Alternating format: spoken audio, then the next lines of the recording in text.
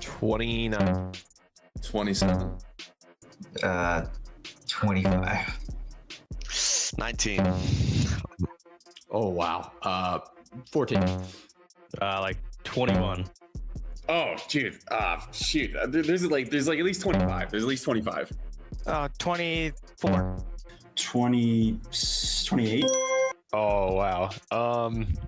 18. Okay. 26. 30. 22. 12. 23. Oh my god. 30. 30. 13. I think 13. 11. 9. 9. In the map pool 7, total like 10 or 11. 9 or 10? No, there's like 11. I'm just gonna go with 11. Shoot at 11. 11. 13. 13. 13. 9. 11. There's like 7. Total maps. 12. Total maps 10. 6,200. That would be 6,300 or 6,200. 6250. 6,200. 5,700. Max shield 6,100. Operator is 4,700. With Ghost is another. Dude, I'm so bad at math. Yeah, I would never buy a Ghost. I was gonna go 5,200. Throw it at 5,300. 6,200. 6,200. 6,200. 5,200. 6,200.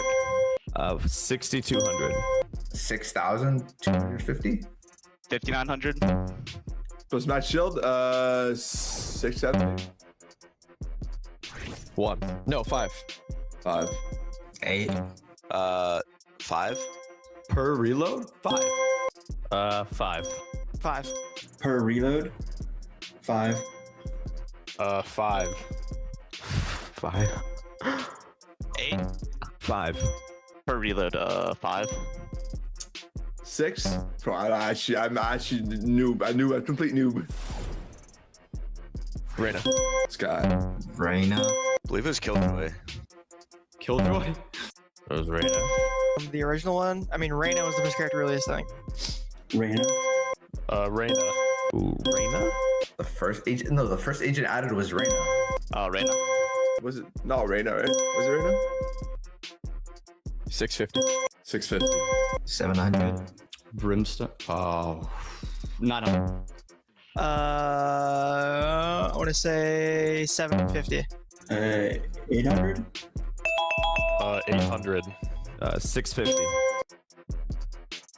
20 seconds. 20 seconds. It's all 20 seconds now. 10 seconds.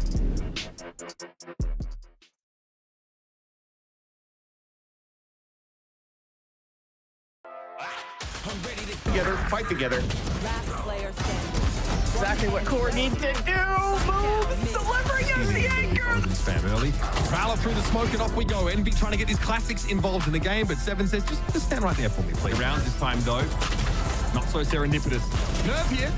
No reason but to stand and fight. He's down to 8. And there's Alum. That's the Phantom. Brought up by the save. Having trouble without his rifle. He'll get it just in time to fight this all the way out. But the spike can still be held with just enough time.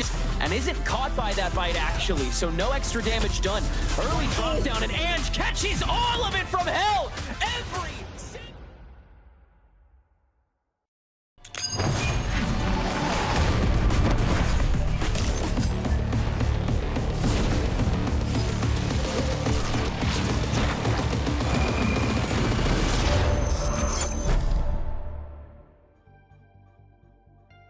Well, folks, you've shoveled out your snow. You have places to be, but where would you be besides right here at VALORANT Challengers League North America? Welcome, one and all. I'm your host, Elizabeth, joined with Roy and Gompers on the desk. Roy, I had you yesterday, but Gompers, wonderful.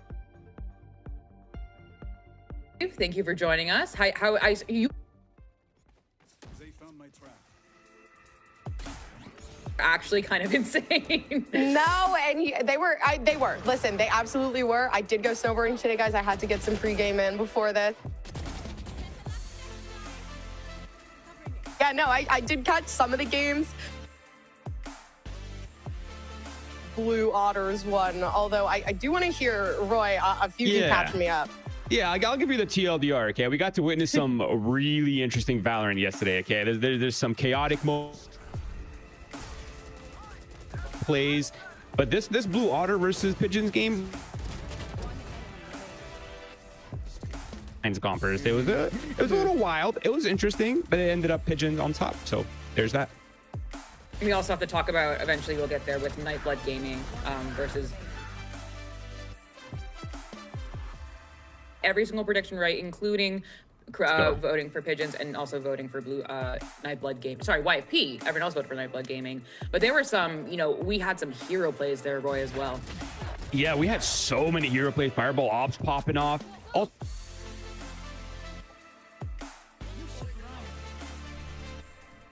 I might need to lower the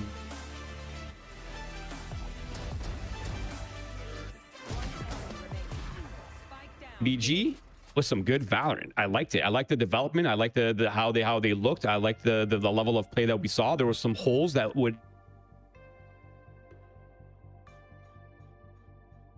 found Valorant exactly what we like to see on the analyst.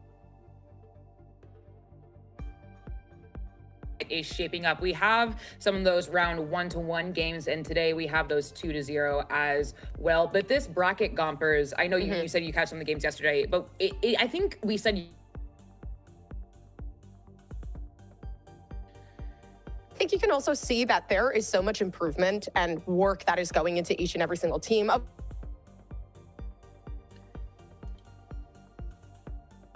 Evil Geniuses Academy, right? And just throwing these members of the team together and really just trying to refine it. So, and it's noticeable. I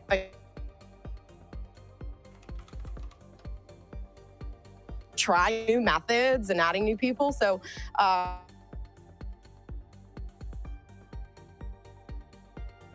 predictable. Yes, and so unpredictable that we're going to take a break really quickly. So we'll be right back. Stay right there. Shovel some more snow, but we'll be right back.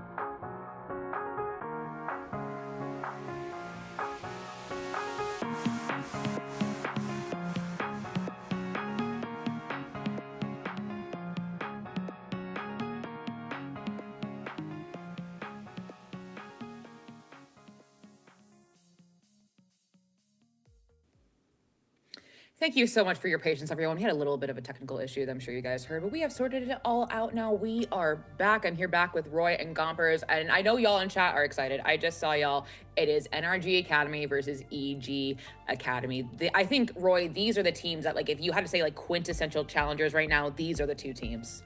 These are two, yeah. I mean, this is probably the weirdest like split though, where it's like it's kind of unclear what the power rankings stand and kind of which teams are the top. Like last year, I remember where, we had the big three, and it was kind of easy to kind of guess on who was the sort of crowd favorite or even like the power rankings. But I feel like this split, it's a little hard to tell.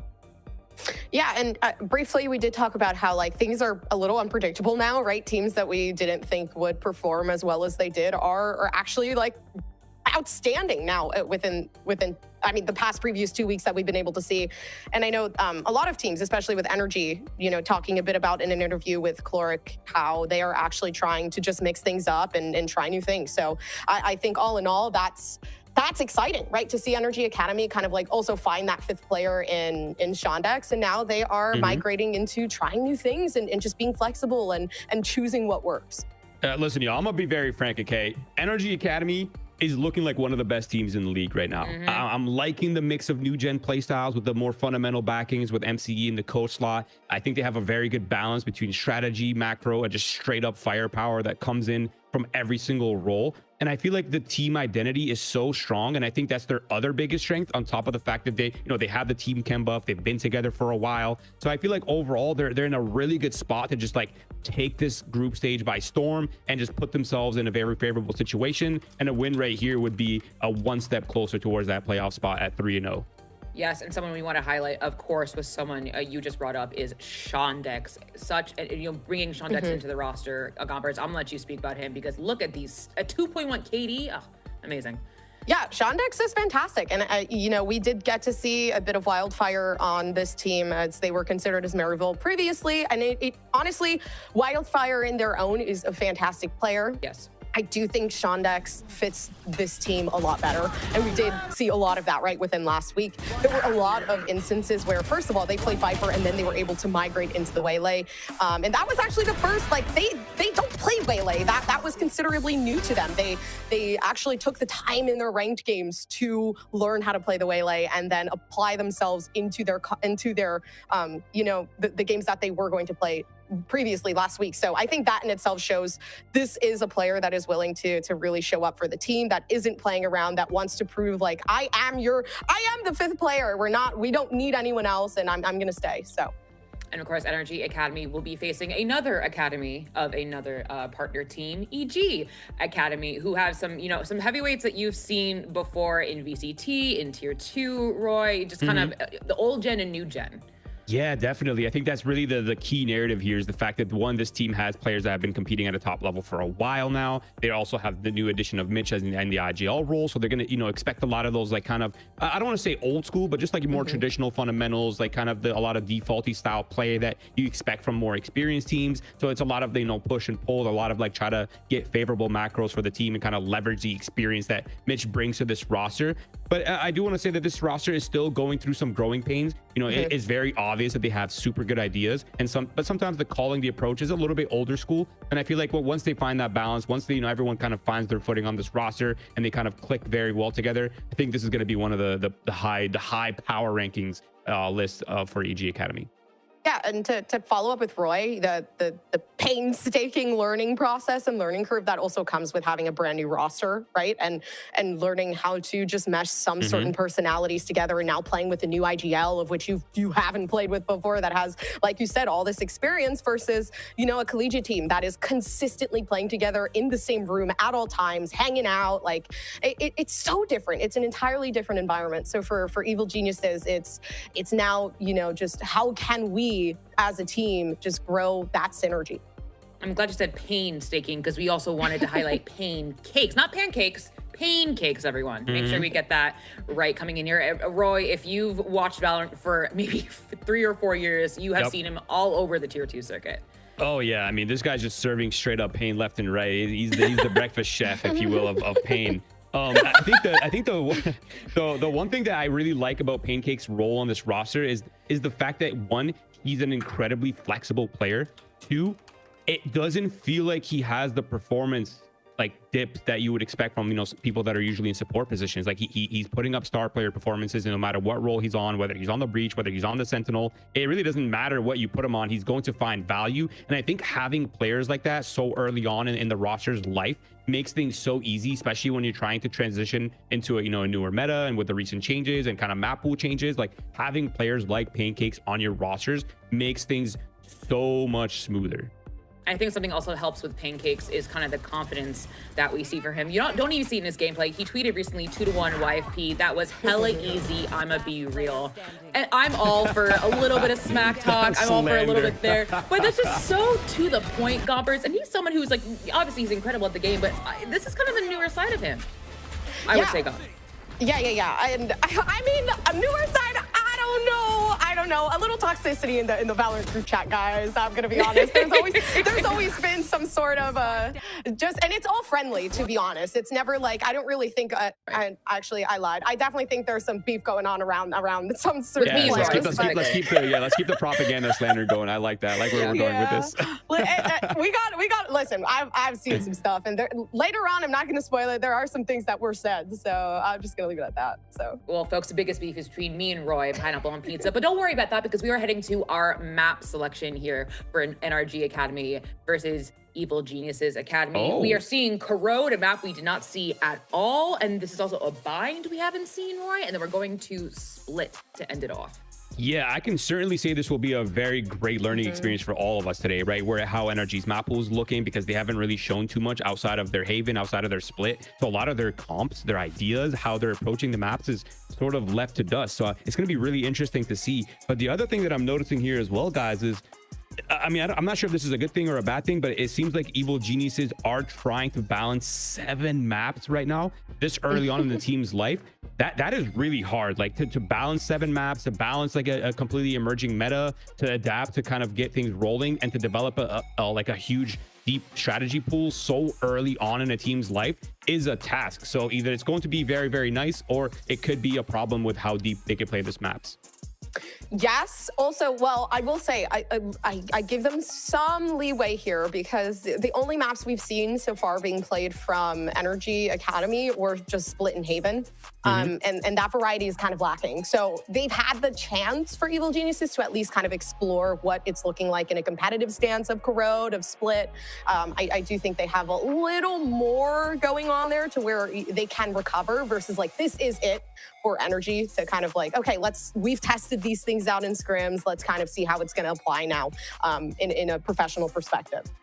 And these teams are both 2-0, which makes our predictions, I think, even harder, because I know that we have, you know, we've some of us, I don't know who, have been wrong in the past completely. And but even with these two teams, who I think are kind of at the top of kind of the challengers roster and the challengers rosters and circuits, the makes predictions even harder. But we still did them because we are brave talent to death. We took it on the chin and we went for it. And I'll be honest, I copied Roy because I wanted to be right.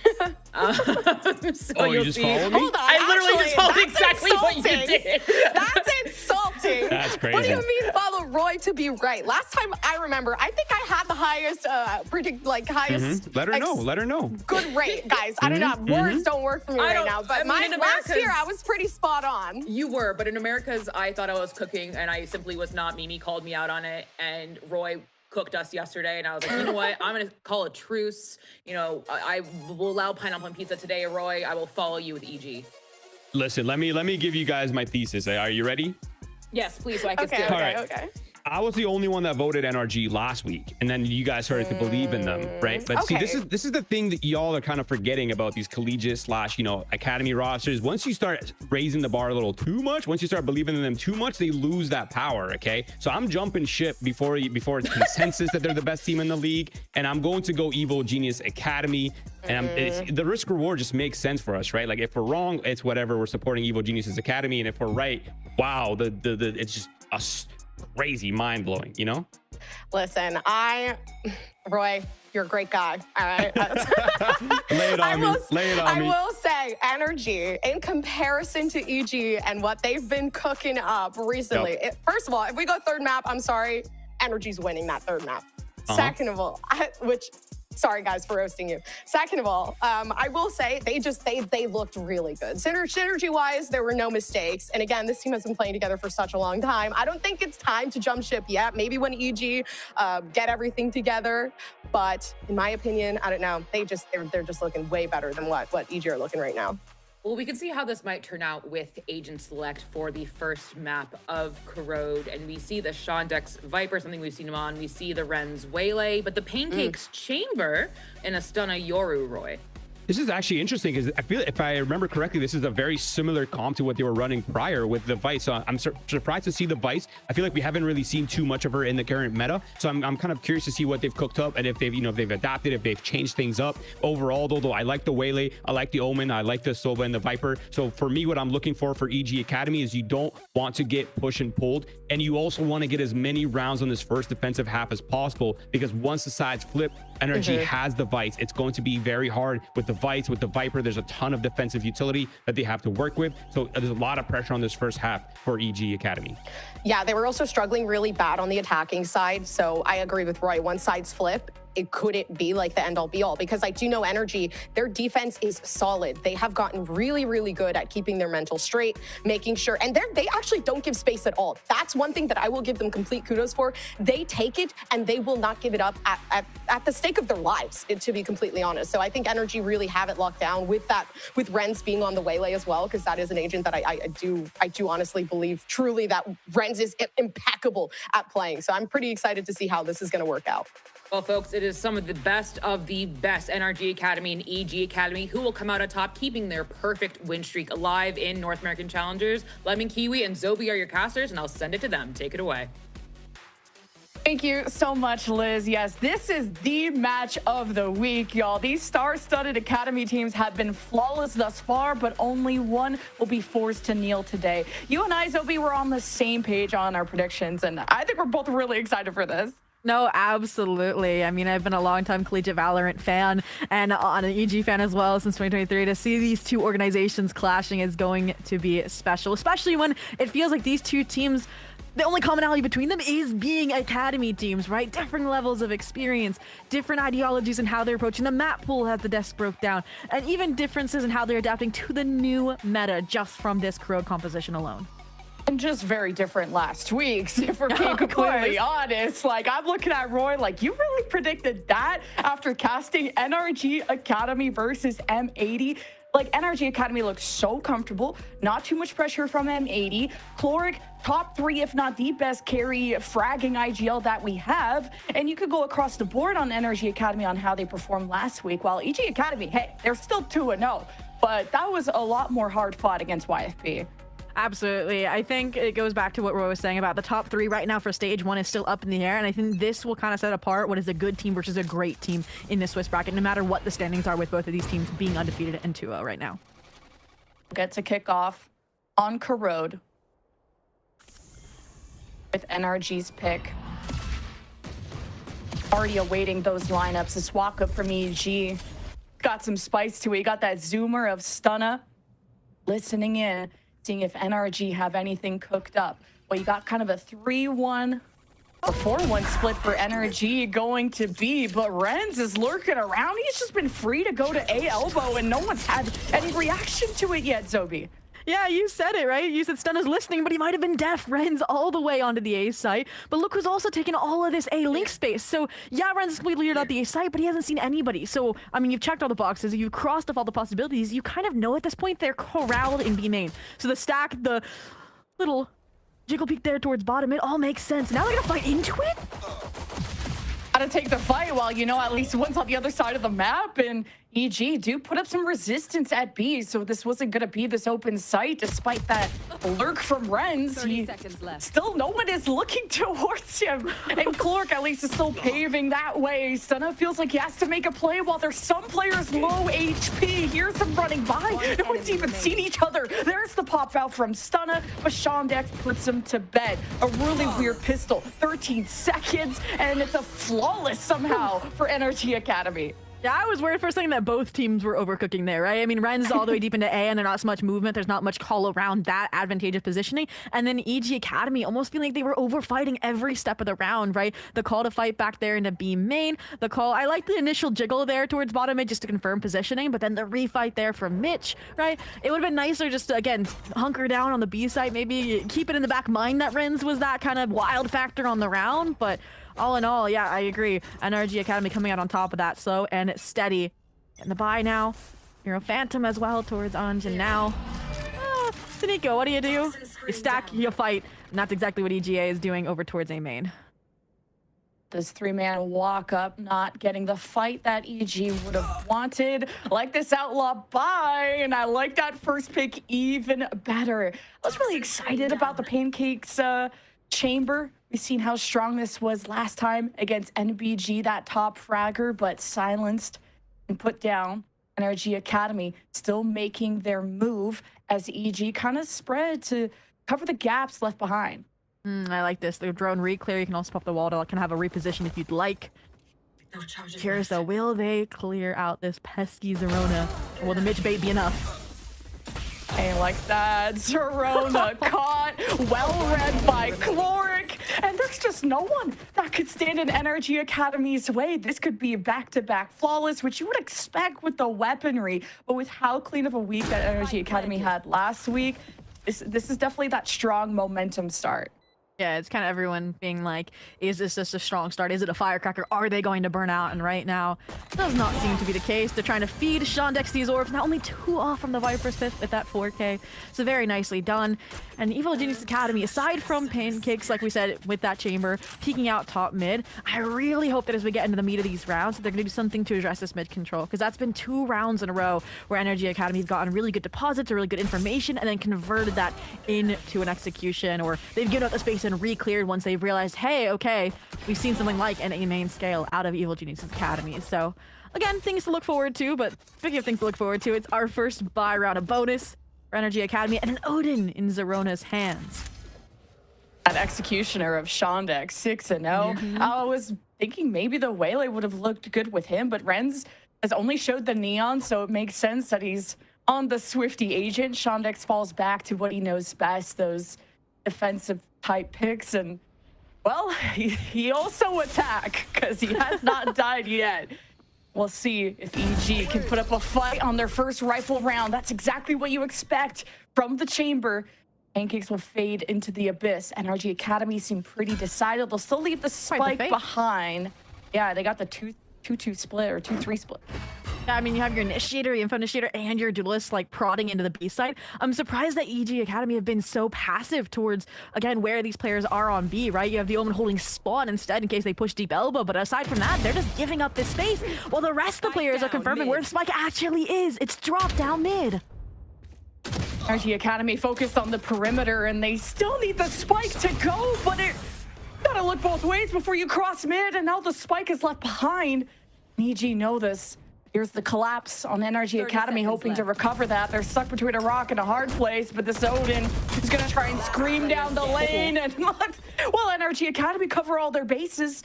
Just up to that first blood executioner. Pancakes. Okay, the one tap. You like to see it. 1v1 against that IGL. But there's only 12 seconds. I don't think he'll make it. Oh, I think he might make it to the corner of a site. The question is, can Pancakes challenge at all? And that's why there's that proactive recon dart. He'll get it in the nick of time, but can he finish the job? Oh, just that small window for Pancakes to do something about it. Just misses. Chloric holds the angle, and Pancakes makes him hold the L. What a clutch. The beginning and the end from the chamber. Oh, there it is. Dropped to the second round. Is the clutch factor in the third from denying the NRG Academy bonus round conversion. And honestly, Evil Genius Academy, the call this round, I really, really liked, right? They hunkered down a little bit more. They again understood where the gaps were in the defense, but then held them more passively instead of refighting to re-clear like they did on the pistol round. And that kind of benefited them. Obviously, things got dicey when that B pressure mounted into them clearing mid and trying to recover the spike, but that's when you lean into clutch players like Pancakes. So again, money-wise, it's not going to be the greatest. Obviously, Odin relinquished back to Zerona, but it is, again, a round on the board. try to fight for that orb or that first pick to get Shondek's Viper's Pit. That's a win condition, especially if you're under the helm of Renz. That opening pick there in mid is going to get the attention of EG as they cower through the sides of the lane. Now we'll have some dark cover to try and get back, but NRG Academy will not let them exit as EG finally escape down a link. And strong round for NRG Academy. I said it. Evil Genius Academy are going to find a way to counter this mid control and attempt to this time around, for better or for worse, burned in the process. But round is not over just yet. Pancakes has gone searching. You have a judge in the leader's hands. Mitch here over towards elbow that could completely explode this round. And oh, they are very unfortunate that nobody has gone elbow here. That would have been a great opportunity for Mitch, and he gets spammed down at range. NRG Academy know what EG are cooking up before it hits the pan. Now you got to save these Vandals at 10 and 17 HP. I don't blame them. Yeah, I was hoping maybe they would fight a little bit deeper in the mid to get the Odin back for Zerona that was carried over, but does not seem to be the case. So I mean, I might be early to call, but I might be able to be thinking about like a timeout in the back of my mind just to address the mid control, because you can see Evil Genius Academy want it, but have yet to win it. And again, I mean, your bonus denial for NRG Academy was a close round. This round you're forced to save. It's just not treading too well on a map that, yes, is NRG Academy's pick, but is one you have a rep over them on. So we'll see if that comes into fruition, but for the time being, another near flawless round, right, for NRG Academy, right? It's been 2 flawlesses and 1 player death, right, in the 3 rounds they have won. You don't have that second duelist of like a Waylay to flash for if you're Stunna, who seems to like be eager to put fate into their own hands. Well, you got to pause, Obi, not the one you want to say. The producers want theirs. So I think there's maybe some hesitation from EG to maybe have NRG Academy put their pawns into position, let them play chess while hopefully the round breaks down like checkers, but it is NRG Academy catching them in mid, like you said. Yeah, so we've seen kind of 2 styles of rounds right now, the Ren's fake and the mid take, right? And I feel like both of those have functioned really well for NRG Academy, so I think there's, you either got to deal with Ren's or you've got to address the mid control. So Evil Genius is maybe not being able to talk to each other right now during the tech pause, but Mitch can definitely mold over what they've seen so far and what adaptations they want to make, because we saw them like a huge pendulum swing between rounds 1 and 4 already, and I think they need to settle on the approach right now. Hearing there's a small issue with somebody's mouse, so you know, just gamer things. As long as it's charged, I don't mind, because we've had way too many pauses of people not charging their mice. But yeah, first ults on the board for NRG Academy. Still haven't seen that pit yet, where it feels like the round breaks down before even the plant happens. Like they haven't even needed to really fortress up, because they've already won the round by the time it happens. Oh, absolutely, and I feel like that's going to be a consistent thread with Shondex being, again, that mechanical player that even Cloric has praised him for in interviews. And I think coming into this round, aside from the ultimates that you mentioned on the other side of NRG Academy, Pancakes is 1 off, right, from that total force. So I maybe would want to see them fight for that orb and then relinquish it just to make these saved weapons have a little bit more bang for their buck if you are trying to win out this round. But it does look like from the spread of players and how mid-centric they are that this is going to be finally that round where we said, okay, you got to deal with the Ren's deposit or you deal with the mid-control. And if 1 to 2 players is enough for mid-control, why not all 5, Lemon Kiwi? ZG haven't been able to bait them into the fights. Like they had the 3-man walk up on A, they've had these inserts in mid, and it's the setup is there, but they're not catching NRG Academy lacking in any sort of way. And you watch NRG from last week and they look comfortable, they look well drilled, they've had time together, and it really shows. It's best they have to catch up. EG with the full send. I feel ready. And with the weaponry, they have to take the risk, see if they can get some upgrades, and they'll get more than that. EG will get annihilated until maybe Stunna can get a 1v2. No, he's the only one putting a serious dent into NRG Academy, it seems. And I don't know what they caught wind of, but there was like this really quick call where suddenly, right, they reposition away from, again, this more deeper A main into that, like, again, crossfire with Giza across mid, and they handled that perfectly. And there we go. Finally, the timeout comes in where they'll have the full buy. They'll have some of those ultimates online from Stunna's Heroics. And again, Pancakes either in death or life was going to get that ultimate online in the following round. But outside of that, I mean, again, this kind of goes back to, I feel like I've noticed, especially in week 1, week 2, out of watching some of the NRG Academy games, I feel like Caloric is really quick to pick up on certain things and tendencies from the enemy team. And I feel like we kind of saw that on display in last round, right? And maybe they understood, okay, they say 2 weapons, it's also going to be Nika, so they're likely to go for these more emboldened mid-fight kind of actions. So maybe it was predictable to that degree.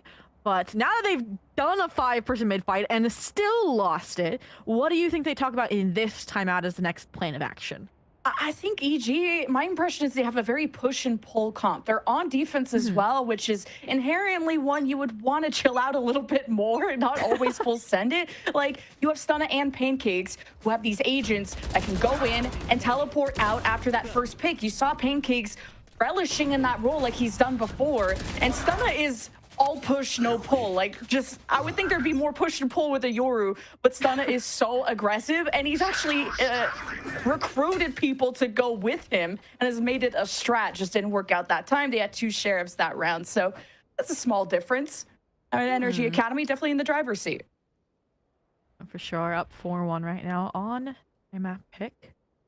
It's curious to see if we were going to see a little bit deeper of a main clear, but it's just the Prowler around the corner. And then they fall off. So you mentioned, again, the column being designed to maybe just wait for this pressure to mount. And I think it's a good idea. You still have the Tour de Force concealed here. You have Stunner ready as well. But just, can you handle Rens? I was hoping to get a shot into the backup of NRG Academy. And now Zerona under fire while the rest of EG fall back for a moment to re-engage.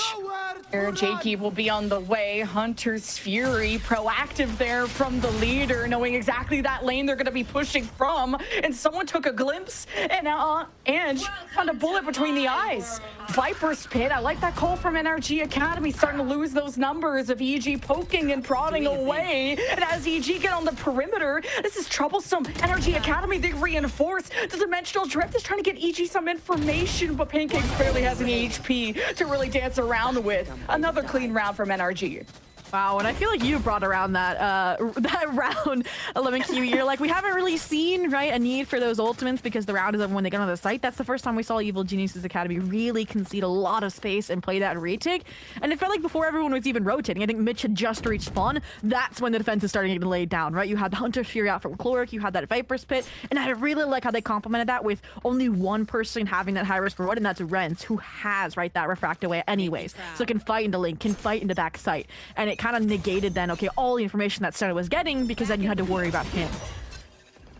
Oh, getting active. I like that EG is slowing it down though, holding these more passive positions, especially in mid, and Stunna reads Renz like a book. Good trade from Ange. EG pushing all sides of the map, especially the perimeter. Look out at what Jakey and Mitch are doing. Not getting any info towards spawn though. So now trying to cut off this A-Link area from that paranoia from Jakey. Then NRG can just leverage their position to go plant. Well, Sphere comes out, gets a little ping and kill damage onto Chloric here. It is an eco, so a little bit difficulties here. Securing the kills. The timing of Jakey to tuck and re-clear after the dark cover is placed leads to perfection. This round suddenly becomes feasible, right? A 3v1. Giza in the clutch. This is where he's thrived before. Can he do it here? To finally see him shine in a post-point position, exactly what his agent is really built for. Flash comes out, but it's a well-timed swing from the whole squad.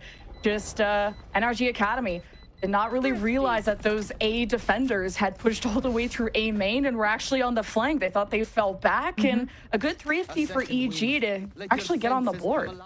I mean, aside from the pistol, it has been, again, just fake pressure, then give up that space. So for Nico, that is really nice. And I'm sure that's not a mistake that they're going to make again, right? When they all come in through mid-link, is not clearing or not holding A main. Even when Renz was on alert, right? That was his first prerogative. So all in all, though, coming to the next is a nice turn of events there for Evil Geniuses. Kind of kickstarts the system as you replace the ults you just invested with that Nightfall, particularly from Mitch. But on the flip side, right, NRG Academy have been sitting on Rens and this Convergent Paths, and I'm looking like we're not having a slow start possible here for NRG Academy. I could see like a Rip take the fight depending on what this drone finds, and I'm not sure if the op is the conclusion they wanted to discover.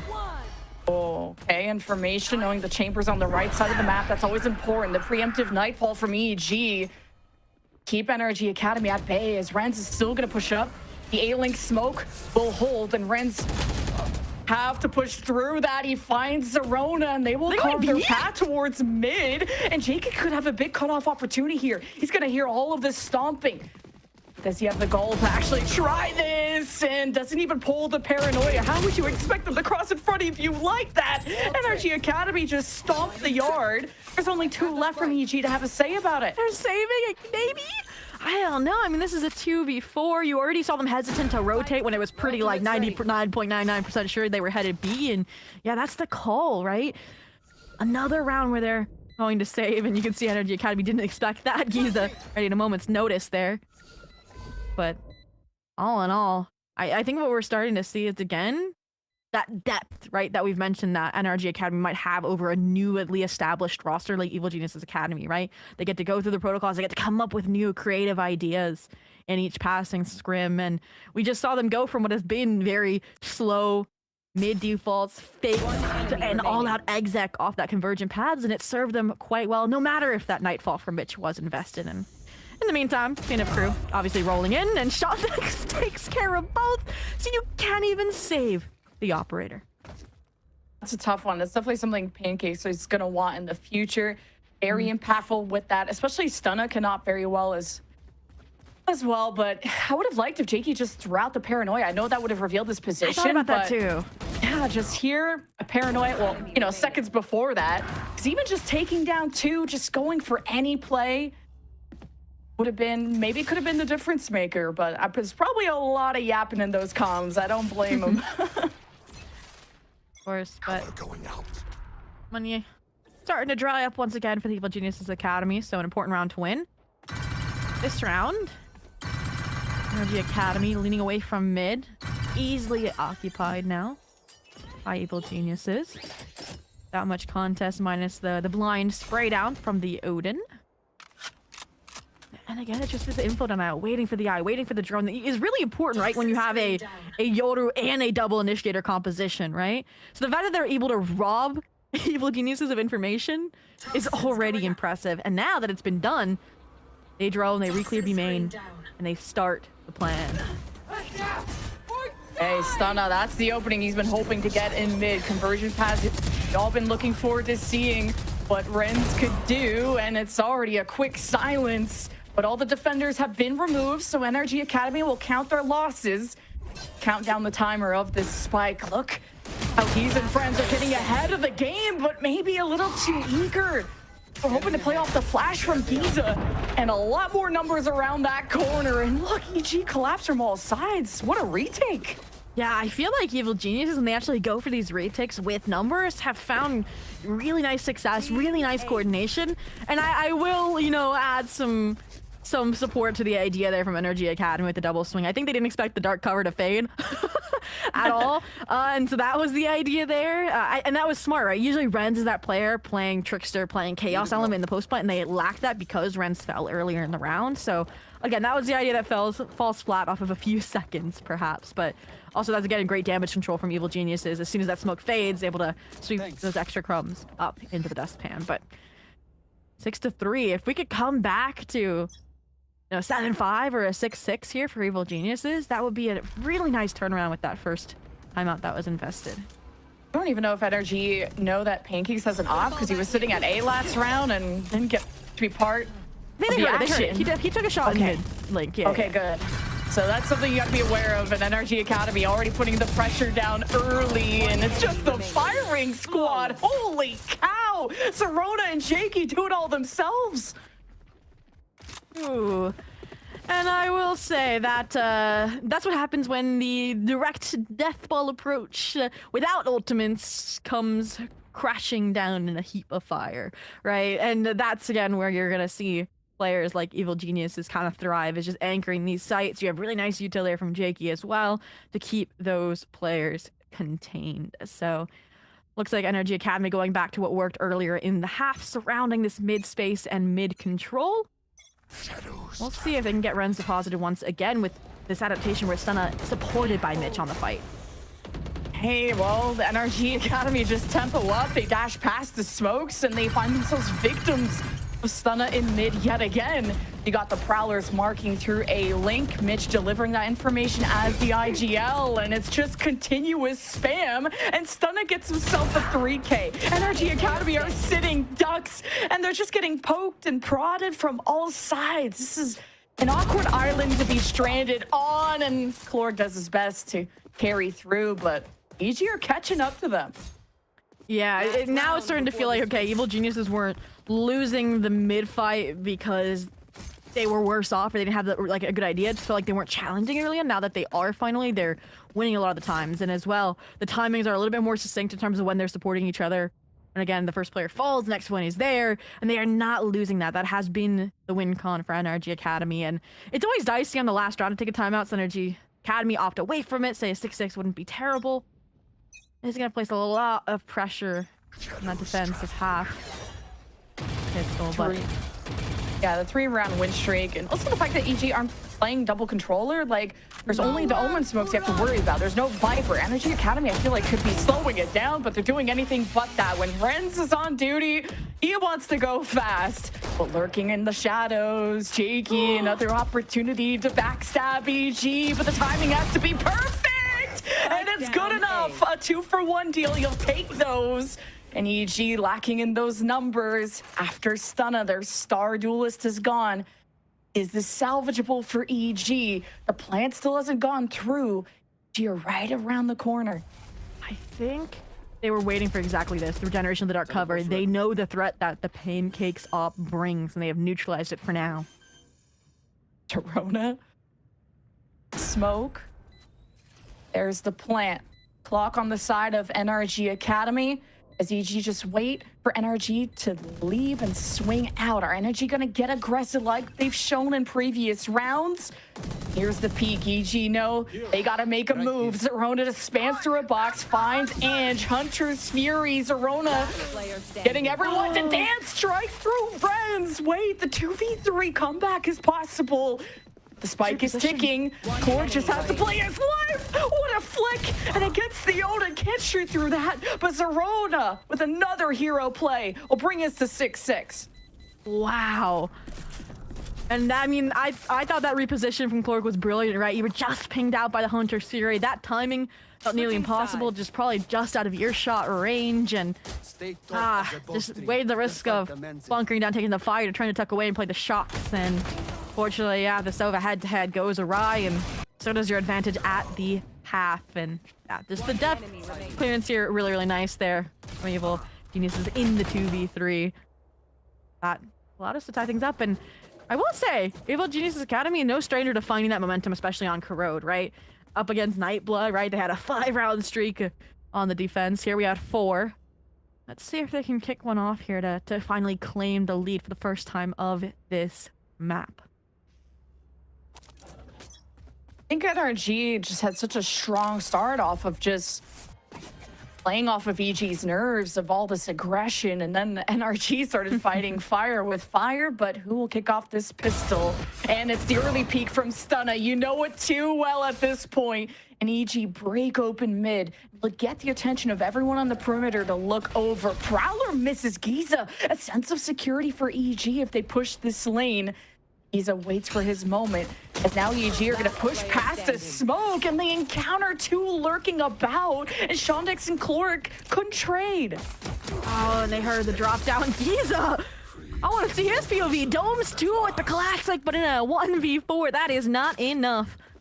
Evil Genius Academy, almost as foretold, take the lead back off of that pistol. And yeah, I mean, there was decisions made on both sides, from the dry peek out of the dark cover, bottom mid, that we could have seen NRG again, the shots go their way. Then from, I like the idea there. I maybe would have wanted Giza to swing out of Link once the Prowler missed him, since it felt like they were going to fight top mid, and you wanted that kind of pinch pressure that diverted attention. But they even swing through the top mid smoke. They just spray through it with classics and pistols and somehow connected on both. So, yeah, an unfortunate round that leads to Evil Genius is sitting pretty, hopefully off of this buy. Forced out Gay, starting to farm the old Torbs there, towards Giza Steel Garden. Again, this is just pressure denial at this point from Evil Genius Academy, waiting for that kind of aggressive play. At 1-4 stack, NRG Academy really banking on an A push here, and look at the trap. And each year are on quite the win streak, so definitely blossoming. The later the games go on now, they're warmed up and they struck a really good balance of aggression and waiting the right move. It's this two-man split as Stunna will be able to recall out if things get a little too hectic.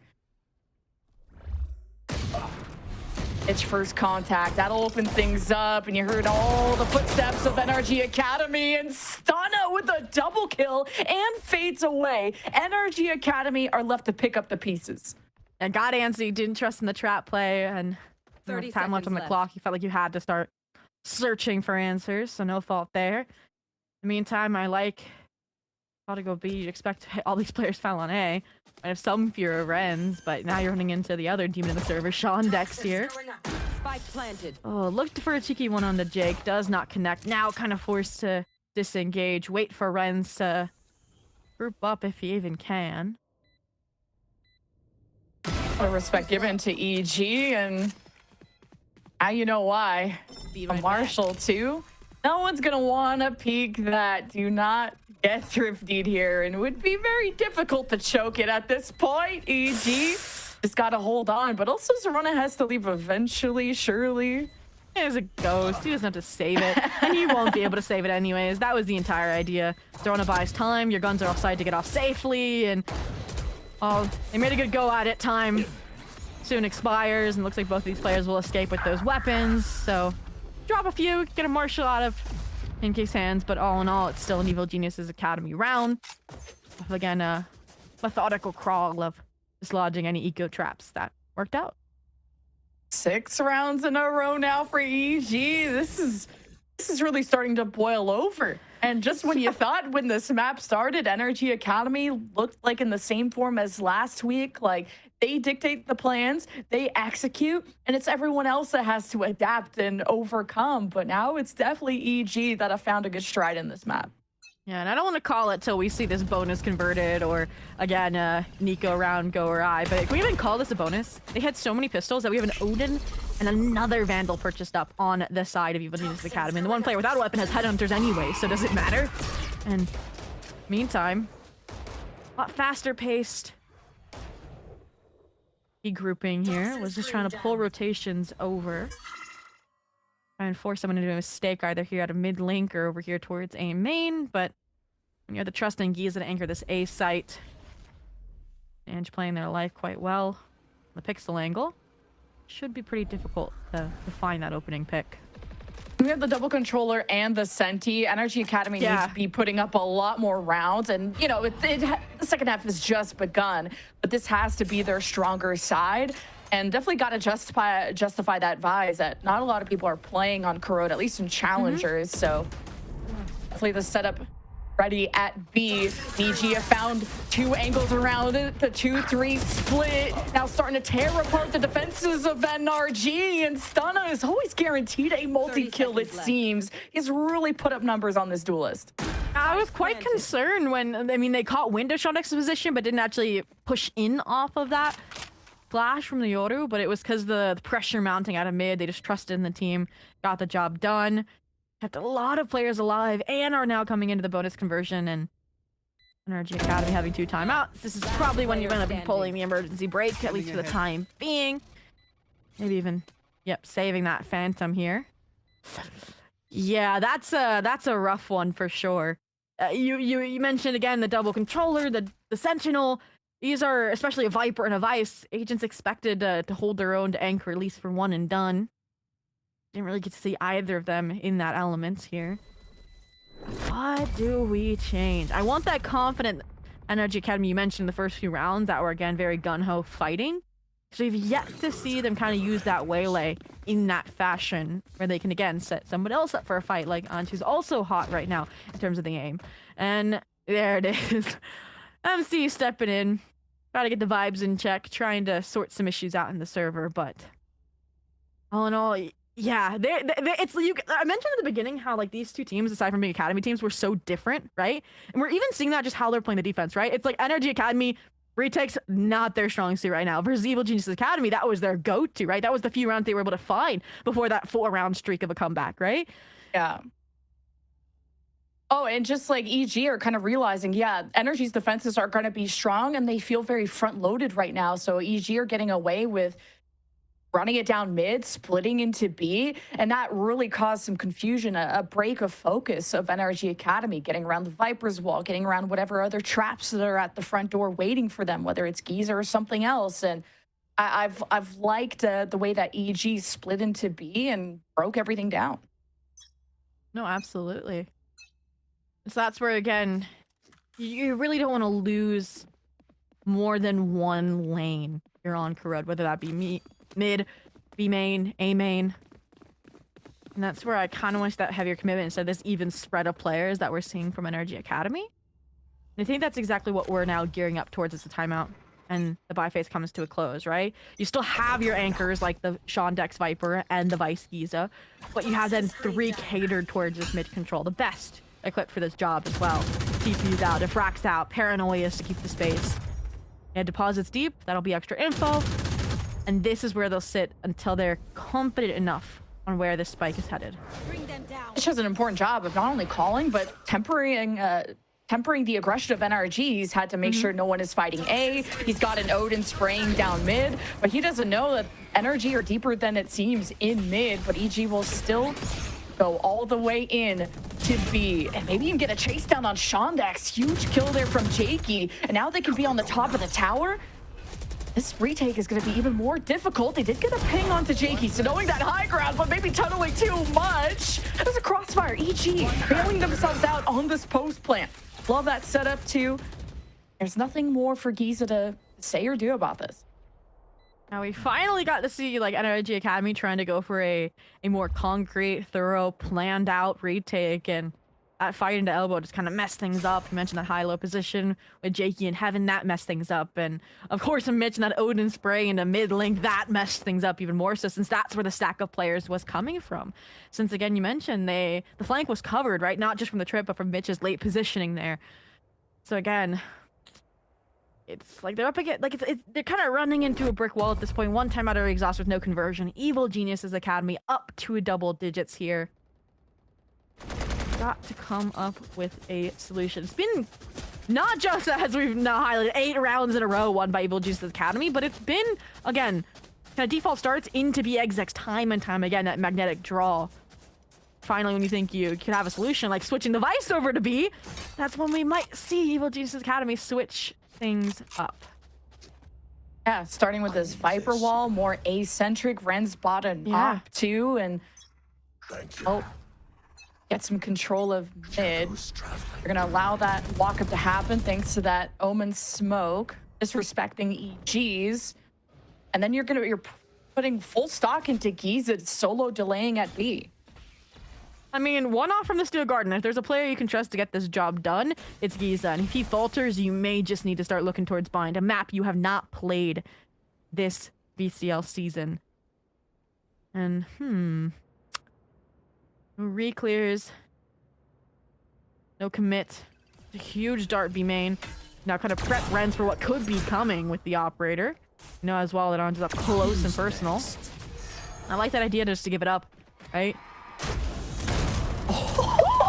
Just missed that dimensional drift, so he wasn't spotted. Gets a free pick. EG have information on A, but Stun is going to be in a lot of trouble. But he takes care of business. Suit and tie and everything. NRG Academy, they have one gimmick, one play, and it's Shondex. And not even that.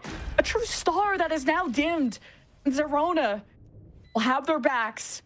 EG, they have just completely taken over this map, not dropping around this half and ending the last half with a 4-round win streak. This is scary. And by the way, this is still NRG's map pick, so yeah. I'm worried. And we were concerned or questioning NRG picking this over, say, Split, right? Which is our map 3, right? They've played this in Haven, and Haven was instantly banned out by Evil Genius Academy, right? They know what NRG Academy's strengths are, and I like the call to save here. Again, you're going to try and keep Evil Genius Academy off of map point, but this is the first round where I think we actually saw, like, NRG Academy, right, force Evil Geniuses on the off foot when actually going for a side exec, which was nice to see, and that did come out of, again, you mentioned that timing, Ranj in mid, but as soon as they actually got onto the site, they overwhelmed runs with the operator and again stabilized off of Stunna and Jakey, just playing very individual games very well. And so I kind of want to see the same setup we saw this round from NRG Academy, but with Renz on a Vandal or a Phantom, something he can again play close or long range with, so he's in as cornered. And that's difficult to say when there's no money on the side. So then if he gets cornered, you just rip the convergent paths instead. So that's where it's like, okay, timeout's coming in, because if you're buying now, you might have a buy on the 12th. But again, I don't want to see too many changes because we haven't gotten to see the fruits of the labor from the changes because they just happened, right? Yeah. Especially even like the APA energy bot, just haven't seen an impact there. It's just been such a chess match in mid. Like that dimensional drift from Stunna, that window of missing Ange, losing Pancakes, and it just kind of all breaks down. And EG just try to rush in and help Stunna, which is broken up by even more smokes from Shondex this time. And Stunna is very proficient by himself, and you kind of have to be when you're a solo duelist. You don't have a waylay that can kind of crisscross applesauce with you. And I think Stunna has really impressed me, but we need everyone else to step up in that regard too. So we'll get to see. Map pops back up exactly what the decisions is for NRG Academy. They're gonna double stack these site anchors. Looks like it. Shondex and Giza both towards B side, and one downside to saving last round for NRG Academy is Giza still one off from that Steel Garden, so that's a difficulty. In the meantime, again, it feels like an Omen way, like kind of trap over towards A. They've given up mid control, and that dart, not seeing anything in Link, should then give Mitch all the information he needs to maybe exploit that gap. NRG Academy just reinforcing the perimeter yet again. So not just leaving Giza solo, having Shondex there too to help out Caloric if the Odin exchange doesn't work out somehow. And it's not taking as many risks in mid. And NRG Academy defaulting, wait, Inch, the moment. Not liking what they're hearing if you're EG. I think they were trying to set up maybe an A fake off this clone, but because of how close NRG Academy are here, I wouldn't expect them to be falling for it. And even if you don't want to rotate players away from the A site, you still have both of your site anchors on B. And I was worried they're all committing to this mid space because nobody's at B main. So let's see if Giza and Shondex get the job done with about 35 seconds to go. Maybe that fake was enough because Cloric was watching mid with the Odin, rotated A, and that left that lane completely open. EG are cutting into B, but Giza's just that guy. He is a freak when it comes to mechanics. You should have seen him last week too. He puts a huge dent into EG, but the spike goes down nonetheless. So at least got a controller so you can try and close off these openings. That high ground is dangerous. Little info shotted step attempt there. Jakey playing aggressive. Again, you're in a numbers disadvantage, looking to equate. And they don't want to lose this. They don't want to lose that point, so conversion paths already in. Kill already found. Round already over. NRG Academy in the blink of an eye will end that round streak. What felt like a dominant flip for Evil Geniuses Academy, but there's still a long way to go as we get to 7-11. And I want to go back to what you mentioned there, Lemon Q. You're like, oh no, they gave up the mid space because of the fake. Cloric rotates around, and I'm like, this is okay because they didn't have anybody out B main, right? I mentioned like not losing control out of more than one lane. They had the A main lane. They accidentally had the B main lane just because nobody was there for Evil Geniuses Academy. And I think that's why Giza could full focus Link, right? You have everybody stampeding at you. If Pancakes was a little bit better time there, he probably would have shut down Giza, right? No, he would have been looking at him and been able to possibly get the op shot. I'm not quite sure if he was tucked too far into elbow or not, but something to brush up on in the later session. For now, rinse, repeat. The B-side's been your best friend if you're Evil Geniuses Academy on the way to this comeback. And yeah, slam into it. Yeah, maybe waiting for Giza to pop the flash or a Steel Garden, and he just gets immediately traded. I like that fight out of NRG Academy as EG were confronted by all this util. those defenses finally stand tall for NRG. Spike will still go down. This is kind of very deja vu from that last round where now EG are stuck in the site, not feeling like they want to play from main, maybe want to extend and get ahead of the fight. But there are only two and they're split apart. Here comes NRG Academy with a dash off the Paranoia. EG try to hold their ground behind cover. NRG Academy try to force them out of it. Pancake swings at the perfect time. Renz tries to fight with the op and whiffs. And that is not what you needed. Match point for EG. That is not a round you wanted to lose. I mean, from shutting down the initial wave of pressure on the B side, I love that Clerk disengages. They play the numbers, they play the 3v2, but again, it felt like that operator was a shackle, keeping Renz trapped in a prison of a sightline, trusting the teammates, and I really like the tag team there as well, right? Pancake gets pinged down, swings back from the left side, while Jakey reaggresses from the right, and that is just an insane duo synergy from a team that, again, is newer, right? From them building this academy roster from the ground up, and again, showcases what the Des has mentioned is immense promise in the long run for this team. But it's been a long run here. Alrighty, that point for EG. Sort of force online. Again, B's been their best friend, so at least a start being leaning towards that side of the map. A change up from NRG Academy was peeking at least a little bit deeper into B main, but no contact, no harm, no foul. They've disengaged. Now, it's kind of a pseudo eco.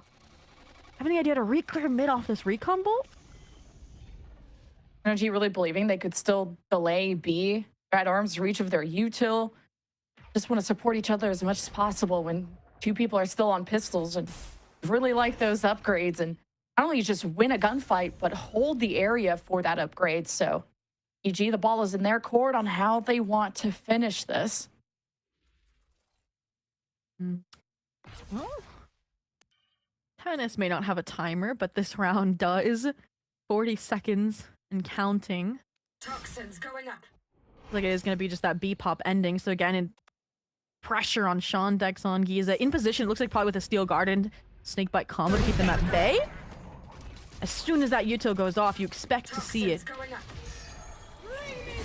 There's the go sign with the Steel Garden from Giza, trying to even up the odds, and Shondex is denied. Mish makes entry with the Odin. The Paranoia pierces the true defenders of NRG Academy, but the Ping NRG have a heads up, and EG could just be delayed from the spike. 8 seconds, they'll get it done. As Giza gets traded, Renz has to make room. He's shot in the back and shouldn't trade in time. Paranoia just abandoned and put down like a criminal. 2Gs, 13-7. EG making a statement in this map one. Wow, heck of a comeback and showing what a momentum monster this team is, right? A team that has played the maximum number of maps already in the Swiss stage that any team could have, showing that grit, that determination, and that mental fortitude. And whew, yeah, I think we're seeing good adjustments from NRG Academy in the first half. We sideswap, and then it got a bit stagnant. And then it was a bit too late to make that turnaround once they did have that flip up, waiting again for just Evil Genius Academy to bite, right? When you don't know if they're going B or A. So you set up a trap, have to rotate, play the retake that you haven't fixed yet. But all in all, whew, let me keep it. Heck of a map one.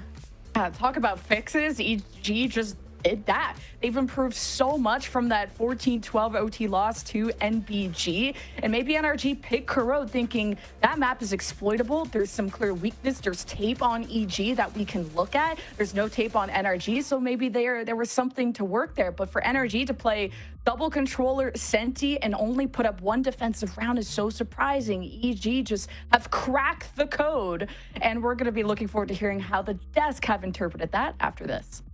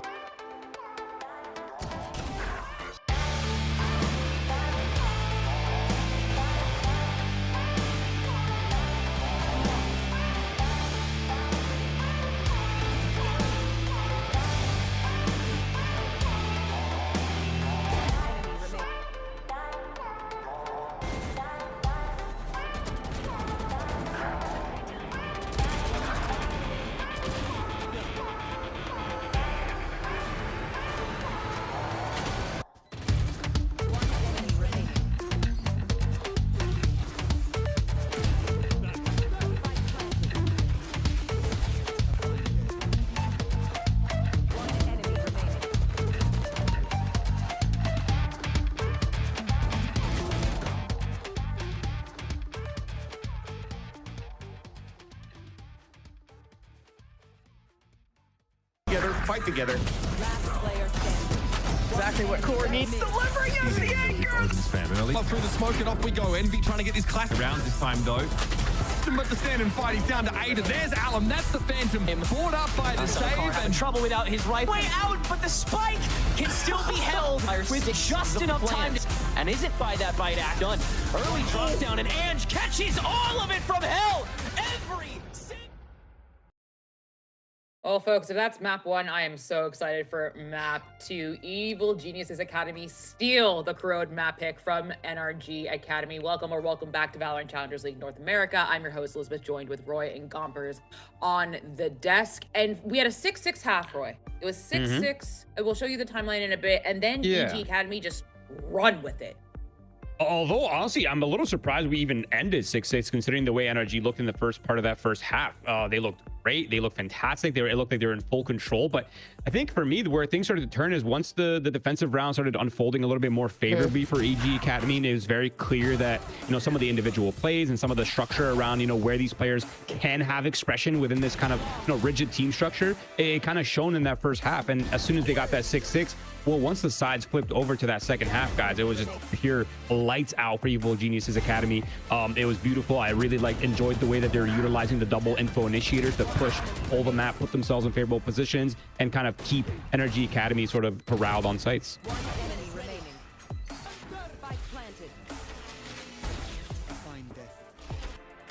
To kind of take a grasp of. So there was some adaptability there, right? Just trying to lure out a lot of, a lot of fights out towards mid, getting some early submission, right? Coming through from, I do feel like NRG was getting a little cocky in the beginning, and I feel like that was heavily punished with a 3-stack or a 2-stack down in mid just to secure something. So for me, that really did turn things around, and I like it, right? A lot more adaptability from EG this time around.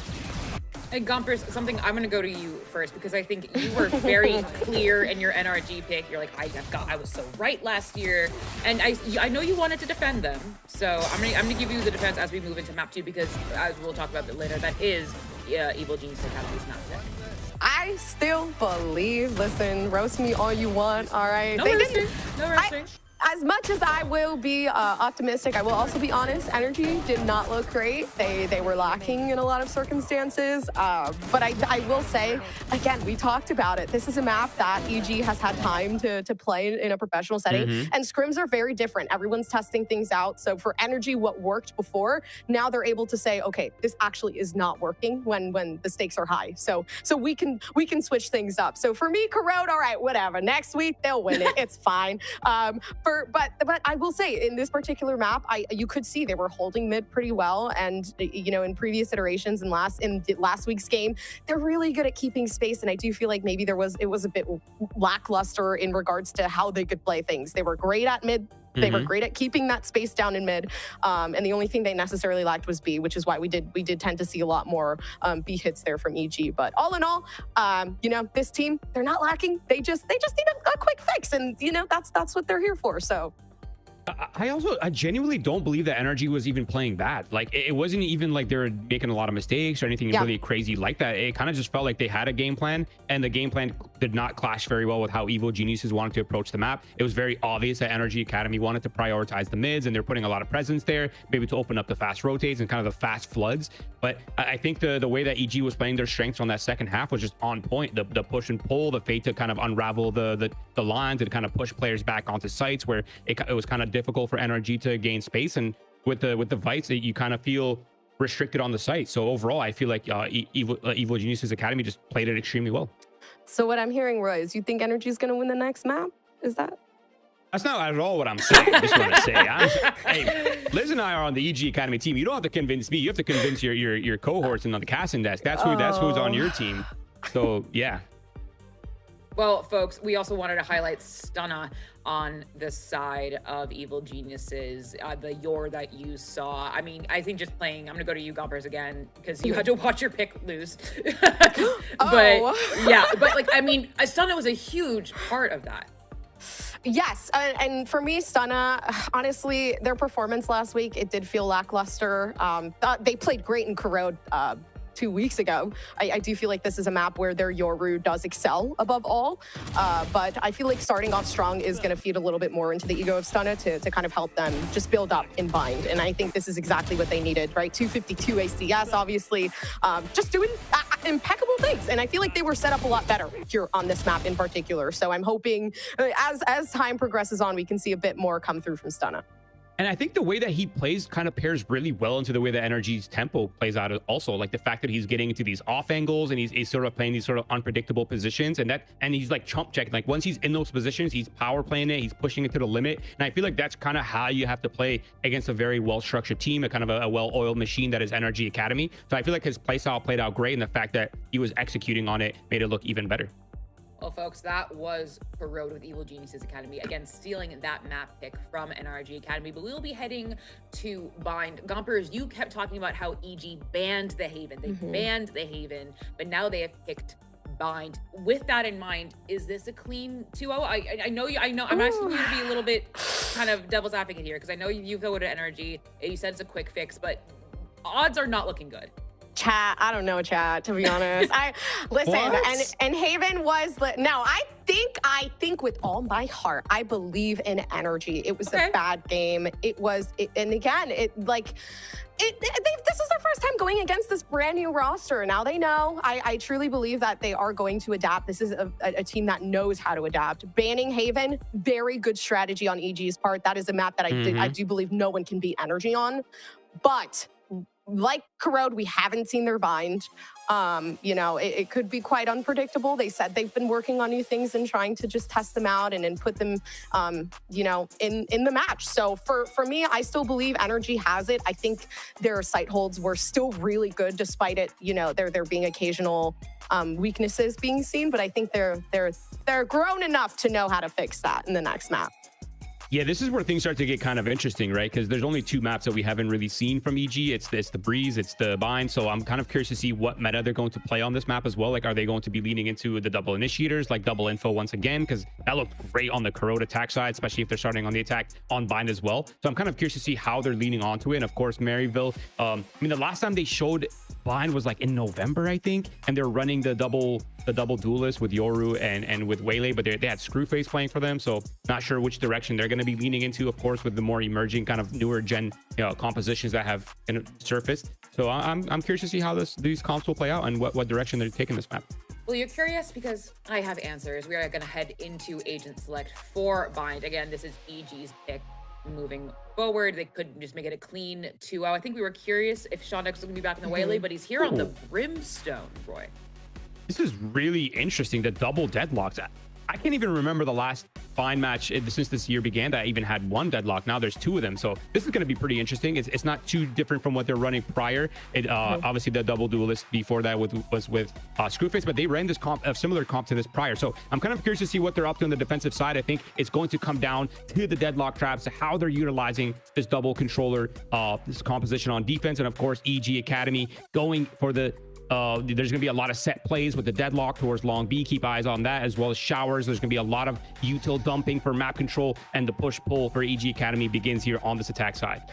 And this worries me a bit because Stunna playing on the Rays, they struggled a lot. They do. They struggle a lot when they're playing on Rays. They're not set up correctly. I'm hoping, obviously, with Mitch, going onto the Sky and being the IGL, they're going to be able to give Stunna a little bit more room to play with. But they were so overwhelmed the last time they played Rays against a Waylay.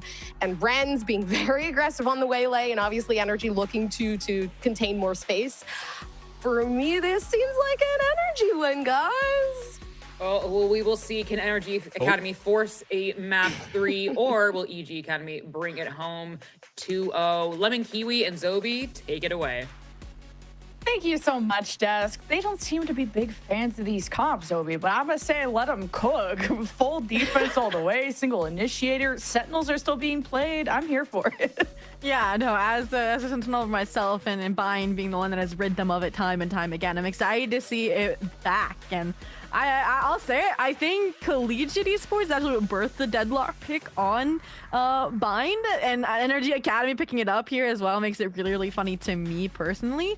I am a little bit worried because both of us actually thought we were going to see NRG Academy be returned to a double duelist of some form with Renz and Shondex here. So the fact that Renz is still on the solo waylay is a little bit worrying, considering the rust we saw him still knocking off on the solo duelist over on Corode. So we'll see if he's back in tip-top shape, but outside of that, it's interesting. It's like Giza, your Sentinel player was probably like, I don't want to play Deadlock. And Clark was like, I got you. And so Giza stays on this flash roll that we kind of expected was a swap up from the Fade they previously played when Screwface was on the roster.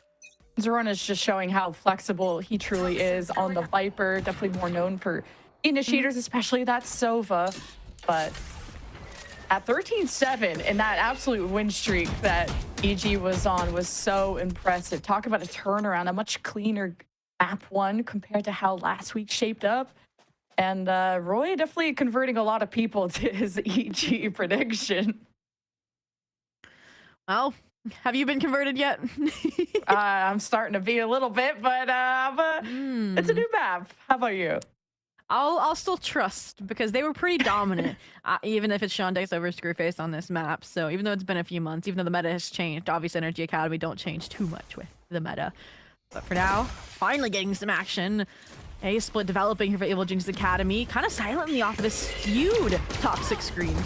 Oh yeah, this Giza was left without any util to kind of pressure back this EG rundown. As soon as they got info off the dog in showers, they chase the bait, the prey that the dog had found for them, and it's an immediate plant and got all this post-plant setup. This is looking quite good for EG.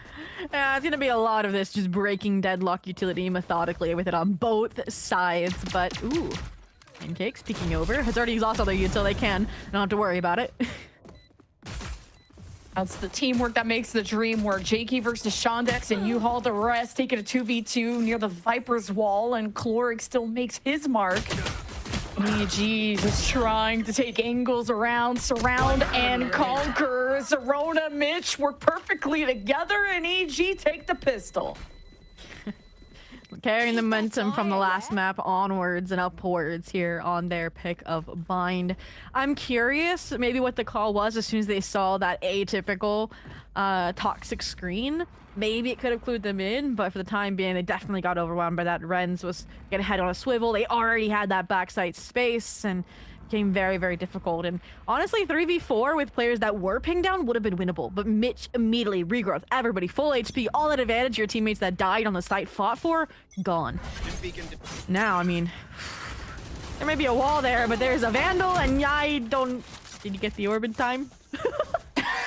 He did! Costed them a life, and then you gifted work to EG. And speaking of EG, they really invested, put a lot of eggs in the Pancakes and Jakey basket, buying them rifles. Do they know the gimmick? Zerona is by himself in A and just got a 3-piece, so okay, EG. I mean, we're back to the lurking and the lurk wall, so that's pretty much business as usual. But yeah, that is unfortunate. I will say that's a continuing trend then for Evil Genius Academy. Don't challenge them through smoke, so we'll put it that way. I think I can count 2 times it happened pretty catastrophically on Corode. Now we can say that's the eco killer here on Bind for NRG Academy this first half. And once again, I'm not really seeing a bonus, I should call it, from Evil Geniuses. A nearly full buy. Zorna just as deadly as was just demonstrated with the Stingers. Curious how slow they're starting here again on Bind. You're not gonna go to aggressive play with the full rifles on the NRG Academy side. Is it like friends to rivals too? Because remember that Zerona was that super sub that replaced Chloric during Maryville for like that small time. So I wonder if Zerona knows some getting in their head. Getting in their heads. Maybe it's just friendship. There's so many friends and challengers, but you know, for the sake of narratives, we gotta stir the pot a bit. And EG trying to stir the pot all the way at A as you have this fake being created by Mitch, and he's pulled 3, and NRG Academy just annihilate. They're completely outnumbered, and NRG Academy get the heroic plays, this time from Shondex, to dismiss EG from the site. Yeah, they just kept swinging. And then the final trade as well, very nicely done off of Giza's contact. So again, we're seeing kind of both teams just taking the passive approach until pressured to by attack necessities. I like that they just waited for the contact to come. It is a little worrying to that degree if they kind of walked instead of into U-Haul, like down the site. They could have again gotten that backside space for free, but time being works out well. Once again, Evil Geniuses Academy, much like Corode, they know what site they like on the attack. And once again, pretty fast-paced, headed towards another A split. NRG Academy also have to know that Mitch is a faker. Not the faker, but can be quite distracting. But NRG Academy still salvaged that last round despite only having 2 on A against the 4 of EG. A much more slower default, seeing if NRG Academy are going to show their hand, spamming through any smokes or walls. The dog makes its way into U-Haul as Stunna barely dodges the jaws of that dog. And now it's the chaos. They're trying to walk through a smoke, spamming through it, but Giza reveals himself, gets punished, and the plant still goes down nonetheless. What will be the response here of Shondex, who has been an ever so consistent pillar until he tries to exit? And EG will make him exit the round. Trades are favoring EG at the moment on this post plant. Renz just tries to get a glimpse, get info, when QoR could clean it up. Annihilation! Oh, gives EG the round. What the hell? And he survives too! That is so unfortunate. That's the kind of round you want to see then from Mitch's perspective, and like how he hit that shot right before getting cocooned. And I mean, you invested ults. That round felt kind of, as we were saying, played out perfectly, right, for NRG. Like up until again the side and Stunna getting shot through the smoke, right? They had a really deep deposit from Ange down B long that looked good. They had really strong backside control, and that is a very, very rough occurrence there. And one thing we wanted to discuss prior was the IGL's narrative, both a fragging IGL versus experience and impact IGL. And Mitch is saying, I can get up there too with Cloric, right? 4-1, that head-to-head, that clutch is definitely going to be one to look back on. I don't want to be like a Mitch apologist. I'm such a huge fan, though. Like, from the Oxygen esports days, he was that flash initiator that did so well on Oxygen, being able to provoke so many fights, whether it's Breach, Sky, just any flashes. And now on this team, it feels like he's more relegated to sofas and fades and a slower, like, gotta get info initiator. And I like that he's on the Sky, because now he can, well, he's kind of a lurking Sky at the moment, but when they are rallied in these fights, this is, I think, the type of play style that EG do really well on, but even though they barely pulled out that round. No, I agree completely. There's a reason why people keep bringing him back, right? Why he's had a home, whether it be in Tier 1 or now in Tier 2. The time being, the changes coming out of that timeout. The buy up here for NRG Academy. Last round we saw this Deadlock Viper scale down B long. This time finally, Geniuses Academy starting to roll up. Contact's been made. And they are going to give this space, play off the spam angle, play off the wall. Oh, yeah, and that'll give him Seekers. That could be the go sign. And Cloric with the net, the orbital strike. EG get absolutely farmed right as they were about to execute their plan. What a setup there from Cloric. So simple, but so deadly. A net behind you, a wall in front of you, and the sky raining down above you. And it's a great opener, right? That's Stunna shut down. That's Pancake shut down as well. And that's where we go back to the lurk. Who's Arona? Giza. Felt like he had the number, and now he has the name to match it in the kill feed. This is where, again, that plan B, that late round call for Mitch for a 2v5 clutch will have to shine through. As feels like I would say a save, but at least they're still gonna go for it, having to read clear through mid. If Zerona would have done anything, that would have been huge. He already put up a 3K in one round, so Zerona has had the cape. It's just in the laundry right now. 10 seconds left, still getting the plant. Giza versus Jakey had the lineup, and there is the crunch.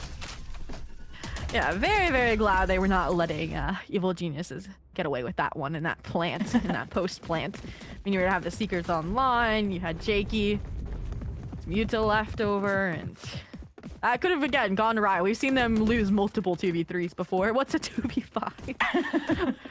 But again, I agree. The crux of that round was if the Zerona lurk found Giza or not. Because at that moment, they were a bit disconnected. After that fact, Renz and Giza had a nice cross, a nice trade angle. But 3-2, an opportunity now with the money broken on the Evil Geniuses Academy side to tie us up early rather than late in the half like the last.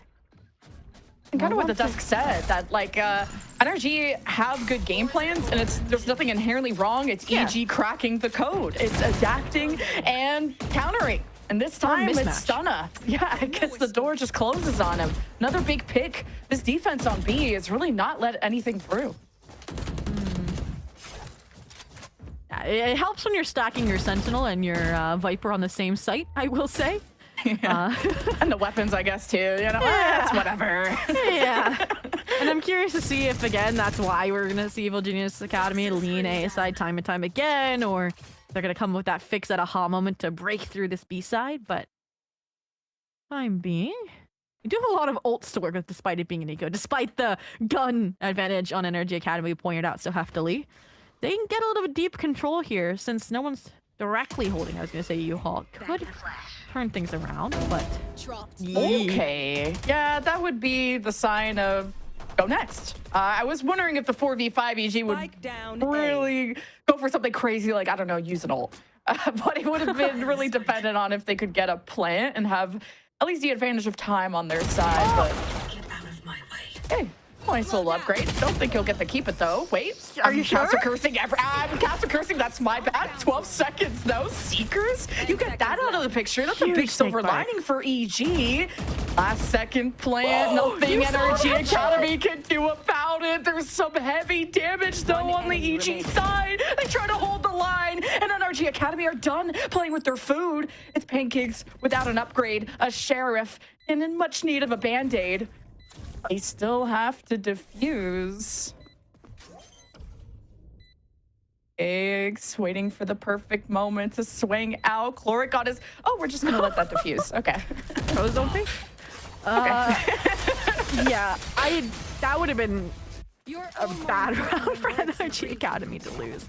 And again, we get the Zerona Stinger on full display there just a little bit. The running gun, the missed timing there from Sean Dex looking away is also unfortunate, but I liked when it got down to the nitty-gritty, the group up. Hitting each and every angle was really nice. I liked as well the ult when you realize on Giza's side that things are slipping away. We need to confirm they are here so we can start regrouping. That was nice damage control as well. This round, though, I mean, yeah, you just got the tie, 3-3, but are you going to keep it? A bye, 4 ults, and a 5th one coming? This will be an impressive round for NRG Academy to win, and I think that's why they're pressuring forward. They don't want to let them have the opportunity, Lemon Kiwi. It's NRG Academy being so proactive, and many of times like spamming when they grab B orb to now swinging at a hookah, already just one step ahead of EG, knowing that they haven't been able to crunch into B. Let's try hookah, and NRG Academy were ready for it. Seekers at the front door, resistance. NRG Academy not letting EG follow through on that information. Pancakes caught on the jump up. And EG are really staggered from each other. Not just that, the spike is left on the other side of the smoke. Gonna have to be down to a death match, and Mitch can hold the angle, and he can't keep composed. It's Zerona, just the one-man army in a 1 versus 3. And no, he can't even sneak up to the GOAT like that. NRG Academy will steal away a lead. That could have been very, very bad if Chloric didn't get towards the A side in time. Because you win the fight, not against 1, but 2 players out of shower, and suddenly Renz is alone in short with Spike, with the player with flashes, Mitch, in front of him, and 2 that would have come from behind him. But I don't know if you noticed, he got a kill and he netted the other one, which bought enough time for Renz to win, as you put it, that death match that determined the round. So again, coming down to the minute details that are allowing NRG Academy to win out these rounds. I liked the call as well to get a little bit aggressive. Again, you can limit test yourself if you're on fighting out towards B short. They understood. They have, 5 ults online. We need to deny them the opportunities to use these. And they've more so, I think, delayed it for the time being.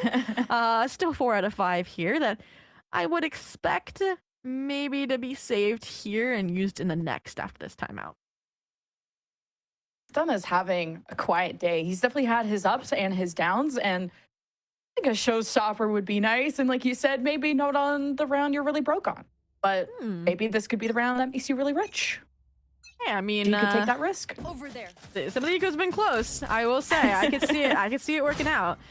But I also want to circle back to, you mentioned him having a quiet map. I think Gompers was saying, I like the Yoru. I'm a little worried about the Raze, and maybe those worries are starting to get unearthed here just a little bit, at least on the attack side. Say, sometimes you're a defensive duelist. What can I say? But for now, the group up, the hero vandal, that'll get the blood pumping for Stunner, right? Surely. So that tells me he doesn't really want to go for the showstopper unless he's donating that gun to charity, or, you know, NRG, I guess. But now the two-man push, trying to dislodge. Usually it's Shondex in here, but he has friends, he has backup. It's a switch up, and EG caught lacking, at least with some U-Haul control, but the net will reveal EG's presence. Not able to section out this fight either with Jakey missing. If they can get a plant, Zerona could pit. And I'd be coping, but there's a chance. But do they believe there's a chance? It all depends on if this plan is secure, and it's not! Zerona is missing that angle. The double swing, a correct recall from Renz to get out of dodge. But EG have some bite to them. There'll be another attempt. It's actually a fake plan. Annihilation. Ready to be pulled. Thinking planters would be around the corner. Midge finds perfect timing. The spike is down. Zerona will end it on his terms if needed. 1v1 against his opposition. The health is quite different. The circumstances are different. Time, but I like this position that Ange could be taking. Now cutting all noise. Zerona has a lot of angles to watch. Not investing the pit, but Ange could be using the wall against him. Zerona gonna put it down, just open things up. It's all about playing time. Zerona not seeing anything in heaven. This is suspiciously quiet. Nothing in U-Haul or backside. Must be wrapped around showers. This is just like a ring around the rosy, and Ange could be the losing player if he doesn't finish it up soon. He turns the wrong way at the wrong time. What a clutch for Zerona. That is like some crazy like gear linkage movement from the two of them, just missing each other on every single timing possible until the last second. And started out as a round that looked like it was going to be a swift eco denial, but it was that backside work. And it's difficult, right? Because Chloric disengaged, waited for Giza, and then Giza was just too far on the commitment, left it down to the 1v1 that could have been a 1v2. So that does tie us back up at 4-4. Mentioned, hey, these ecos can work, and they didn't invest in the ult on the eco either. That was, like you mentioned, off of Zerona. So now, you had your timeout, you have your buy, you have your ult still. This should be a good round, but the unaccounted factor is Renz and this off. The dog. So much good information there.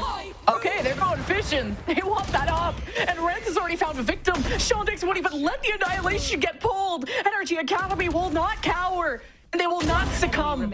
But it's Zerona in a very similar situation, but an even more uphill battle. Playing off the information he knew already. One down. 3 more to go.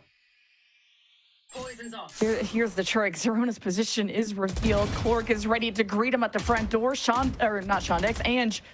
Giza swinging off high ground here. Actually, Ange is just out of the picture. It's technically a 1v2 on this site. Spike is down. You don't need to overreact if you're NRG. Zerona has 43 seconds and the hide-to-go seek game that he loses this time.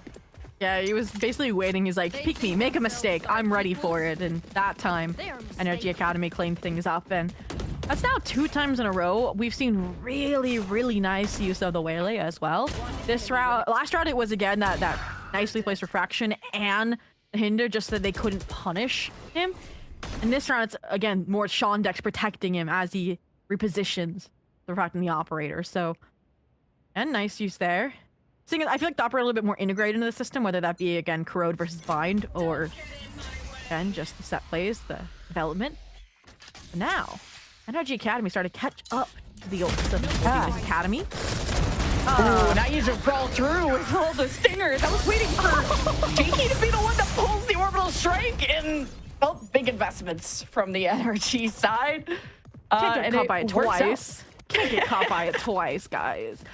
And I made a mistake in there. Was that caloric sensor that caught Yeah, Orange in the Viper's pit. I want to say it was. So there was maybe an ounce of opportunity there, but yeah, thank you for the replay. Let's see. It's so hard to check. I want to say it was. He was close enough to net it. He was probably close enough to censor it, but all in all, very nice containment. You see the pit? I thought Jakey would have just let it rain first, and she just walk into the trap. But hey, at least you force a lot of ults out of NRG Academy, right? Yeah. Good round to deny. Good round to hopefully stabilize the money as well on the NRG Academy side versus, again, it's do or die for Evil Geniuses. They win these style of rounds, though, right? It ended 6-6 last time on Corode. Heading towards that here yet again. I'd argue if Evil Genius Academy can win this round. Yeah, with 2 rounds left in the half, you have to have these ults do something for your EG. It feels like Shonix has been such an impactful Brimstone set up by Chloric. They feel very well drilled with the setups and the interactions between their util, and Chloric keeps EG down, but they're not done yet. EG still looking for where Chloric could be swinging from, and everyone's barking on the other sides of smokes.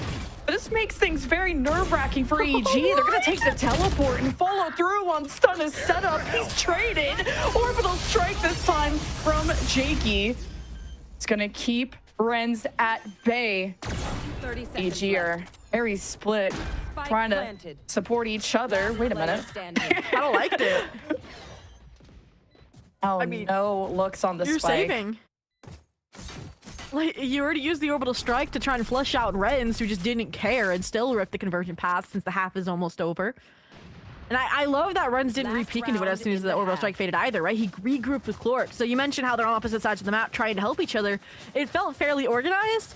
And then Shondek says, I'll handle this, and just stepped into the site anyways and found everybody. But I feel like we saw the promise of less direct play from Evil Geniuses that round with the silent scale out of B from Stunna. And it just kind of fell short a little bit. So yeah, that's a head scratcher for sure. One I would want to look back in after this map. But hey, last round, you saved a weapon. We've seen the snare do damage in Zerona's hands. We've seen you eco. It's a great way to get a 7-5 half here. Needs Stunna to be loud and proud because it's been quiet, but he hasn't found his voice. Maybe it's just an agent thing. I mean, I think Yoru would have been very serviceable here as well, and he's a fantastic Yoru. Maybe wanting to explode in, and I would love to see Stunna have some support. And he's got Mitch in the wings, and they have Seekers. They're gonna pop it, or no? It's Stunna just caught out by Giza. The deadlock wall thrown in EG's face. They're gonna take an alternate route, and now there's fire on the floor. There's smokes. There's annihilation, kidnapping people. EG don't have a safe spot to really stand on besides around this pit from Zerona. And Chloric sectioning on this A side has just been sublime, to put it plainly.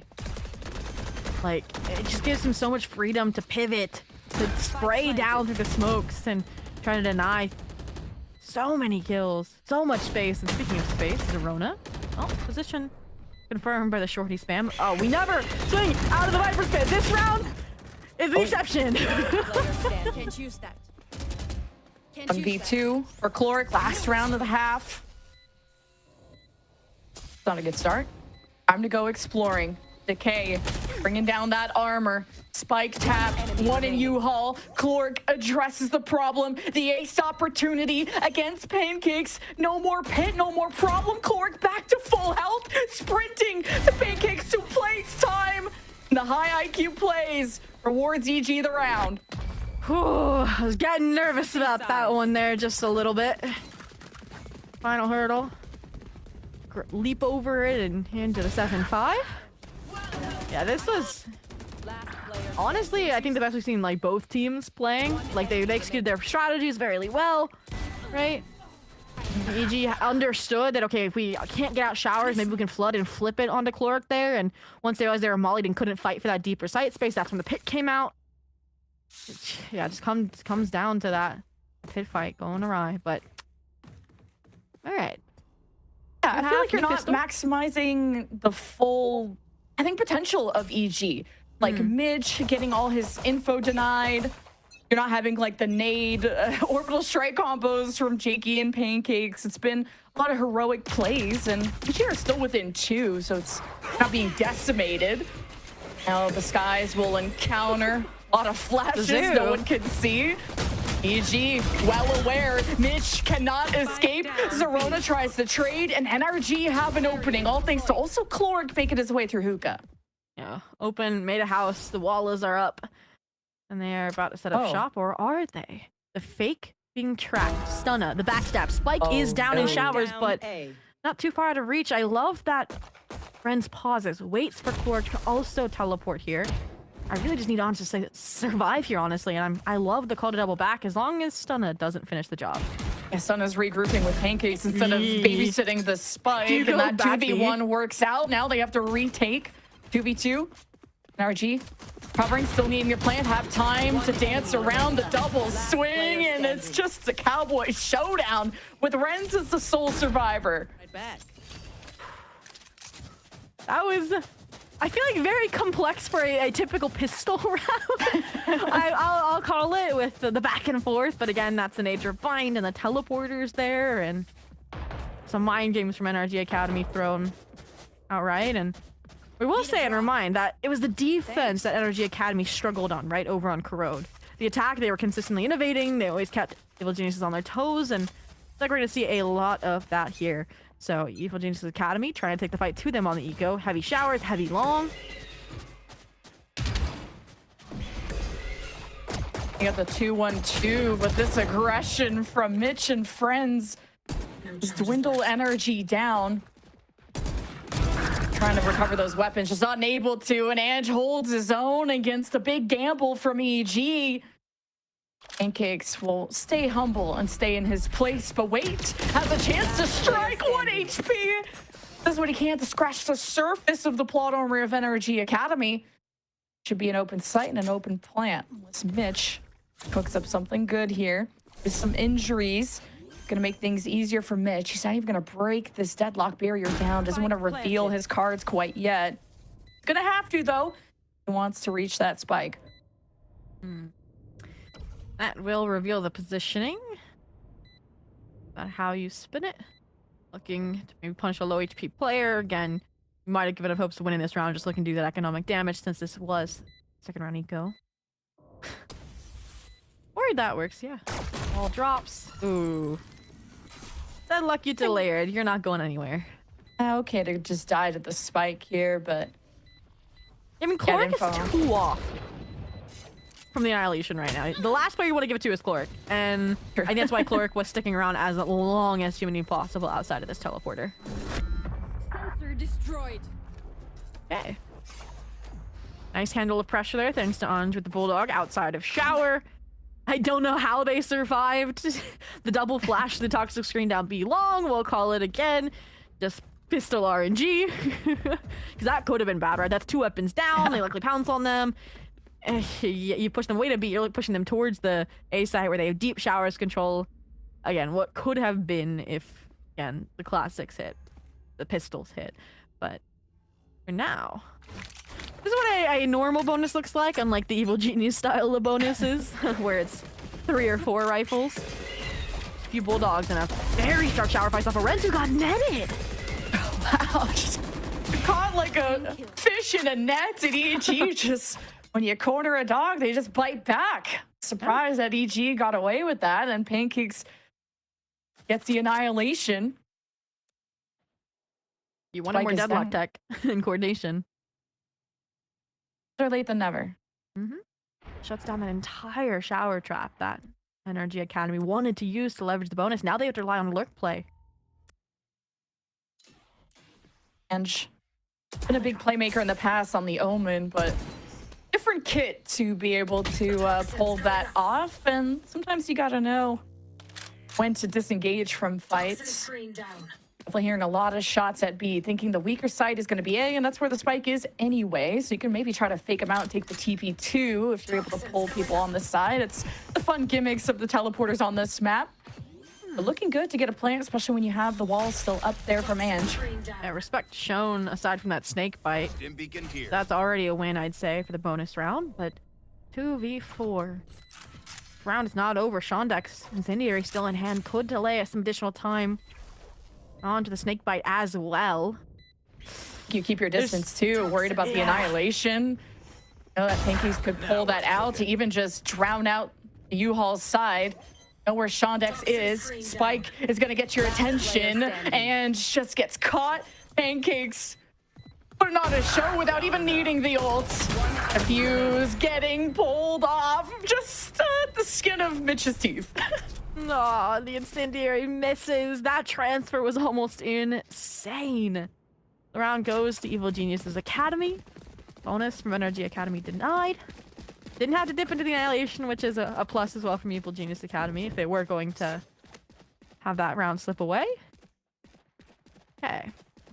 They don't have damage though. If you notice, Friends picked up the Outlaw on the attack sites. They know what they've done on that bonus. But again, that shower fight denial, so nice. And that's kind of where you mentioned, right, at the beginning of Corode, you're like, oh, NRG Academy are so aggressive. EG aren't expecting it. They're kind of scared of it. That's when they embrace it. They handle it with grace. And now, this is confidence. Already spotted the barrel. You got a heads up. And you got the notification. And at least it's not an absolute, well, disaster. Broken out. The annihilation. There we go. NRG Academy also have Renz, yeah, making all that space. And the Outlaw in hand, watching Hookah. That small gap that anyone could be jumping out of. Gotta hit that, and yeah, I think I'm just gonna wait this out. See if Pancakes can come over. Late stage lack of control of Hookah is never a good thing, and now they've also lost along with the rewrap from Pancakes, who has Annihilation. So silver lining here is that you have two players tucked away in the safety of elbow. Giza in the hot seat. Here's the hunt. Annihilation still looking for, oh yeah, caught Shondex with it. Orbital strike from Shondex as a response. That's all NRG Academy needed. It's just Jakey. It's all said and done. Double digits for NRG Academy. There we go. Yeah, I was a little bit worried there, not going to lie, but well-placed flash timing kind of negates alongside that orbital strike as well once you knew where they were coming from. Maybe that was the call mid-round, right? It's like, okay, we know there's two in Hookah. Renz can either fight into it with an Outlaw, or we can just ult it later. Again, worry about it later. And seems to be the call.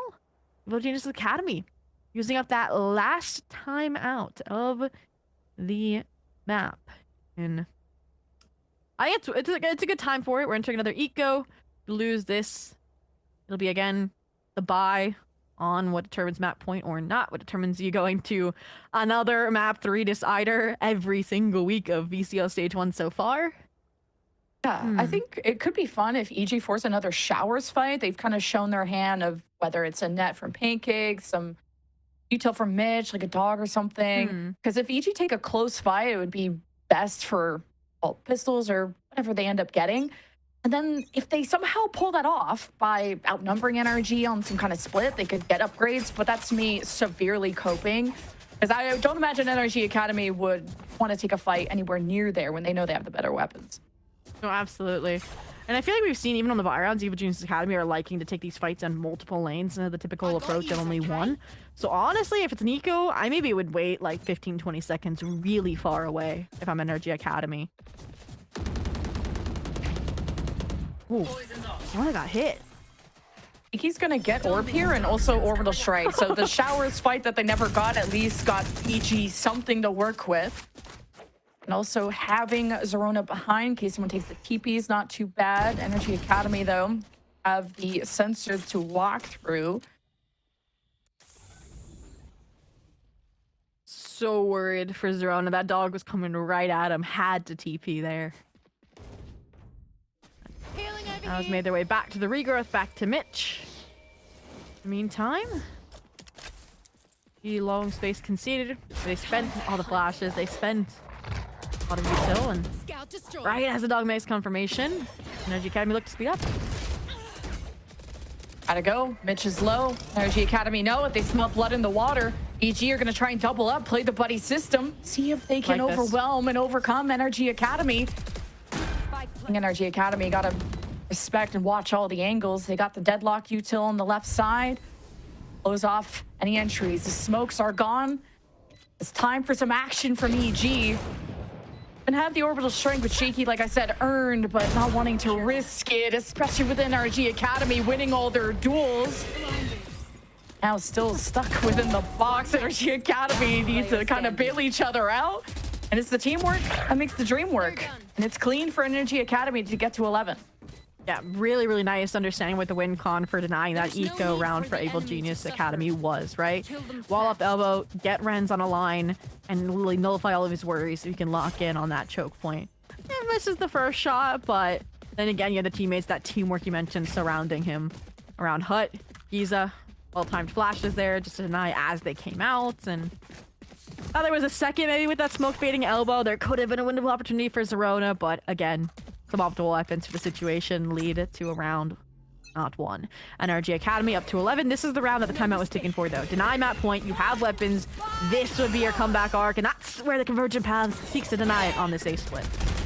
Expecting that Showers fight, and NRG Academy, or EG, sorry, just give them all the space. Let the Boombot do all the talking. Orbital strike from Jakey will keep NRG Academy at bay. Now stuck between a rock and a hard place. The deadlock barrier is collapsing. The sandwich from Pancakes and stun on both sides. And NRG Academy will just barely scrape by. As Shondex bails himself out, and Ange will clear the way. Zerona, last one left. An easier job in a 1 versus 2. U-Haul in the element of mystery. Ange will counter him very soon, but the timing could be big here from Zerona, but you gotta go for the quality shots, not just any. The plants going down in cover. Shondex is on his last legs. Zerona waiting for the wide swing. Shondex just waiting for Zerona to make the move. Shondex is playing time. It's Zerona. The ball is in his court, and can he hit the home run? Checking Showers. Didn't leave the boxes, only one place a Shondex can be, and Zerona just can't flick fast enough. That was disgusting from Shondex. Oh, and I might do the dentist after this for how hard I was clenching my teeth watching that 1v1 unfold, or that 1v2 as it once was. I mean, so many things happened that round. Again, I loved the call from Evil Genius Academy to play here. Like Stunna, Jakey grouping up for this pinch on a Shondex. Shondex should not have survived any of those. And also, it kind of goes back to Jakey there. Makes the decision to 1v1 Shondex instead of regrouping with Zerona.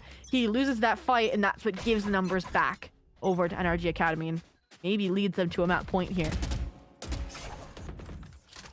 NRG Academy are 5-1 on attacking rounds. It's been clean, like we said, when they can execute their game plan. It is hard to stop them. Dashing in, Renz wants to be in the spotlight. It's a bait for the orbital strike. That is a weird combo, but it works out. BG don't want that smoke at all. They're gonna go anywhere but they're maybe coming through the teleporter, or maybe thinking NRG Academy are faking. The deadlock barrier has not been breached from Pancakes.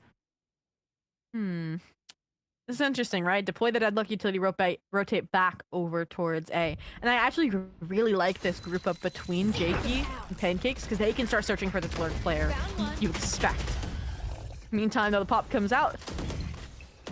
It's not a fake. Yeah, the Seekers are... The jig's up, right? Seekers reveal it. Yeah, give you the answers on the test, and Mitch is just going to try and delay. Doesn't want to pop the flash quite yet. Not even going to take the teleporter, especially... Mitch not knowing what's behind, and his life is gonna come to an end. And NRG Academy, the tip of the spear, the end to the road.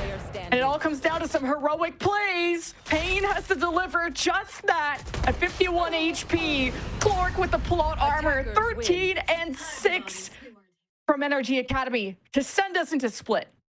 And it may be a new year for NRG Academy on Bind, but they are looking just as primed as they were in November, winning this map out dominantly on LAN. And whew, I think we saw, right, Corode, they didn't adhere to the meta shift. They tried the comp of old here. We saw deadlocks come out of who knows where, and it definitely worked out well. I think when we compare why NRG won this over Evil Genius Academy, it really does come out of the creativity and how the waylay and the brim were implemented alongside that deadlock kick. Pluric's mastery of this agent when he's only played it once in his entire career is just sky high. So what are we at? IGL, fragging IGL, flex player? Like, he's doing everything right now. A lot of heroic plays to be able to pull off some of these rounds. Like, I know EG lost, but, you know, shouting out people like Zerona that are putting in the work. But overall, NRG Academy have just had the combo plays. They've had great calling. They've had that push and pull that they've been pretty successful at tricking EG in. And now this is the map that we've all been most looking forward to seeing. Split is our deciding one. Both our teams have shown what that's like, and we'll see how it ends after this.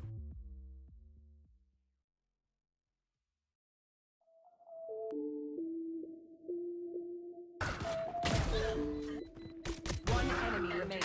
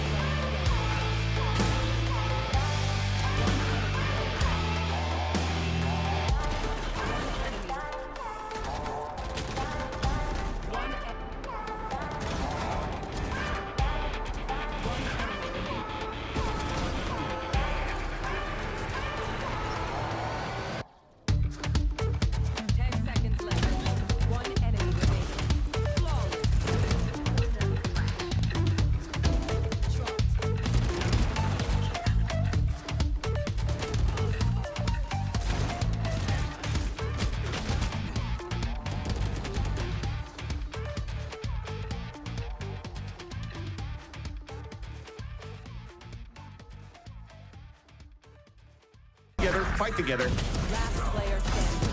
Exactly what Core needs. Delivering us the anchor. Through the smoke and off we go. Envy trying to get this class around this time though. But the stand and fight, he's down to 8. There's Alum, that's the Phantom. Brought up by the save and trouble without his rifle. Way out, but the spike can still be held with just enough time.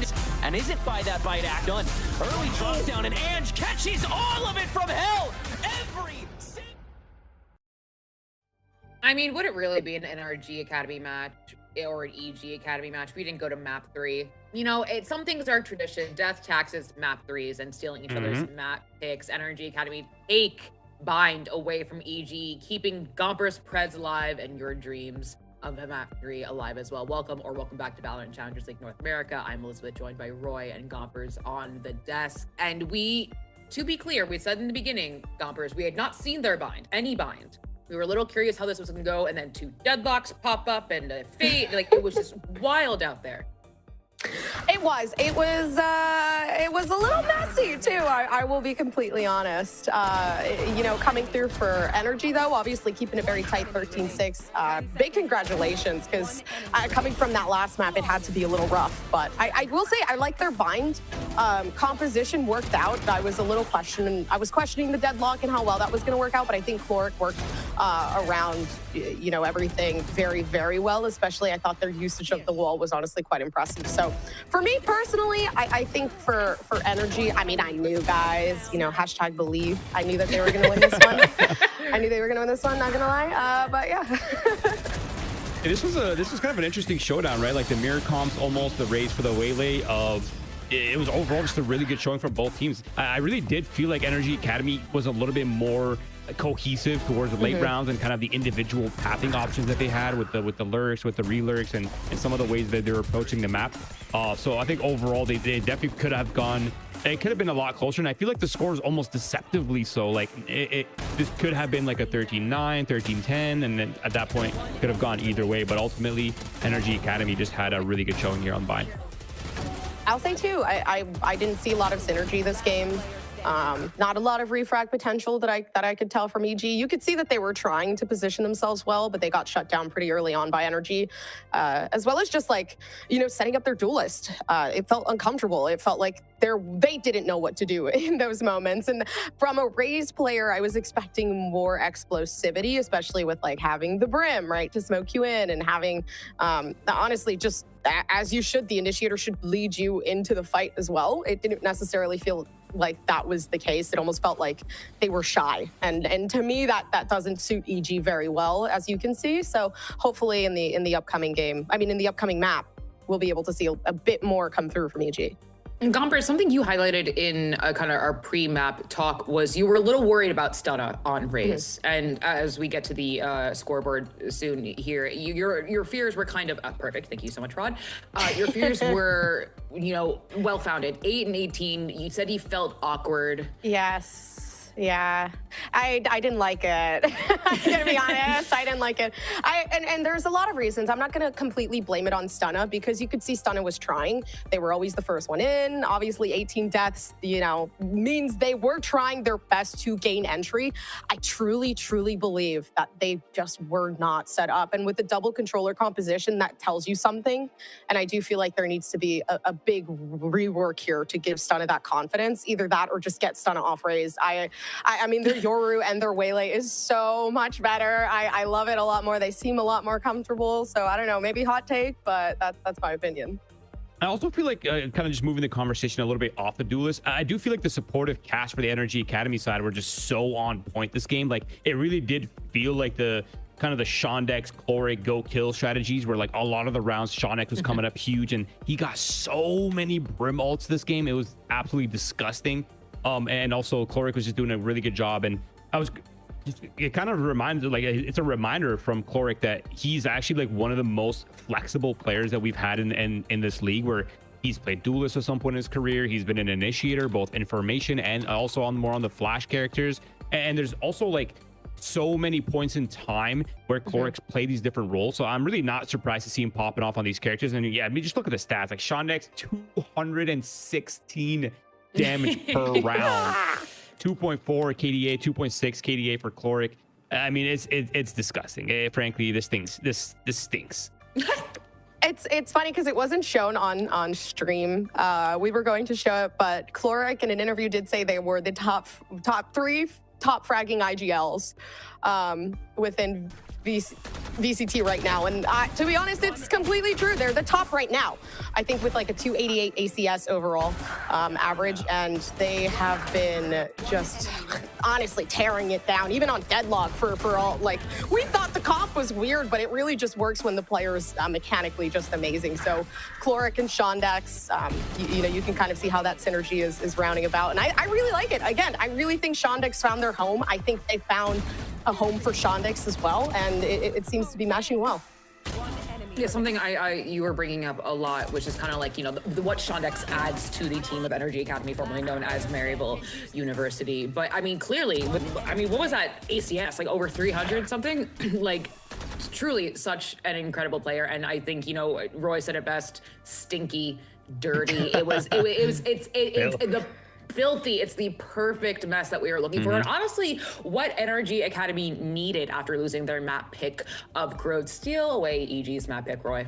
Yeah, and that's why I kind of wanted to shift the conversation off the duelist for that specific map, because I feel like for at least for the NRG Academy side, he's really just a space bot. Like, we didn't even really need anything from Renz. Like, just make some space, get traded out, and like when your controller is feeling it and your other sentinels feeling it, like they're the ones trading, they're the ones holding space. And I mean, you have Chloric with so much utility, and he's so like he's very just high IQ with his util usage and kind of the way he his situational awareness, if you will. He's just so good in those situations. So whenever he finds himself in these scenarios, he's just playing them so well. And then of course you have Shondex, who's clutching, who's multi-fragging, he's trading perfectly, and he's just so on point with everything.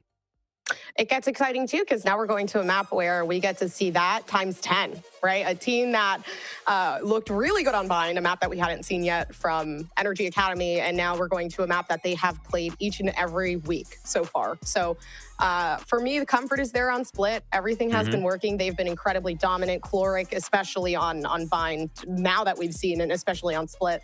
And we do get to see actually a potential change too.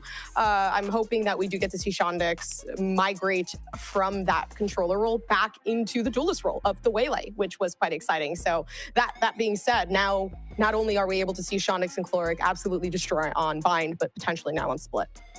This will also be like a really good test to see the way that these teams game plan and approach game planning, because now there's actual footage. Like now there's something concrete to go off of, whereas before they're more in their own space and they're kind of their own, like, I don't really know what to expect from the enemy team, so I'm kind of just gonna do my own thing. But now you have data, you have recent data, and there's stuff to work off of. So I'm kind of curious to see the game planning and sort of the mind games between the IGLs and the coaches, and kind of the level of Valorant that we're going to be seeing from this team.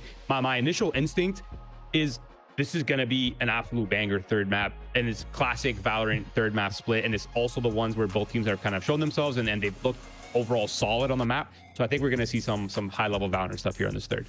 Well, let's head to agent selection right away so we can see where we are heading. Gompers, I know you said you were a little worried about that raise again, and honestly, he's played it on Split over and over again. It makes sense to see him here on it again. Stunna for EG Academy.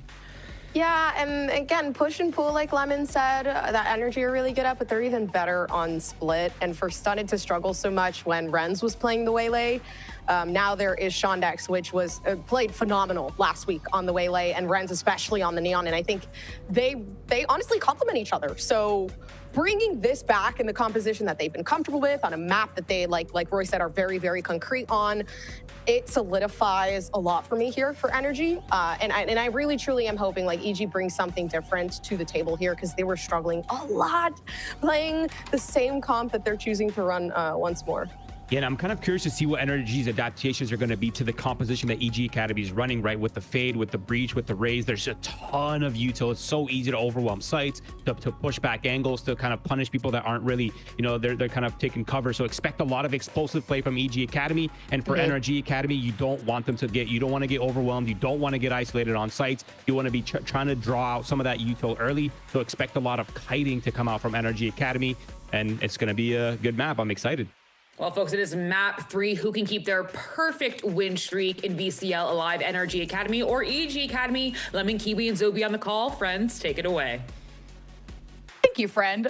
We said this was a giga banger, and we did not lie. We are in map 3, but I would say our best teams in challengers, and they're repeating the compositions they played last week. Zobi 13-7 for EG over NBG, 13-2 from NRG over M80. That's the big scoreline I was worried about.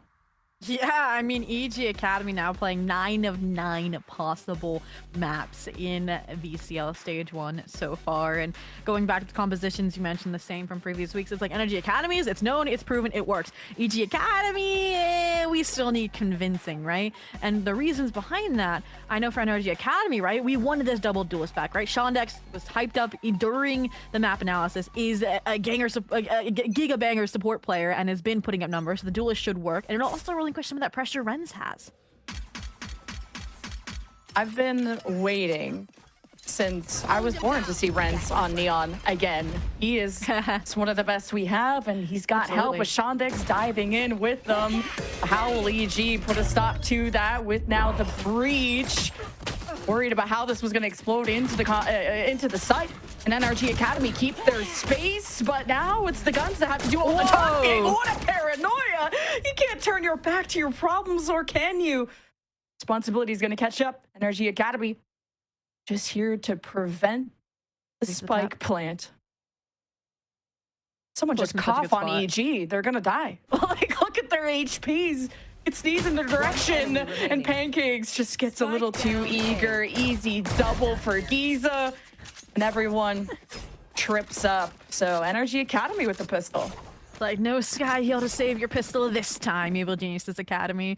Just like what happened over on Bind. But that's really, really nice out of NRG Academy. Just, again, the awareness to just halt, not overswing, wait for them to fight back into you, or plant. And we need to talk about that brilliantly placed paranoia as well from Anj. I know you were saying, the Viper's okay on Bind, but this is where he's going to shine. So only enforcing the idea this comp really helps this squad out. And now, double snipers coming in to buy round, one on each side. Okay. EG still gonna test this. The Prowler revealing that player close.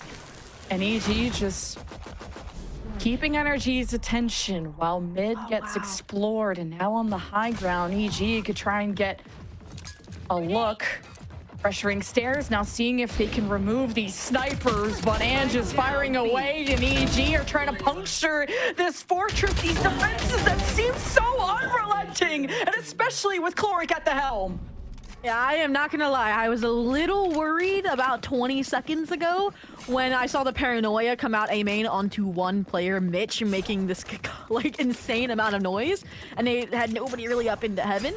And then, like you mentioned, Anj, Outlaw finds two, Chloric completes the full house for a really strong second round. And now, here are the weapons over to the bonus.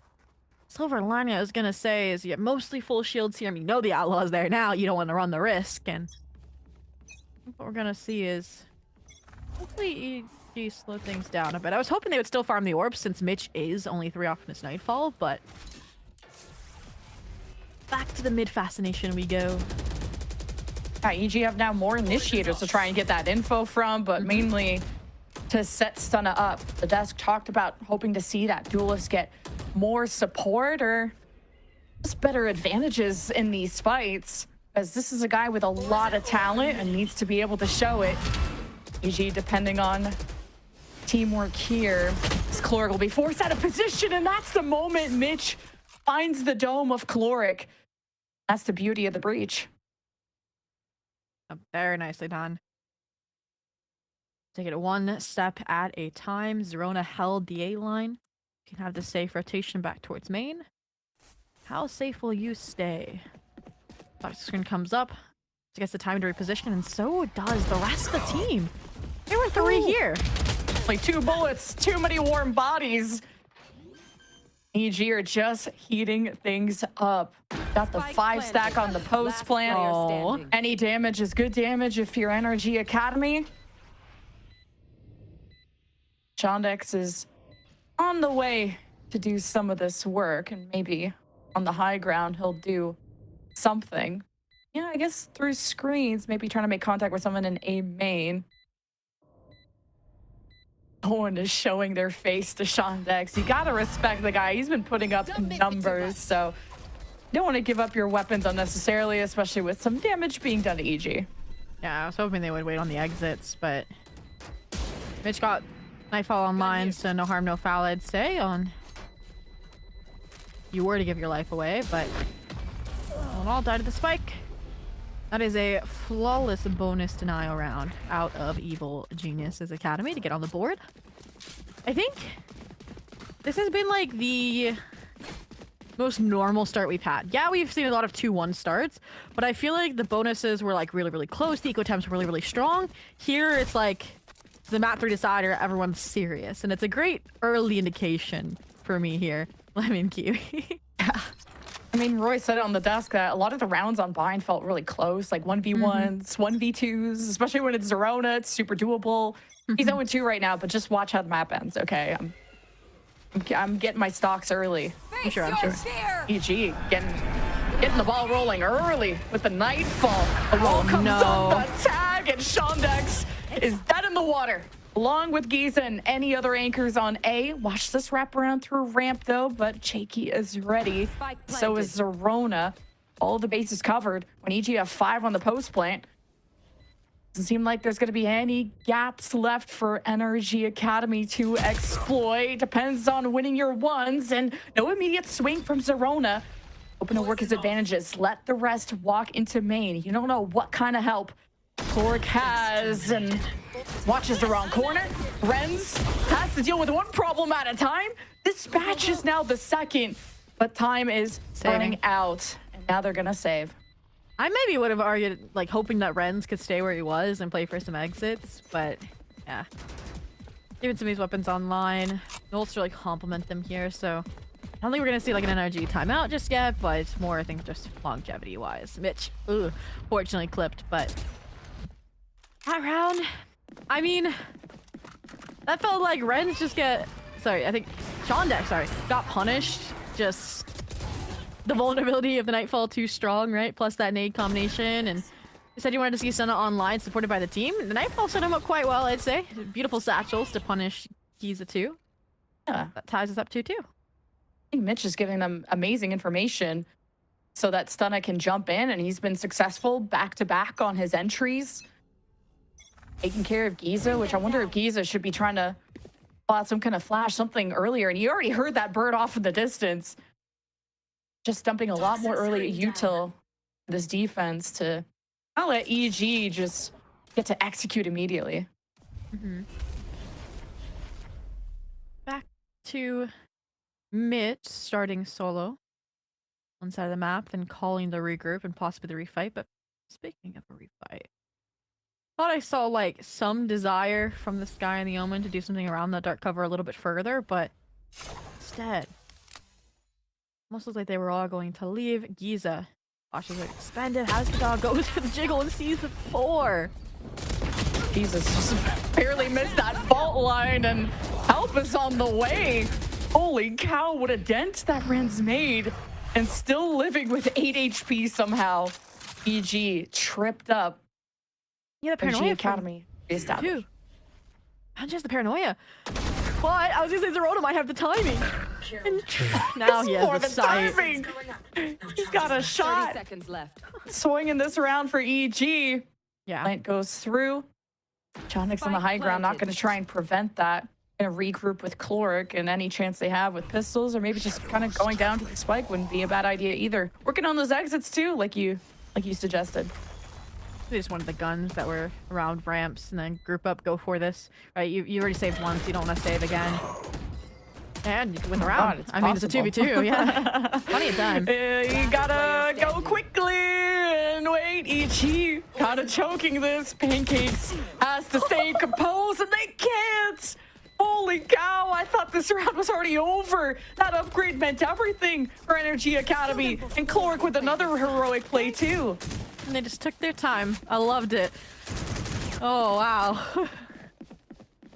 I just need to take a look back at that round, because obviously it was broken up into pieces, right? We have the big ramps fight that happens that gives the advantage, and then we have the big site fight, and then we have obviously the 2v2 around elbow there. So yeah, it just literally went again, both ping-ponging between the two sides, and NRG Academy come out on top. Chloric Bandit did some work as well. Shondex, Operator back in hand. Last time got overwhelmed by the Fade util supporting this weapon. This time around mid has some support from Chloric. And a pretty fast to positive stunner up ramps. Alone, it seemed for the time being. Now Zerona's there. Oh, even with the heads up from the Boombot. Stunna now doesn't mention the op around ramps, which is now how EG are going to try and leverage that Viper's wall to make things a little easier on their entry. Now coming in through vents, have some different angles to access that op. NRG Academy going to reposition. These aftershocks are forcing NRG Academy to constantly reposition. And it's just like a game of cat and mouse. And EG are on the hunt. They claim the space, they claim the bodies. But it's not over yet. Plant now, Mitch at 5 HP. Spike planted. NRG Academy regroup towards the back of the site. And they do it again. Numbers' advantage, taking their time. Use this dark cover to get on the site. Hey, the paranoia, the fault line, EG through all the util and NRG Academy. They just solidify themselves. This is insane. I feel like EG have it all wrapped up. And then NRG Academy's retakes are just that good. I think I'm starting to see why NRG Academy split is so strong.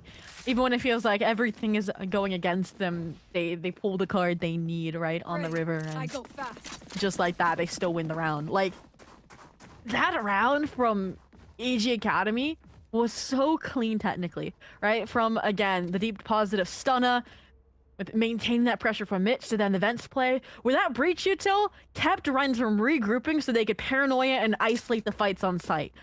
And then just one dark cover that allowed the entire team to flood back on was the problem. And so then the question is, okay, do we need to save more util? Are we going to get on other sites easier? Is that the strat for NRG Academy? Let them waste everything early. Yeah. And with Stunner cut down, it really shifts the approach of EG on to everything. And they see this pit and they're interested. Gonna throw a boombot, prowler, fault line, and just even the showstopper, anything but the kitchen sink. And QoR finds a corner, finds that first blood on the stunner yet again. Now the Seekers go back. Gonna confirm that information from NRG Academy, help support that pit. It comes down to NRG Academy of abandoned ship, abandoned that mid control, and EG trying to establish on B, and it's difficult when there's still an up ringing true. Just nothing for EG to work off of there. Aside from the two main players were towards B, everybody felt like they were on an island this round for Evil Geniuses Academy. This is feeling like I need an Evil Geniuses Academy timeout right now. Beta needs to get them back on the same page at a minimum. Like, you can say, okay, the Viper Spit is what kind of split them up there, and that is valid, but yeah, there it is. And a part of this round as well is something I really liked, because was Chloric like voluntarily giving up the Viper's Pit and that vent space because they realized, like, oh, we've taken the B main space, right? They're already going to be having it. It doesn't really serve its purpose anymore, and I'd rather go get the heal, play with my team. And that's something Chloric really never missteps, is overstaying his welcome, over fighting. I mean, he's 10-2 right now. But for Evil Geniuses Academy, yeah, like I just realized, Prowler, bro. like the showstopper, like boombot, they threw everything at Chloric and he lived and got a kill. Which, yeah, sure, you get the advantage of the pit, but like, wow. And yeah, got healed and is still kicking and has the least amount of deaths. Like, this is such a good player. So I'm thinking, I think the splits have been nice from Evil Geniuses Academy. We praise the A1 through Vent. And then it's just, they kind of get complicit then on site once the spike goes down, and they get surrounded by NRG Academy. So what I really want to see is, once you have that space, like Deep Heaven, right? Or deep towards screens, fight into it, right? I feel like a comp like this, especially with the Raids, with the Breach, with the Fade, allows you to do that and get away pretty easily. Like, every player here has a way out. Whether it's the nade, the Seize, the snake bite, the aftershock, the paranoia, and the TP. Like, you can get away if things get dicey, or like buy enough time where like they can't push into you or they regret it. If this boombot would have marked someone close, he could have had like a rolling thunder fast play into B. I'll wait for this smoke to expire. Stunna already making space, but not checking the corner. And you got a deep TP, and it's a shift towards A. It's all a fake, and Stunna has been enough of a distraction. NRG Academy spam through smoke to make things difficult, but okay, we're not going to go for the play. We're going for the kill, and Mitch drops the spike in the worst place possible. Aftershock, though, as EG fight tooth and nail to salvage the round, and I have to do so at a deficit. NRG Academy, they're confident playing retake. Welcome to my world. It's worked out more often than not. Hit from Zerona. Pancakes did what he could. Takes away one. 1v3, very familiar situation for Corode. He keeps composed. He takes down 2. 1 left to go. And Giza, just a cherry on top to keep NRG Academy up. A little bit more HP, and I could see Corode have accomplished that. But you saw the immediacy of the columns. The shorty comes out. He knows he can finish the job, and that's where Giza will get NRG Academy to 6. Prevent what is another really clean clutch play out of Corode. But this round, I may need to correct my former statement following the EG Academy timeout. I said yes, fight for screen space. I meant after the spike went down. not before running the spike into screens and losing a lot of players. Like, the idea was good, right? We saw the C's get chucked. We had the breach ready to fight. Like, I loved it, guys. Little misordering of the steps there. But all in all, does give me hope that they're making adjustments. But that's 4 in a row for NRG Academy. You know you're out of Rolling option. Thunder too. Yeah. I feel like things can be easier. They're deathballing. They're making it easy.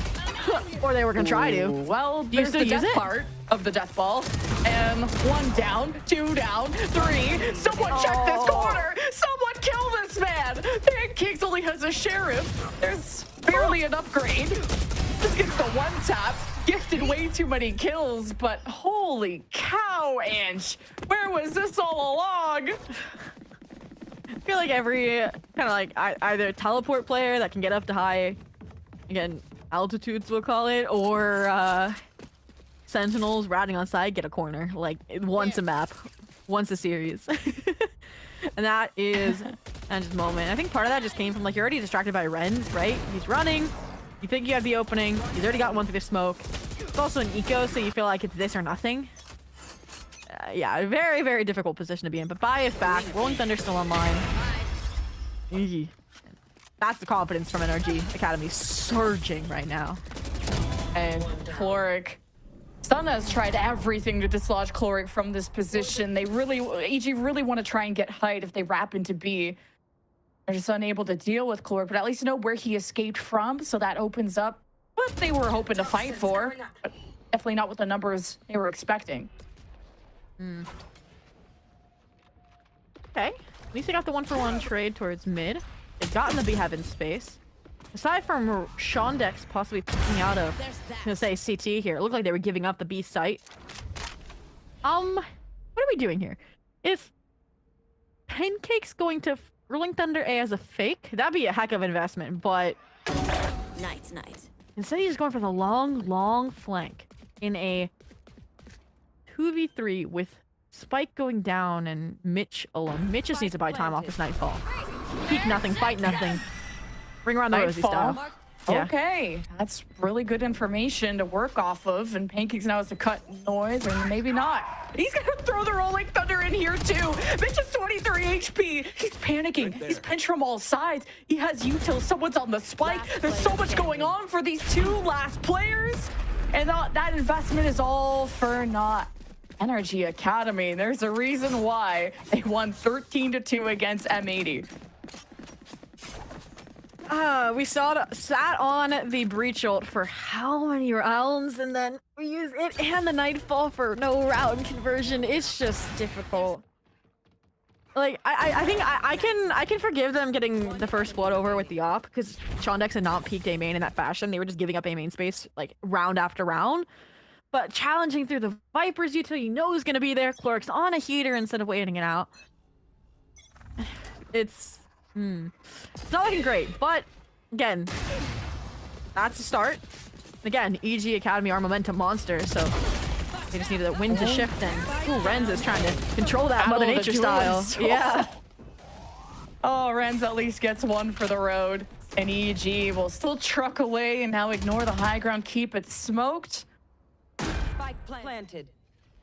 Now just prioritize playing in safety and not giving anything to NRG Academy. Now feels safe to wrap around through ramp, or at least for Chloric to make his way on that flank.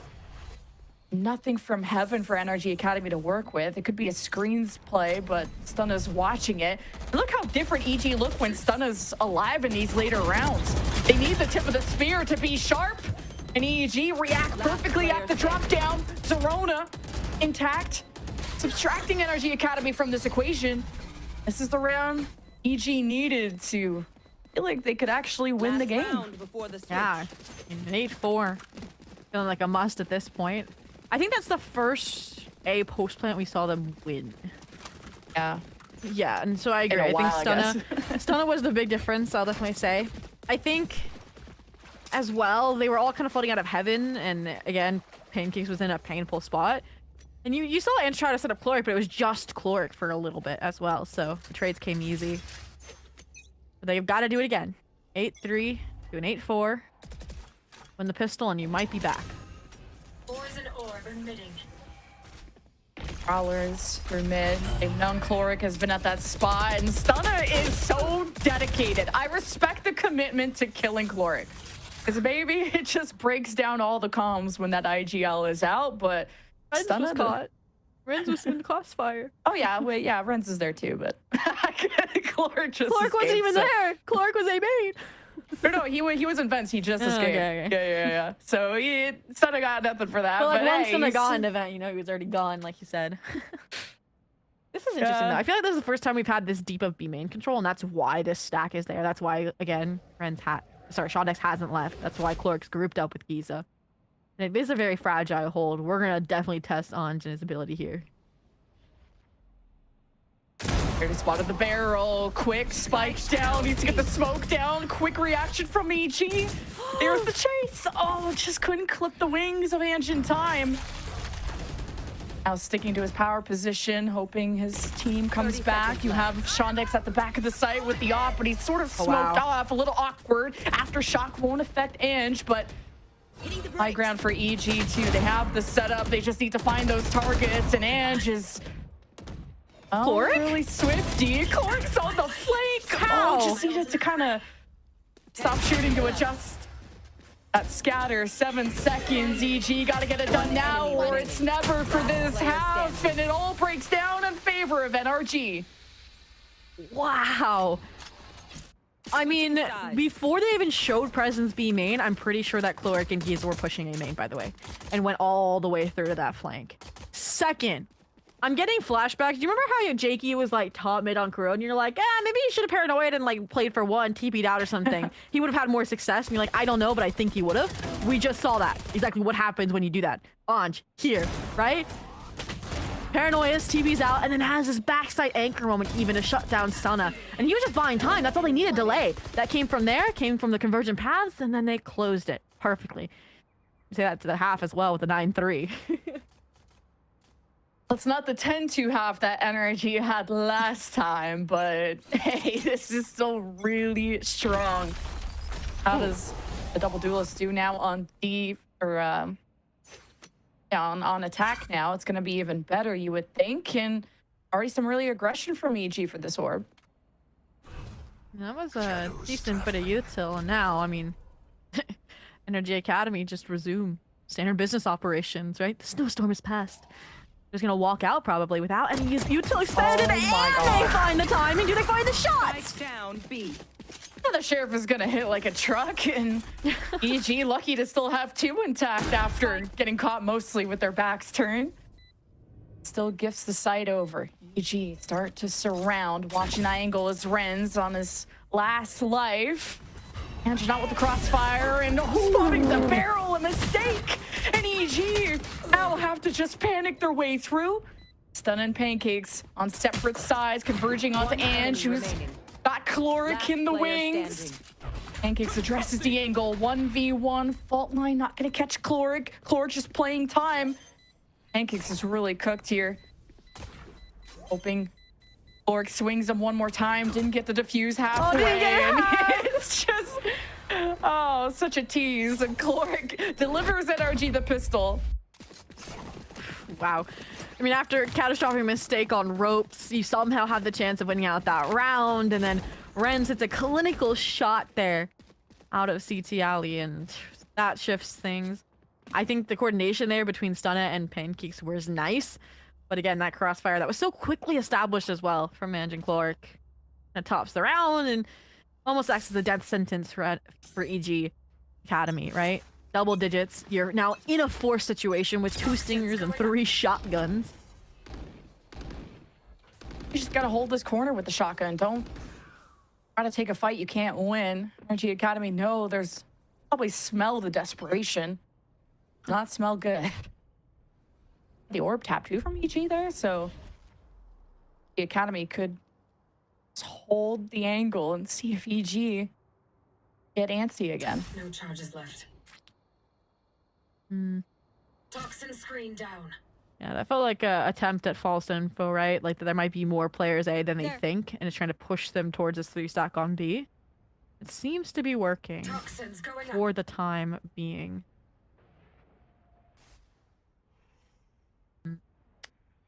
Ren's playing split off, benefit of the double duelist here as well.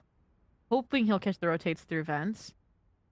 I think with so much silence, the NRG Academy, I would be hesitant. Oh, pancakes on the judge. What? Oh, the timing there. That really sucks because Pancakes could have had a really good setup for the rest of the team, but Ren's trades 1 HP. Even last round, he was 10 HP. Dog in. It's time to go if you're NRG Academy. Jakey. Paranoia too could have a cutoff on the entry, but just too many cooks in the kitchen and not the best weapon to deal with them. NRG Academy could be pulling off a flawless here unless Stunna and Mitch, the Buckies, could work at a distance, which I don't imagine. So Desperation will now be silenced permanently. NRG Academy on their way to showing just how dominant they are on split. Yeah. And Mitch took so much time trying to find Chloric, who he knew was lurking, but Chloric added a pit stop along the way, rerouted, and has led his team into a flawless 11th now. Yeah, that's a difficult round too. I mean, I think what really made the difference there is, again, the double duelist. First off, because I don't know if you saw, Shondex got the Bulldog from Giza because they knew Giza was going to be dogging and healing Renz, who was found that kill over towards mid as well. So again, it's like you got the best of both worlds, and that's what's kind of thriving here. It's again building the case that we really want to see NRG Academy revisit double duelist on other maps to see if they'll find similar success. But for now, it is striking here and might lead to EG's first loss. We've talked about Pancakes' versatility on different agents, and I remember him from his Senti, more defensive plays, and trying to play off of Jakey's smoke there in Garage. And I think the idea is great, and we've talked about how good the idea is from EGR, but just the timing is so unlucky because the judge in the smoke should have guaranteed them at least 1 kill, if not, who knows how much more. NRG tempo is something hard to dismiss.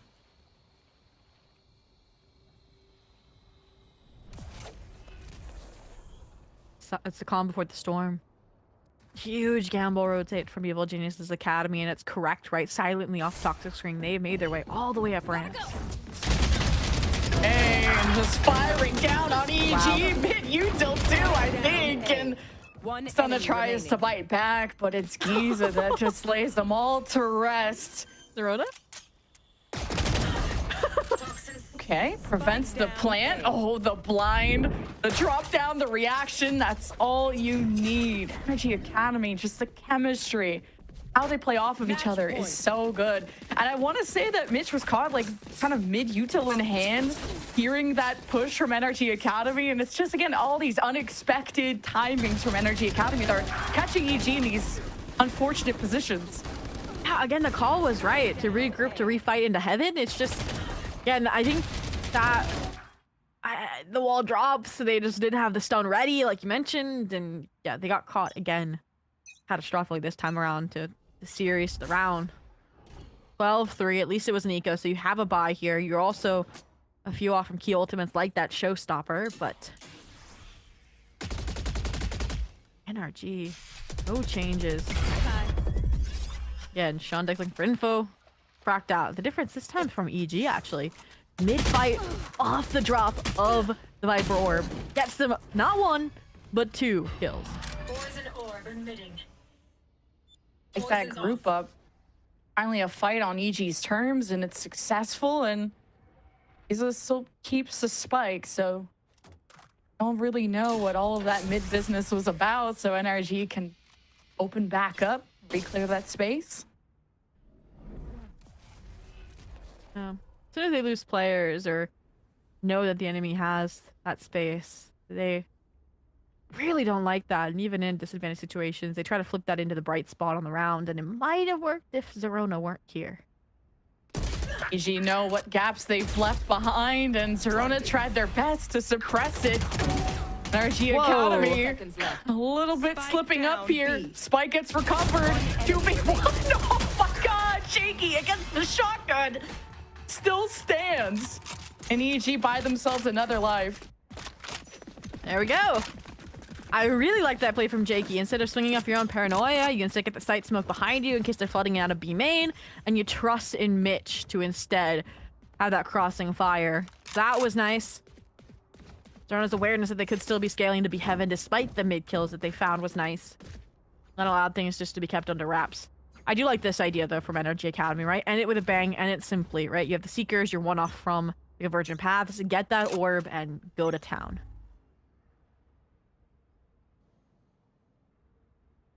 Gotta be a corner that you check this time. Oh, He no. has been gifted some cover. Thank Jonas here to assist. Jakey trying to hold back the backup.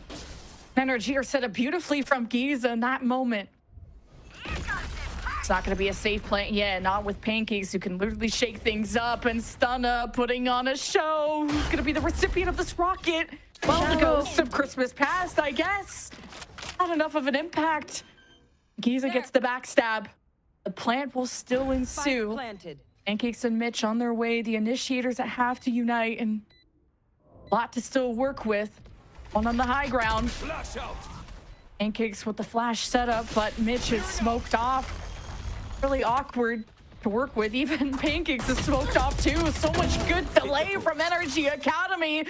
Looking for the win. And Mitch and Pancakes still stand. Last player standing. Giza just splits them all apart with the 3K to end things up 13-4. What a statement for NRG to take this series and lead our standings 3-0. And we launched the question at the start of this series. What was the differential between these two Academy teams, both being undefeated, 2-0 coming into round 3 of the Swiss? And I think we've gotten our answer.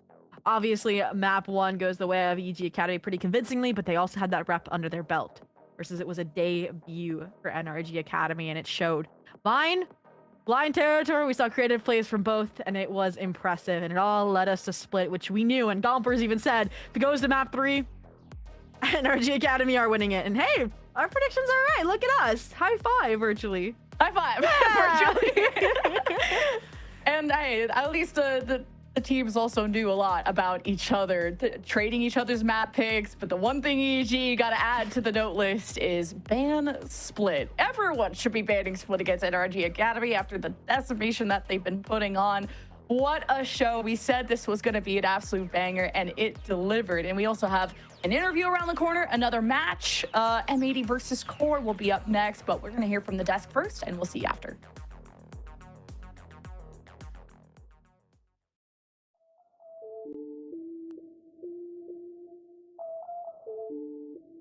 Down A.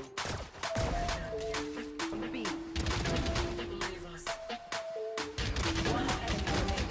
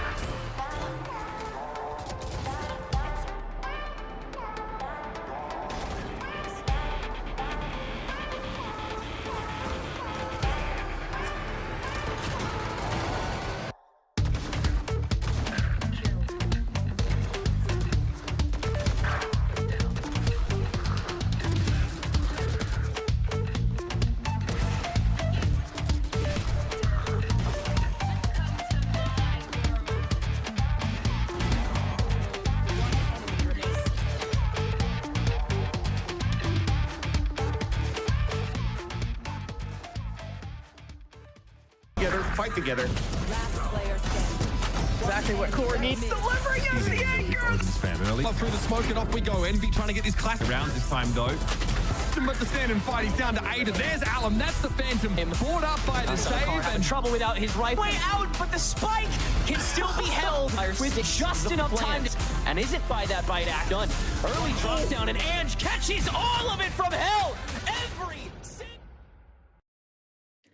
Well, folks, it is NRG Academy taking down Evil Geniuses Academy to keep their perfect streak in VCL alive. Welcome back to VALORANT Challengers League North America. I'm your host, Elizabeth, joined with Roy and Gompers on the desk. And Roy, we have some explaining to do, or you have some explaining to do because I just followed your lead. That was... Yep, no accountability. We both predicted Evil Geniuses, but that was just a different NRG we saw. I mean, NRG, it continues to take names, and they're continuing to show us that they're the best team in this league. So shout out to them, respect. I thought they'd maybe have a little fall off match perhaps, but nah, the consistency is there. The team play, the individual expression, one of the best IGLs in the league all on one roster. I mean, yeah, there's a reason why these guys are hyped up right now. I mean, Gompers, to go to you, I think you're the one that actually did the math and figured out that Chloric is in fact the most fragging IGL in VCL. I believe along with Zobi before our broadcast, and you could clearly see it was just out, to borrow a word from Lin-Manuel Miranda, outgunned, outmanned, outnumbered, outplanned. Oh, absolutely. I mean, aim-wise, 100%.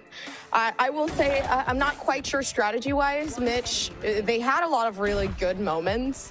The only thing that I felt like was incredibly lackluster was like just the post plant, right? They could not for the life of them keep themselves alive, and a lot of that, in like, to be completely honest with you, came from the fact that they did not hold together, and they actually got a little too eager. There were a lot of circumstances where we actually saw Pancakes try to stun and peek that by themselves and lose those fights. And they were just kind of being selfish, to be honest. They got a little egotistical in the late rounds, and then it just led to a big explosion where NRG could now kind of flood onto the site. So NRG, they took advantage, and that's the whole point of the game. Take advantage of the weaknesses that are being presented to you. And this is the crazy part, is the amount of rounds that EG found themselves in that should have been an 80% win rate, maybe even more. They just did not convert a single one of them. And like, that has to be really frustrating for Mitch as the caller, because in his mind, he's putting the team in really good positions. Like, macro wise, it's very favorable for the team. Like, you run this in a simulation 1,000 times, you're at least winning 800 of them. Like, you're winning 80% of these situations. So it just really was unfortunate. NRG Academy, obviously their retakes, their cohesion as a roster continues to look phenomenal. But I feel like if you're an EG Academy, that's got to be very frustrating, and you really need to convert some of these rounds. I also feel like Stunna's integration into this roster is a little, not as a player, but like as a role wise, like a lot of his plays seem a little too forced, where like they're kind of just sending him into his death, and he's not really getting a ton of value. And I feel like he's not even getting an opportunity to shine and to kind of express himself probably the way that he wants to. I feel like that's really just the weaknesses for EG Academy at this point, is just like clean up a little bit of these post plants, just kind of just, you know, secure some of these rounds, and let's just make sure that Stunna is getting into more favorable engagements and kind of stuff that he's comfortable doing. Right, lots of to learn from EG on this map, and even the other loss of losing their map pick in the first map. But also something I want to kind of refocus on is our winners with NRG Academy, Gomper, specifically with Chloric. Again, that fragging IGL that I mentioned earlier, right? Like, he said he thinks he is, and we are looking at it on the screen. He is in fact a fragging IGL. So I'd love for you to talk a little bit more about his calling and his macro. Yeah, for Chloric, I will say a lot of it, I feel like, was an abuse of Shondex and the fact that they could refract out of sight. They had so much crazy info, and there were so many instances, almost every single round, where Shondex, they would put themselves onto site, like dash onto site. They would either get a pick or just back themselves away the moment they found information. And right after that, it was Renz to follow through and Ange to follow through with Paranoia. And it was almost perfect, because Ange's Paranoia accounts to being like that secondhand initiator. So if Ange was down, it was Giza helping them get onto site. And if Giza was down, it was going to, of course, be, being able to have that Omen Paranoia with them as well. So I think all in all, they just used their utility almost perfectly. And there are so many circumstances where they didn't even need it, because their positioning was just like the cherry on top of the cake. And then you add the fact that they're winning most of their, first kills, first deaths. So a lot of their first engagements are kind of coming into pocket. And then you also, press tab and you look at Chloric. Oh, just the casual plus 21 in the IGL role. I mean, what do you even do? Like, what do you do against that when the guy's calling, playing, trading, clutching, pulling, walking on water, splitting the ocean in two? Like, bro's doing everything. Honestly, respect. That's all I have to say. Well, folks, I think I know exactly who to ask for a post-match interview. It is MCE, the coach of NRG Academy. Sir, come to the front, take a seat, get comfortable, because just to be completely honest with you, this is such a new team, right? Like, this is not, Sans Maryville name. Like, this just feels like there's a new energy. No pun intended, that we see with you all. Talk to me about kind of the change from last year to now, kind of the growth that y'all have had it from your eyes as the coach. I mean, from the beginning to now, because these guys started in August of, 2 years ago now at this point. So it's been a very long time together. There's been a lot of struggle period, and the personal growth and individual growth of these guys, like, between Chloric stepping up as a leader as an IGL, between, Rin's really coming into his own and helping, secondary call do things, Adam and Tanner as well. And then you combine that with, we were already a really good team last year. We just kind of had some unfortunate trouble towards the end of Challengers we bring in Shondex, who is friends with the guy, insane player, fit right in and fixes some of the things we were trying to do. Plus, these guys' work ethic, like, they do so much by themselves that, all credit to them for, getting better. And they're just a really dangerous team, honestly. We have 5 guys that can all step up, play well, and take over a game. And, it's really nice to see. Well, something I wanted to talk to you about is, we've heard through the grapevine about your work ethic and then what you do and how you bring this team to the kind of like the level of success. And I'd love to talk about, from the coach's point of view, what you do, because obviously you have such a great team, but a team is only as great as their coach and vice versa. So talk to me kind of the ideating that we said, like, we saw that bind comp. We didn't expect that deadlock to come through. Like, how do you see this? What do you do? Well, to be honest, like, these guys are good without me. I haven't done near as much as I have in the past. And these guys have kind of taken over and done a lot of things through, Cade and Austin, and they just provide ideas and do well.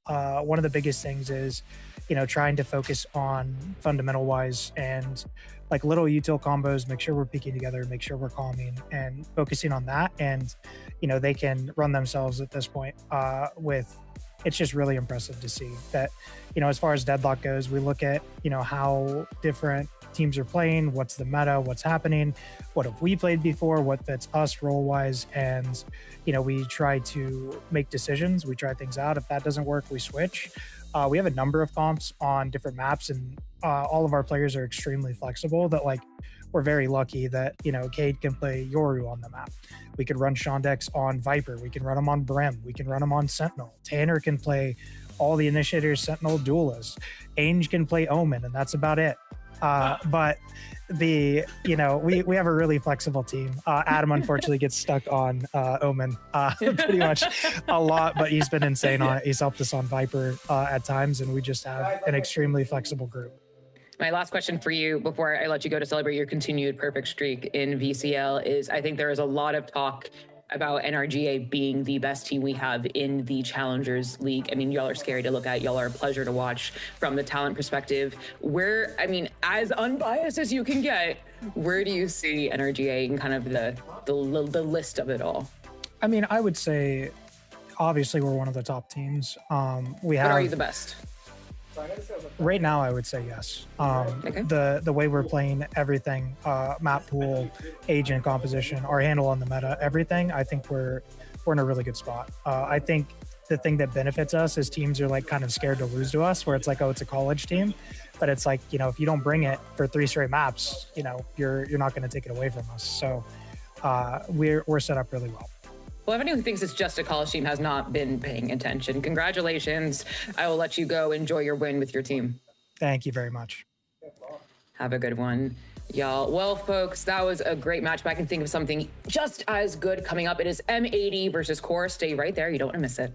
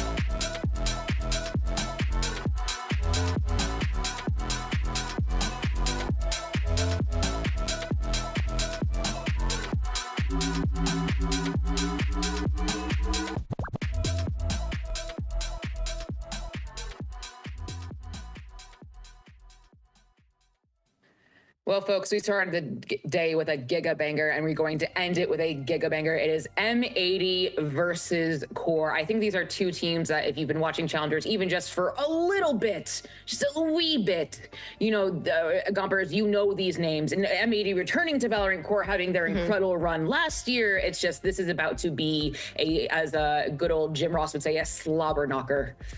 Yeah, M80, they just got a little PTSD watching NRG play too, because they just walked away from a unfortunate series loss.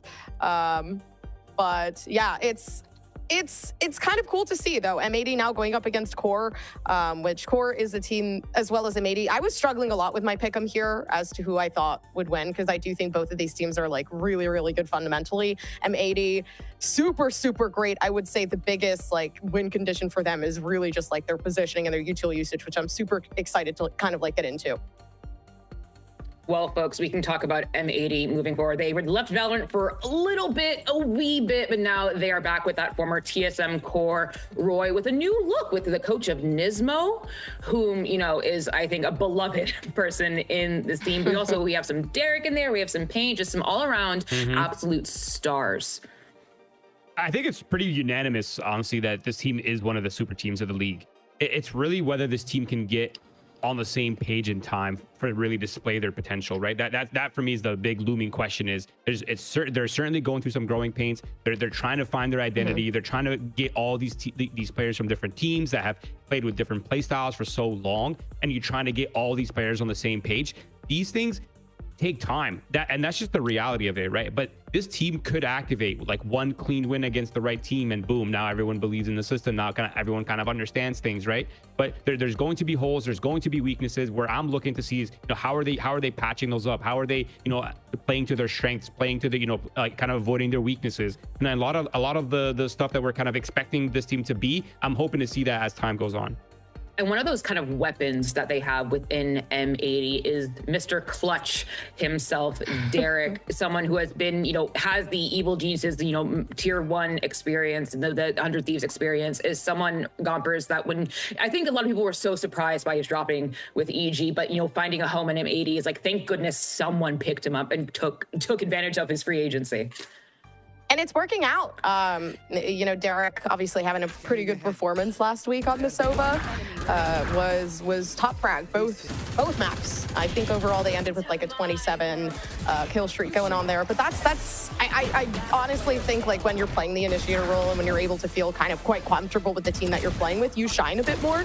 And it's honestly definitely been showing. So for me, I'm quite excited to see how, you know, Derek can kind of continue that stride off a loss, and like what exactly is there going to be in terms of improvement. Can they, even though they are completely elevated, elevate themselves even more to allow the team to shine as well?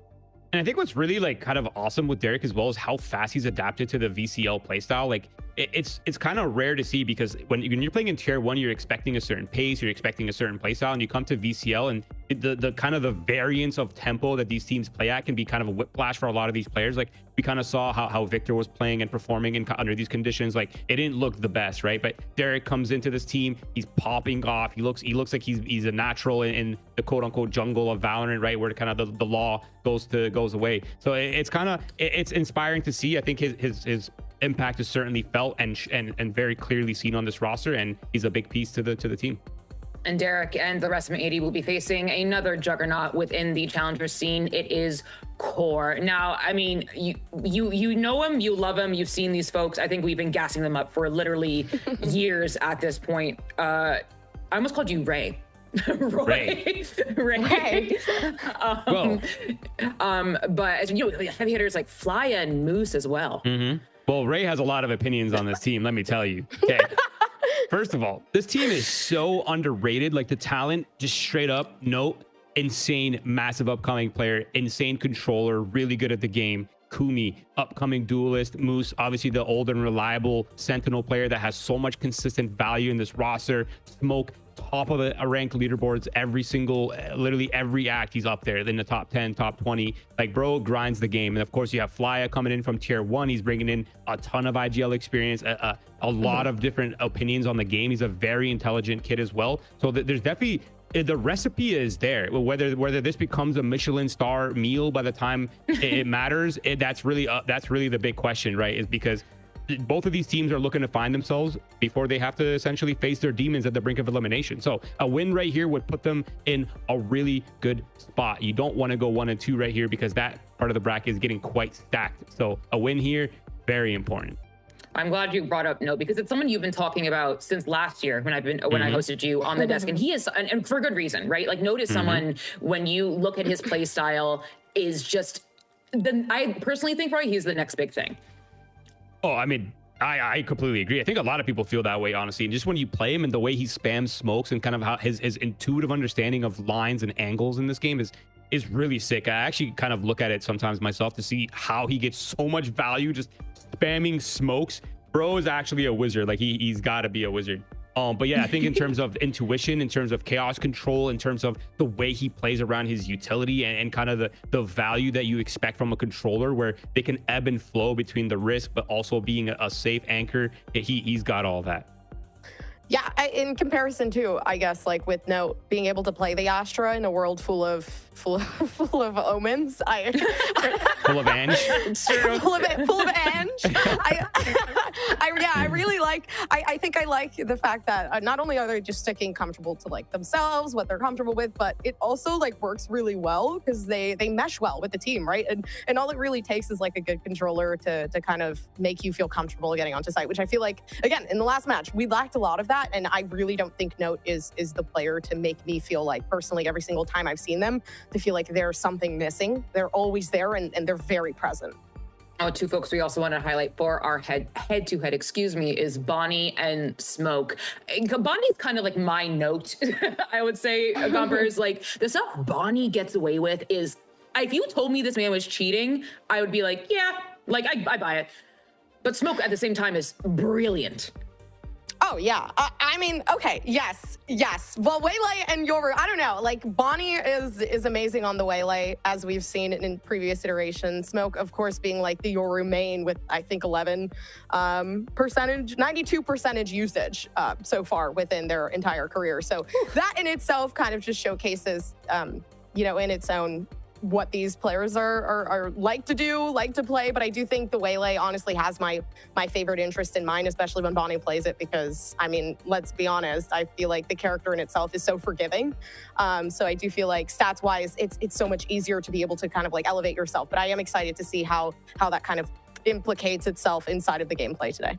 And I think another interesting thing between these two teams, guys, is the fact that Smoke is kind of new to the duelist role in terms of the competitive. Like, obviously he probably grinds so much of it in ranks and stuff like that, but playing at this level, playing against some of these teams and some of the experience that's available in VCL is obviously a whole different experience. And I also feel like his data set is so tiny when it comes to the roles that he can play and kind of what he has up his sleeve. And I think with time, he's going to display himself as he's going to prove to us why he's on the scene, why he's among these players. And I think Smoke's value is only going to be getting more and more apparent as time goes on. Whereas Bonnie, he's kind of you know what to expect from Bonnie. He popped off all of last year. He had insane performances. He looked so good. He looked so flashy. Mechanically speaking, he's calm, he's confident, and he's always cool in the chaos. So shout out to the duelist for being able to do that. And I think after last week, M80 is suffering that pretty, I think, surprising and disappointing loss for both them and, the audience at large. It is, that's a good thing to kind of like light the fire under you, if you will.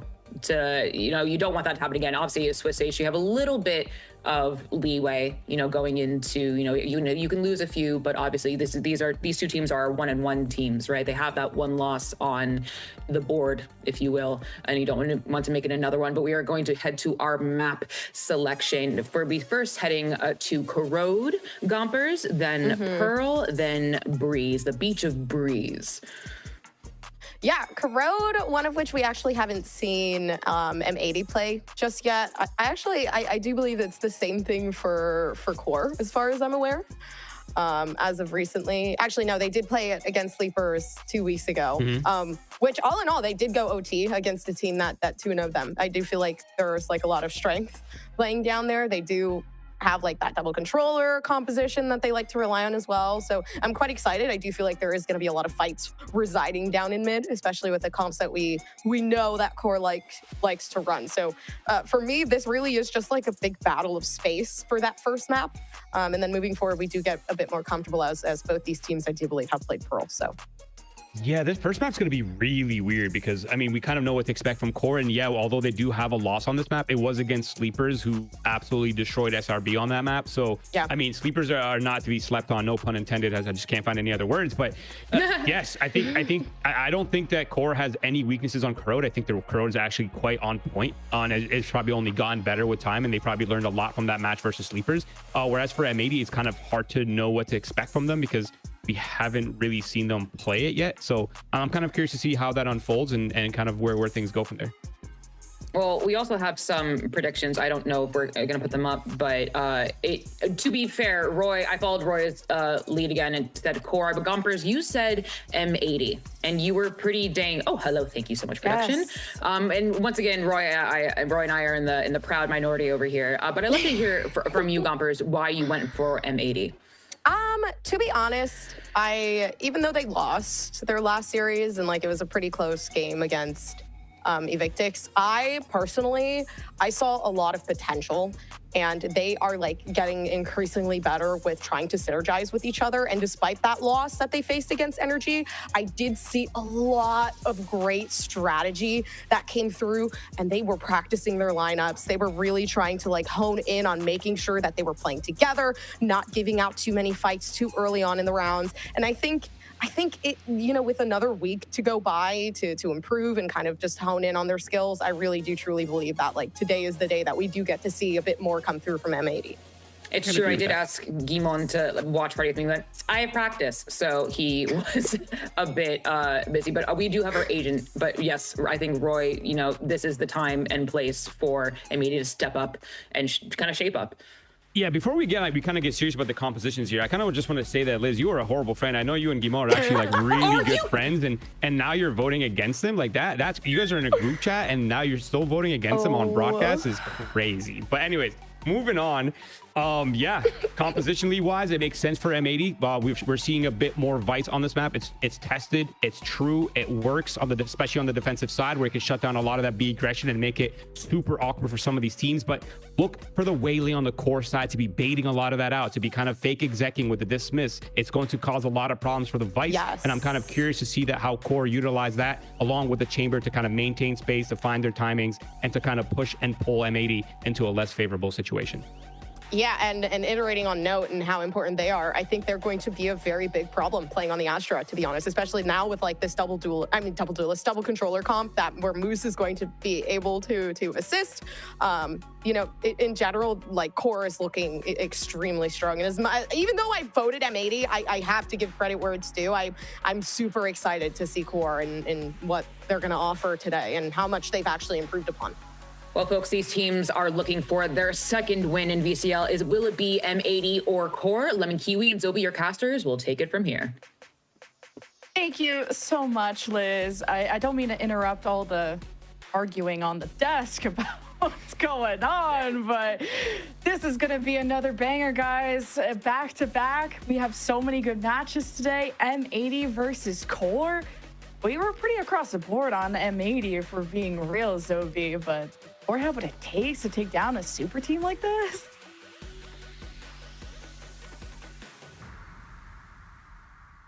And I said this has the potential also to be a super team, right?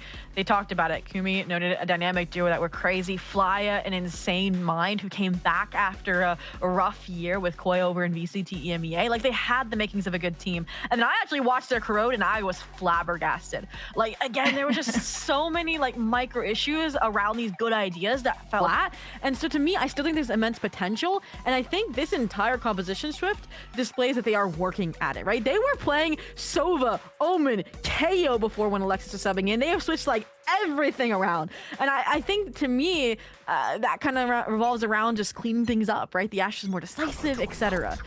On the M80 side, I mean, they have one rep on Corode, but they've changed a lot since the For Those Who Dare off-season event. So let's see what their re-debut of it looks like as well. Some exchanges, some whispers across the smoke initially.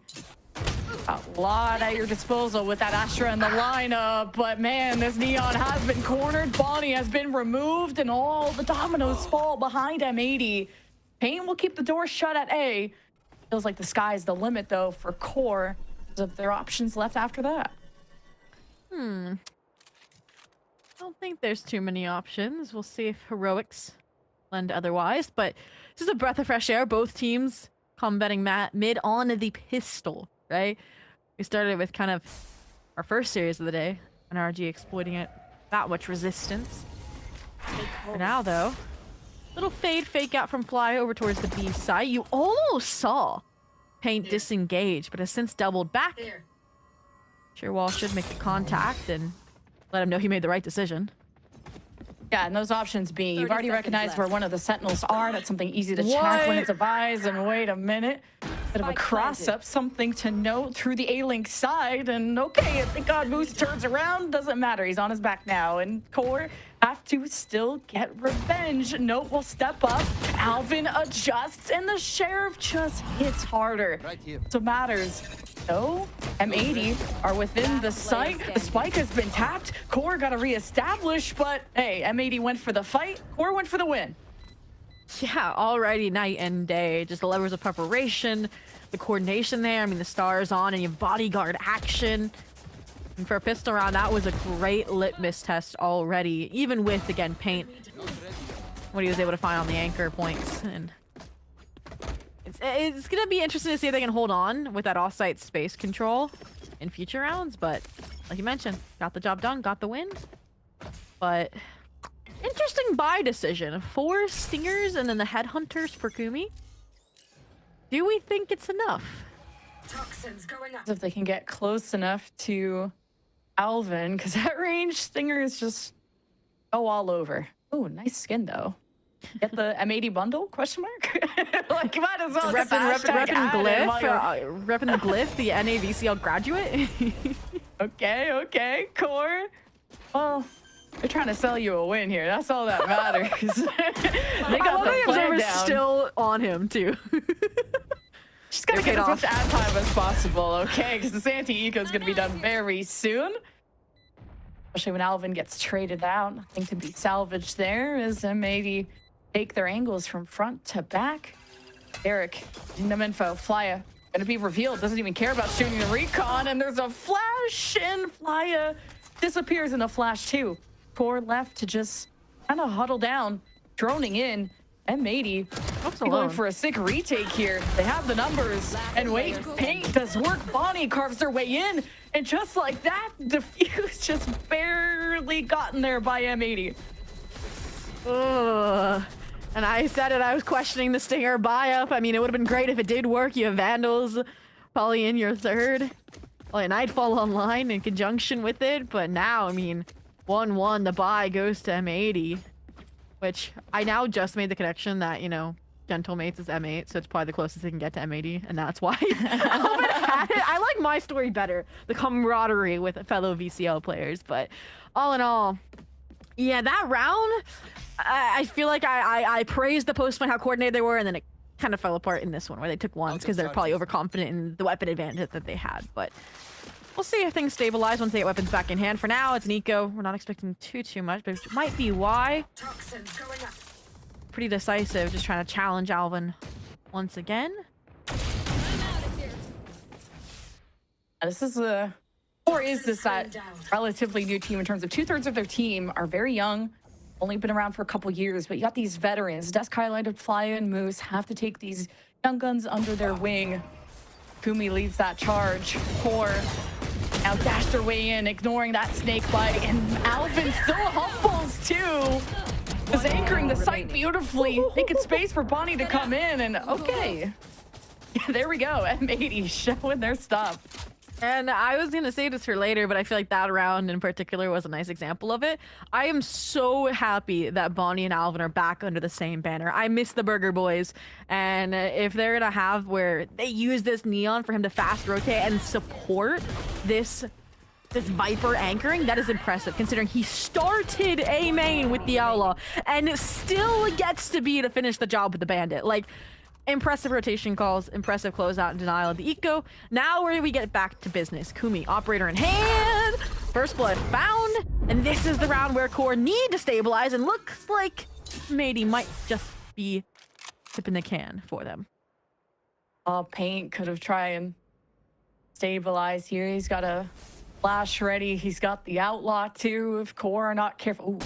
GMD, hello! Look at the spawn. You've been infiltrated by the enemy, and the spike is down. This is disastrous for QoR. I was about to say the bounce back looked great, but now the trampoline springs have been worn out unless Kumi can say relink the system, and GMD's on for the ace. Can't give it to him. I mean, it's 1v2. You don't want to throw this round after the dismal start to it. They have Spike. You know, yeah, and a lot of people's eyes are on GMD as this caller for M80, who brought a lot of success to TSM in the past, gets that ace. You know, he'll just have to cut around some of the stalling here, and he'll still get the clip. But I'm looking forward to seeing if he can bring that same TSM success to a team as stacked as M80. I think that that ace was directed towards Liz and that QoR prediction. Yeah, that's Mr.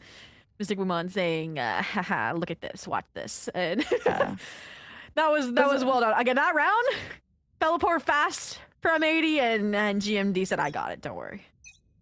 Yeah, what was this team called? GMD's Kittens or something? That's being disbanded very soon. QoR on a save. That means farming up orbs as best as they can. Fly with a Nightfall. This is a player I'm looking forward to seeing more, because on Split that I watched, feels like the fundamentals were falling through the cracks, but this is a team of mixed experience, so QoR have something to build off of. There's definitely the foundation, but like we've both talked about, there's silly mistakes that shouldn't be happening sometimes. Agreed. Might be a series of who makes less mistakes, right? Because both of them are newly formed rosters. But again, a balance of veterancy and new talent. You want to play across the board. Maybe might have just like, no, yeah, I'd say they're pretty even. But experience can get you anywhere if you can't lock in these rounds. And M80. Mid exploration off this owl drone. Kumi be under pressure here yet again. We're gonna get a paranoia, we're gonna get a outright duo fight, and we might, once the start cover fades. 30 seconds left. Such a stacked B site. Got Thorns, Viper Wall, Flash. Like, QoR have that Viper's Wall leverage here at A. They're gonna try and work through it. Bonnie slips past everyone. How does he live? He's going in for round 2. Bonnie is relentless. And maybe you should have a little bit of fear of re-peaking that. QoR of 8 seconds. Maybe the delay is all that matters. Spike down A. And it's just not possible anymore. I would get the plant after the round just to get the ult tour, but the Odin spray from Derek, the shock darts of Plenty will deny even that luxury. As MA to get up to 4. That round, I mean, I liked the group up, the rotation call. I'll agree. I don't want to say it was questionable just because of how much util was stacked on that B site. But I think that also just displayed the full trust that they had in Bonnie, and also GMD's ability just to pivot and paranoia to get him out of that position. Because again, a Neon doesn't have the luxury of a refract and a gate crash, right? All in all, okay. You can't win this round, QoR. Things are gonna get difficult. Cosmic Divide, Nightfall, Viper's Pit, the perfect recipe for success. Let's see it.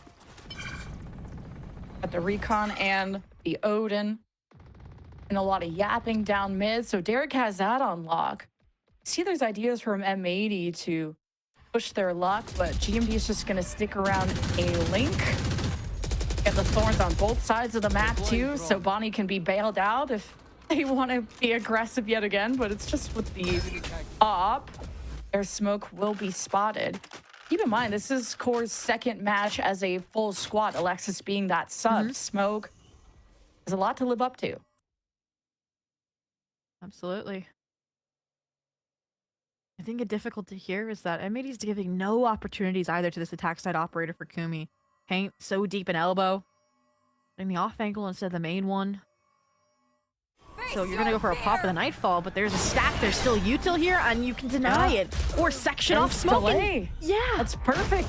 Yeah, you've gotten smoke away from the rest of the pack. And there's pings too, fly around the corner. Derek has been huge at giving them all that information. It's even M80 as a squad are now stacked, ready to greet Core if they want to re-hit. They're also waiting to see if Moose can get anything going on his lurk. That's the difficulty here, is you have Bonnie on the A line. You know you can't hit B. There's 15 seconds left. You know you can't rotate. And Moose just wasn't deep enough into the A line. Even though there was a slight gap that GMD had since remedied. So they just call for the save. I mean, 4 players saving, and the run goes to M80. In terms of having a close half, those odds are slipping, but it's not a terrible situation. If you don't look at the ults that were used. I take it back. Core, we've talked about how they have really interesting ideas from compositions to executions, but that strat book is still being written. Like we were kind of giggling about the veto on split, and that can be coming around on another map, but they go Core. What I did like about them strength-wise is these unexpected lurks in these places that can be hard to read. So expect the unexpected when facing Core, but so far M80 have really not let them develop in any kind of way. And it's 5-1. You'd be expecting a timeout, or you mentioned again developing strap up, but they don't have a coach on the side of Core either right now. So that may be another contributing factor, but for the time being, right place, right time once again. Paint is at the center of the action. Deeper wall, deeper thorns this time. Get this reposition information for GMD. Flash from Paint can allow them to fight in. Paint first to make contact. Already adapting to that new role beautifully. You got GMD. I can help assist with the steel garden. Kumi's just gonna fight through it. Core a bit lost in the sauce, and now to disengage after that steel garden. And Core just kind of like how they played against Evictus. If nothing is given to them, a really hard time to retaliate, find their own advantages. And I wish Kumi had that rendezvous up for that fight instead of deeper in main. Then it could have been a different story. But for now, I mean, you're still hitting an A site that's now stacked additionally with an Odin. It'd be a major surprise timing that flips the round, but now GMD has repositioned, so they have each other's backs. And left. Well, there's 30 seconds left. It's You are divided. this or fail. Cosmic Divide, they don't think anyone's within the site, and Core read that wrong. They still will just gun their way through all their problems. And note, in a 1 versus 2, can't even get the spike. Alvin was on watch. M80 just steps ahead of Core's plan. Yeah, so thorough right now, and honestly, even us being as omniscient as we are, hard to identify a gap. I feel like it's gotta be around this mid space, which since the pistol, we have not seen Core fight for and win. It has been these very passive Moose lurks that don't convert into anything, at least super early on, which is something you wanted to see with more of that boldness on the lurks. So I really want to see them abuse that space to some degree right now. Because again, it's fragile in the sense that it's just GMD there, which I can't even say it's just GMD because he's 8-4 right now. But like, if you're facing between an off, a Vice, or a Viper, I'd rather face the Omen, you know? Just playing chicken with a hail of bullets sounds mad sketch for Core, but it seems like their only option. And if it's not an Odin, it's GMD lurking around a Link. Core finds an angle. Hunter's free from Derek to supplement this lane. Dashing past all the action, smoke refracts out, and Core is kind of left to solo push this lane with, there we go, we have Core pushing through elbow as well. So it was painful, but it works out for Core. Yeah, I was thinking my strat wasn't going to work out when GMD got that first kill, but the trades from Smoke were good. The kill onto Paint was good as well from Node, and this looks like a pretty done-dusted round from the kill that fly just around to the Viper's pit on the ground. Chance for Derek to spam through with the Odin. Oh, and Flya. Oh, wow. Has all their bases covered.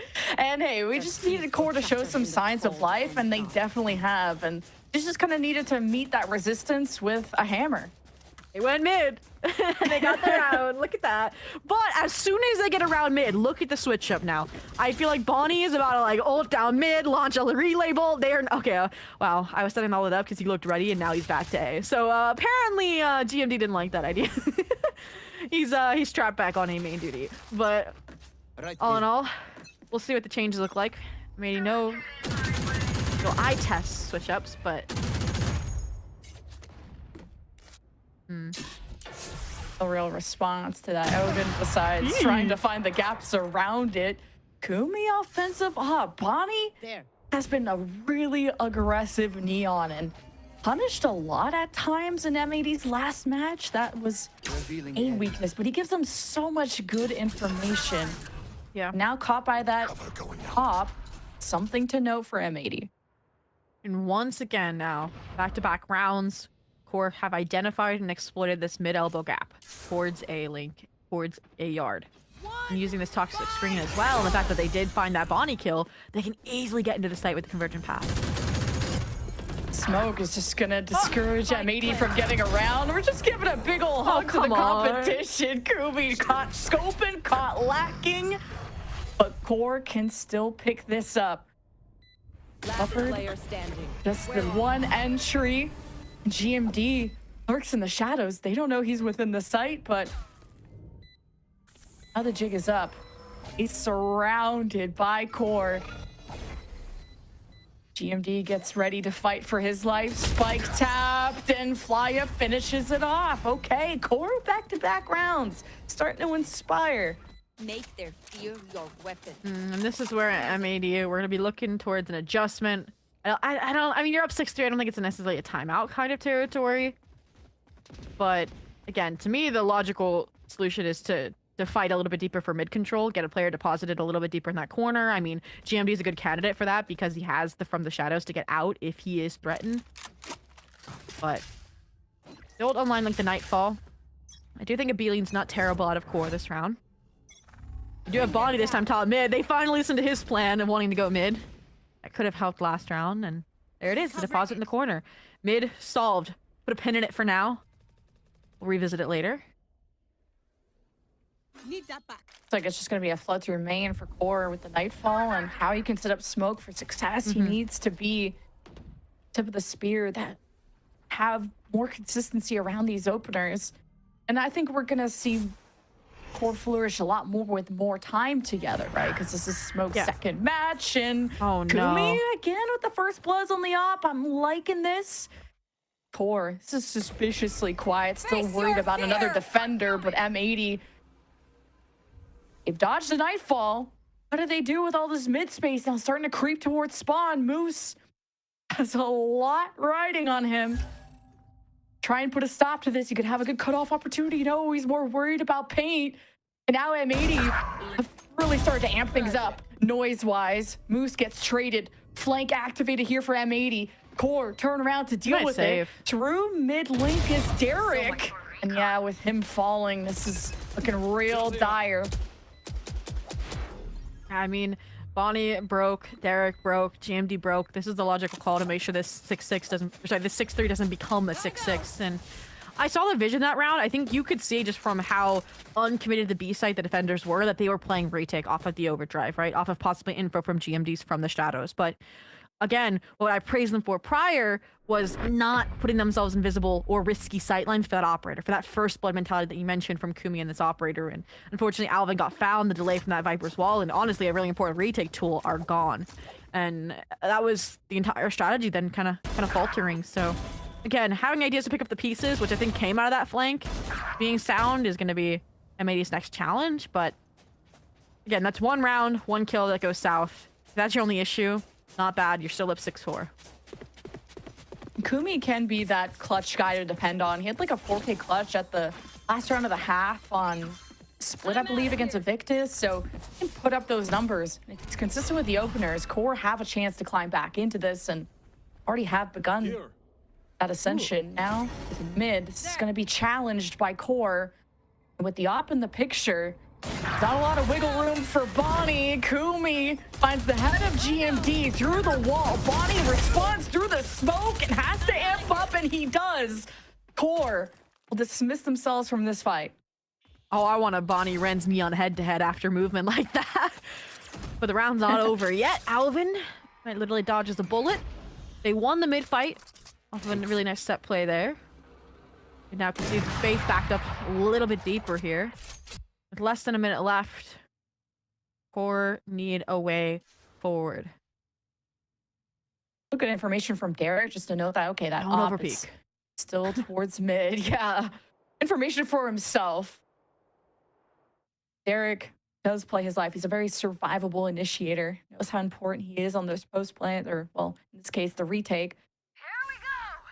That was that walk by happens. M80 starting to activate, and to keep them at bay is Moose and Kumi. And what a double from Moose and Kumi! Catches Bonnie slipping.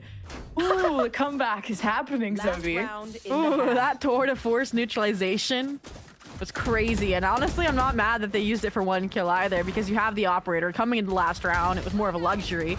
I mean, the mid fight was good, but we finally got that catastrophic Moose lurk as well, and that works.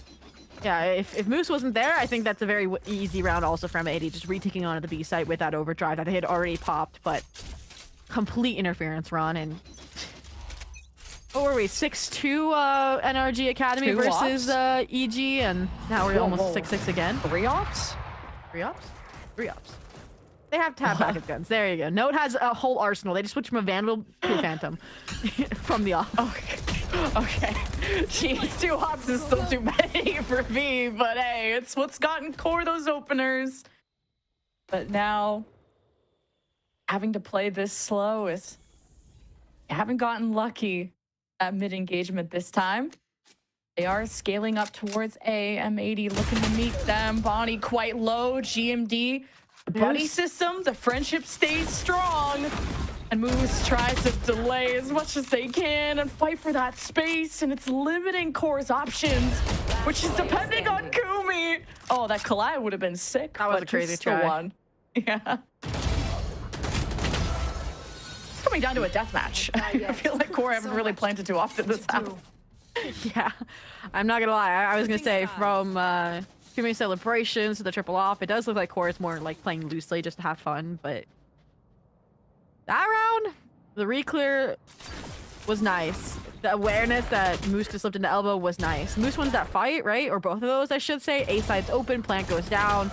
You have at least a 2v2, and yeah, they're putting pressures on individual players to get them these rounds. It's not a great look, but side swaps, I will say, when I watched Core in week 1 in that Sleepers Corode, I liked their defensive ideas and retake systems. It was just, again, some slight util coordination mistimings that would completely undo the execution of those plans. So that's what I'm going to be keeping an eye out on. The calling was good. We'll see if they can follow through. Yeah, it's an important note because that's when Alexis was playing and she was on KO, which definitely changes how you and Omen with approach this paranoia. map. Lots of differences. Just to go that close to Sleepers, who is a team that's impressing us, showed us that Core have a lot of potential, still perfecting their approach. Just no getting away from Bonnie. He's on the hunt. You got information within the site. Bonnie, the executioner, falls on his feet. And Alvin breaks open the site. A double. Smoke trying to respond. Alvin is as consistent as ever. Kumi can't sneak up and does not want to wait for Moose to get involved. Now 1v3 awaits him, and it's going to be a dead site when he gets there because M80 are swapping. Hey, maybe he can have a parting present, a sheriff for the 1v3, but all in all, yeah. It will be a very difficult situation. You'll have your wall for the retake, but that is about it. Snake bite, 30 seconds left. situational. Doesn't even Spike want the planted. sheriffs. The ghost, weapon of choice. We shall see. How many? All right, Lemon, Kiwi, channel your psychic abilities. How many does Moose get? I don't know. They're so stacked together. I'm gonna give it 2.5. 2.5. Let the I moose was be going loose. to go 1, but because they're stacked, I think I'm gonna go 0, which I usually don't. I usually give them at least 1. I'm hard coping, but Don't I fight think through maybe the Moose, wall. maybe 0. But maybe Moose just dies to spike here, and we're both wrong. Hey, I said 0. I said 0. Oh, okay. I thought like, yeah, maybe he just dies to actually taking a fight. Maybe he just dies to spike. Someone's gonna take him out. We're both wrong. We're both wrong. It's 1. This is why I always go for at least 1, and this time I didn't, and I'm sad because GMD had to tuck. No. He got his 1, okay? Got his 1. The moose isn't loose. He's like in a corral, and at least is given his own room to roam. But natural 8-5. selection comes for us all. They're herbivores too, bro. But 8-5 pistol run. M80 this time. But remember, second round was a stinger force that went catastrophically wrong. You can't even call it a stinger force. It was just a stinger choice buy for core that went wrong. It's now a more traditional second round buy coming out from M80 who don't want to make the same mistake. Defensive wall coming down, seeing if Playa can spot anything in mid. He's gonna maybe encounter Bonnie, who's taking some pot shots through the wall using the Marshall after probably spotting Playa's haircut, trying to give him another, but still good information for him to work off of. And this is interesting, and I think really good call from Core this round. Do you see this Viper wall that's like very uncharacteristically directly towards elbow? I think that was like an all indicator, like this felt like it was going to be an early A lean. And that's why they started re-clearing elbow, that duo. And then they also had the entire squad rotate over. But M80, when they were stacked in A main, Spidey senses tingling, hair standing, decided elsewhere. Challenge top mid, go towards yard instead. It's still going to be a dangerous feat to break into this A fortress, but we'll see if Bonnie can do it. Double up, wide swing from Fly, now within the smoke. Oh, close one against Bonnie. Moose gets the finish. Snake bite within the smoke, and Smoke and no-go farming. Wow, an absolute collapse on M80's anti-eco. Thrifty possibility, and Core pull it off. Wow, second round thrifty for second round thrifty. And again, I think that was a brilliant call from Core. And then finally the coordination synced up with the plan and the results follow suit. Moose, that snake bite was everything. I mean, the first shot was nice. The trade was nice, but that vulnerability is what allowed that full stop collapse and this multi-kill from Node and Smoke. So there we go. Wow, the right click RNG favors Core. 8-6, 2 rounds now separating. Money broken, so it should be 1. They're leading A again on the M80 side. Same wall. A little bit faster pace. Outlaw from Smoke do work. Oh, not the kneecap on Bonnie, but the head on Alvin. Node is really showing up too as an ultimate anchor, really building up those walls brick by brick on A. They saw GMD, 100%. Oh, it's time to hide away. Oh, Kumi? I was like, Kumi, you should know he was there. Moose should have calmed down. But flawless round, there it is.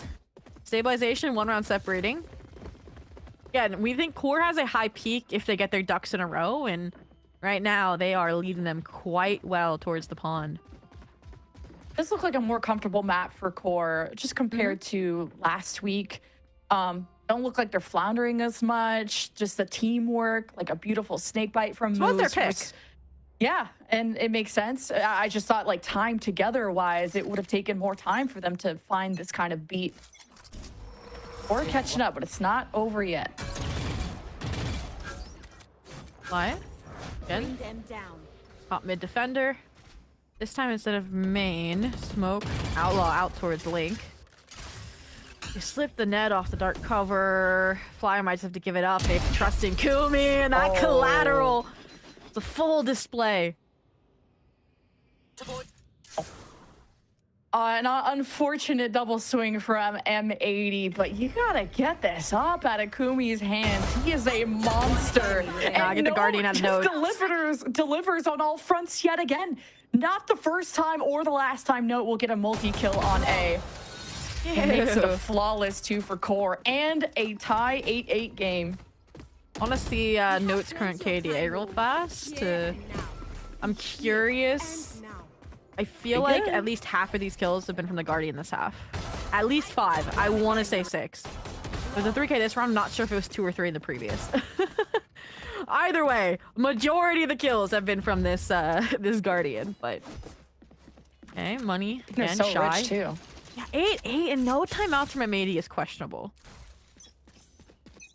That's concerning. But this round they have a plan. They have an idea. They have a hope, a dream of stingers into the B site fast. But you mentioned they had to get by the operator and his trademark. And hey, one way to get by is to TP past it. GMD, it does ticketbook Moose, checks it, so no flank opportunity. Really diminishing the win condition here for M80, but hey, the flash gets them on the site. Moose hoping to pluck them from it. Can't deny the plan, but is gonna dwindle Derek down to his last hopes and dreams. It's the core retake. Any kind of economical damage would be huge here for M80. Derek doing a decent job. He got Moose, but that's the only kill M80 got. So core from what, a 1-6 deficit are now leading 9-8. Wow. Hey, I mean, AG also won map 1 with a similar style comeback. We might be headed towards that similar conclusion, but that round felt like some also unfortunate conclusions to the eco wins that M80 was finding. Like, Bonnie was in a great position. 3 players about to fly out of elbow, and then he's out of bullets and has to reload. His position is exposed. But this is the big round, and again, it pains me that we haven't had a timeout just to talk about it, think about it. It might not be your map pick, but it's one you could have won. You're M80 right now. Okay. Hey, man. Challenging Note. Not a terrible idea, but he's gotten many multi-kills. There just doesn't seem to be a weak site. Like, you're worried about mid or B with that op. Note and Moose have been relentless on A. It's not an easy choice to make for M80, but Bonnie's gonna try and make the space. He's amping up, and there is Smoke getting activated, and Note will enable him. But now Smoke is all on his own, and M80 just death ball in, and it works out. Yep, that Hunter's Fury perfect for neutralizing what was a really well-timed and well-placed convergent pass from Smoke. That's again why the desk was hyping him up, just impact and kill-wise. And just like that, the save's been called, right? The operator too core to this defense. Moose free to go searching since they're a little bit rich. But I've noticed something, and I don't know if M80's noticed it yet, or if this round they just didn't care. But as soon as they make contact, either A main or think that they've lost mid space, you'll see the players from core just back up on the A site, right? Unless it's like an eco versus weapons, and then Note just takes the fight and wins. They're respecting them. Like, they don't want to take the yard. They don't want to take the main fight. They don't want to play disconnected. And I feel like that also is a bit of a change from last week, or sorry, from week 1. So that's become a problem, I'll say, and I think the Hunter Fury dealt with it quite well on M80's side. Just that additional layer of core, not saving. They could have challenged that even though they were rich, but it's also the ult orbs. Like, you have another ult cycle coming up for M80. Yeah. Steel Garden, Pit is up. Bonnie could have farmed up to the ult, so I like that save also because of trying to deny some of these ults. You got to make M80 work for it. 100%. And now, similar A side setup, similar mid setup. The difference now is this coordination between Kumi and Moose to get on a little bit deeper of a line. And my expectation is if no contact's made, he might even go a little bit deeper for the time being, once again. Similar to what Core was able to figure out last half on their attack, and M80's realized how weak mid is. And this is the difference. Instead of hunkering down on the site, this duo, Melee and Astra, have grouped up to tuck towards elbow. And compared to what we've seen before from M80, like, they've really tightened up how they're supporting Bonnie. It's not just solo and doing all these fakes. Like, this is a united team. And look at that bait and switch. Bonnie nopes out. Derek picks up the kills. They plan. It's another day at the office for M80. Gonna be a long day at the office if they don't have these cleaner rounds, because Core have managed to catch up after M80 putting on a show in that first half until Core caught up. This is where Core are gonna have that same question and need to come up with a solution that M80 solved, right? If you remember, there was that one time where I'm like, I really want to see them challenge this mid space and like deposit a player. I have that same kind of advice, I think, right now for Core. Because that's now, again, multiple rounds we've seen them just walk up through elbow uncontested. And I do think... I was actually ironically going to say, you might be able to trust in Kumi. Post him with the operator in A-Link, in elbow, right? Like, put him there. Switch the sentinels around. Trust in Moose to anchor the B site. Or have your duelist be the one over towards B. I need to see some sort of reshuffling. And this also goes back to not having a coach, maybe not having the deepest strat book. They had to make that call up on the fly, right? And Flya seems to have made just that. Kumi's over here this time. Kumi's having to flex around too, because last time they played Corode, you know, it was with Alexis. Kumi was the one on Waylay, and obviously Smoke wasn't there. So already some adjustments, and Kumi went from being that aggressive Waylay to now being one that stands back, looks for those picks, and is delivering most of the time. Right here.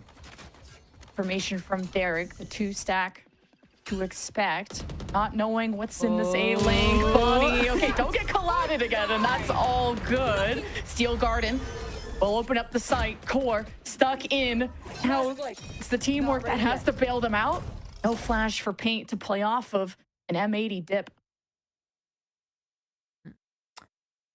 Good call. They've gotten a free B site if they can recognize Moose here, and there's fortunate time that Moose didn't trip the sheer wall either, but this is Alvin on the other hand. Thoroughness. His middle name, there it is. Kill found. It would have been eventual crunch anyways, but extra ounce of security here. Flya. Has Yoden maybe could provide some covering fire from heaven, see if he gets a lucky shot, but otherwise I really need him to just wait. Han's back online, the teammates are rotating. We'll see what the retake looks like off of this Cosmic Divide. On could be big here. Where are Also, Derek will sit in main as that extra layer to swing if Core start to reveal themselves on the site. Cosmic Divide from No to try and seal off the spike from the pit. And the smoke is on the defuse. M80 have to respond. They don't know what's happening until it's too late. You can't hold that with a Giga Brain play. Oh no! I mean, I said it. Play the retake with numbers. Play with the Cosmic Divide. And they have good plans. It was the execution, and the execution right now is crisp. That blade is sharp, and that retake was clean. Both teams now on double digits. M80 finally shaken up enough. The timeout will come fizzling out of the can, and whew. All right. Mid's no longer working. Kumi's on elbow. You went mid to B. It looked good. The post plant fell apart. So what do you do? What do you do? Question, because that last round was chaotic. Was the spike covered by the pit? I don't think so. Because I remember Paint pushing out of the pit to fight them in mid hut. So I don't think it was. I think it was more on the link. It was more on B link and backside. That might be like a mistake there from Alvin, you would think. I mean, I don't know. I don't think it was a mistake. I think they just thought they were coming through mid for the retake, and instead it was 4 players through elbow and heaven. Need a drop. So, either way, I think. Either way. Yeah, and then that was the start from Core, I guess. Yeah, no, I agree. Beautiful use of the Astral Wall.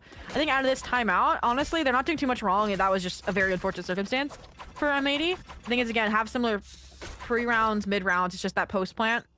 How they address it. Do they want to take deep space? Do they want to send Bonnie forward? Because just passively sitting on the site has not worked, Viper spit or not. Oh. Thing on that Odin. Good to know. Prowler too, still marking M80 mid. We finally have enough money to like buy it up, to have something to say about this, and Flya gets punished. This is interesting. Smoke very committed to this A-link position, right? No refract towards yard, towards A. They have full trust in Kumi to anchor a main. And they shouldn't have this round. That might be what calls for the final A split, but Smoke could complicate everything. A-link. Oh. Good check from GMD. Smoke could have had some crazy timing if M80 kept committing, and if anything, Smoke dying has now inspired M80 to hit the site even harder. Note's got a lot riding on him, and here comes Bonnie dancing on his body here very soon. Note tried to adjust, but man, M80 is celebrating early. I mean, A for effort, Bonnie, and helping Alvin out with that relay ball. He still got the kill in his defense, but shows again the forward thinking there. I think that was my biggest concern on if that round was going to go and get locked in for M80 was Note going to get another masterful like anchor multi-kill, right? And that Util, again, overwhelmed, panicked. And now M80 take the lead back after nice timeout turnaround. Another save from the core side, this time with no operator in Moose's inventory.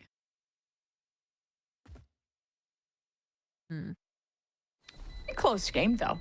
This has been really entertaining. I think just like experience-wise, like names on paper, and just how last week sort of broke down. Core have really done the work to kind of iron out some of the kinks, I guess, and to make this a really close match against a team we all kind of considered a big super team. Ooh, number one, timeout now. Interesting. I mean, they have a buy. They'll probably be. They're not even broke after this. I don't know how Moose has that much money after saving, but I think this is the core we expected to see. I think from the start of the split, right? And it's still early, right? We're only in week 3, but again, I think whether it's sleepers are getting underestimated as sleepers, or if it was again having a sub so people were off roll, this is good. And why? Honestly, when we were coming into the day, I was like, I could see either of these being swept 2-0s. I could see them both being 3 mappers, and again, it's whatever form these teams were in coming into the match today. And right now, whew, blow for blow. Yeah, Core just have to be careful in mid, because now they're not just like the uber rich team that can just buy ops, 2 ops and an Odin and whatever they want to just rain down hell on mid. There's M80 buying op, and they even need an Odin actually to punish Flyer. I think it was Fly in mid, so Core have to be more careful on how they push through A-Link as well, because M80 are not really giving you too many gaps to exploit. Yeah, again, they made the defensive switch up we wanted to see for Core. Now M80 just feel like they're disrespecting that swap up, right? They're challenging outright Kumi, they're challenging outright Smoke and winning those engagements, so. Will they win them every time? That's the question, right? Kumi now has upgraded, for example, to the Tour de Force. Smoke just got an unfortunate ADS moment. They might not get that luxury again, hence the exploration elsewhere. Flya, not top mid this time, has left a major gap here. Look at where Bonnie is. Yeah, just how Bonnie got there. Yeah, and just how Bonnie got there is such a Bonnie thing. Like, puts walls up, just slides into GMD's smoke. Like, Bonnie won't make that space. Whether he lives after it is up to interpretation. Sometimes he opens up, sometimes not so much. They live and die by the Bonnie, and now could be getting a surprise on Flya while the rest start to leverage up that Viper's wall there from Alvin. This is nice. I love this fake. You have a deep deposit of Bonnie to catch the rotates if they try to re-clear mid space. Again, the one crux of the issue would be Kumi. And he might just get smoked off yard from that toxic screen you mentioned. Ooh, he didn't. He's gone. Got the kill. You go back B? You go back B? You go back B? After what Bonnie just did, oh he's leaving corpses behind. Core cuts them off in mid, and that gets the spike down. Wait, the plan has been unraveled. Oh no. Oh no.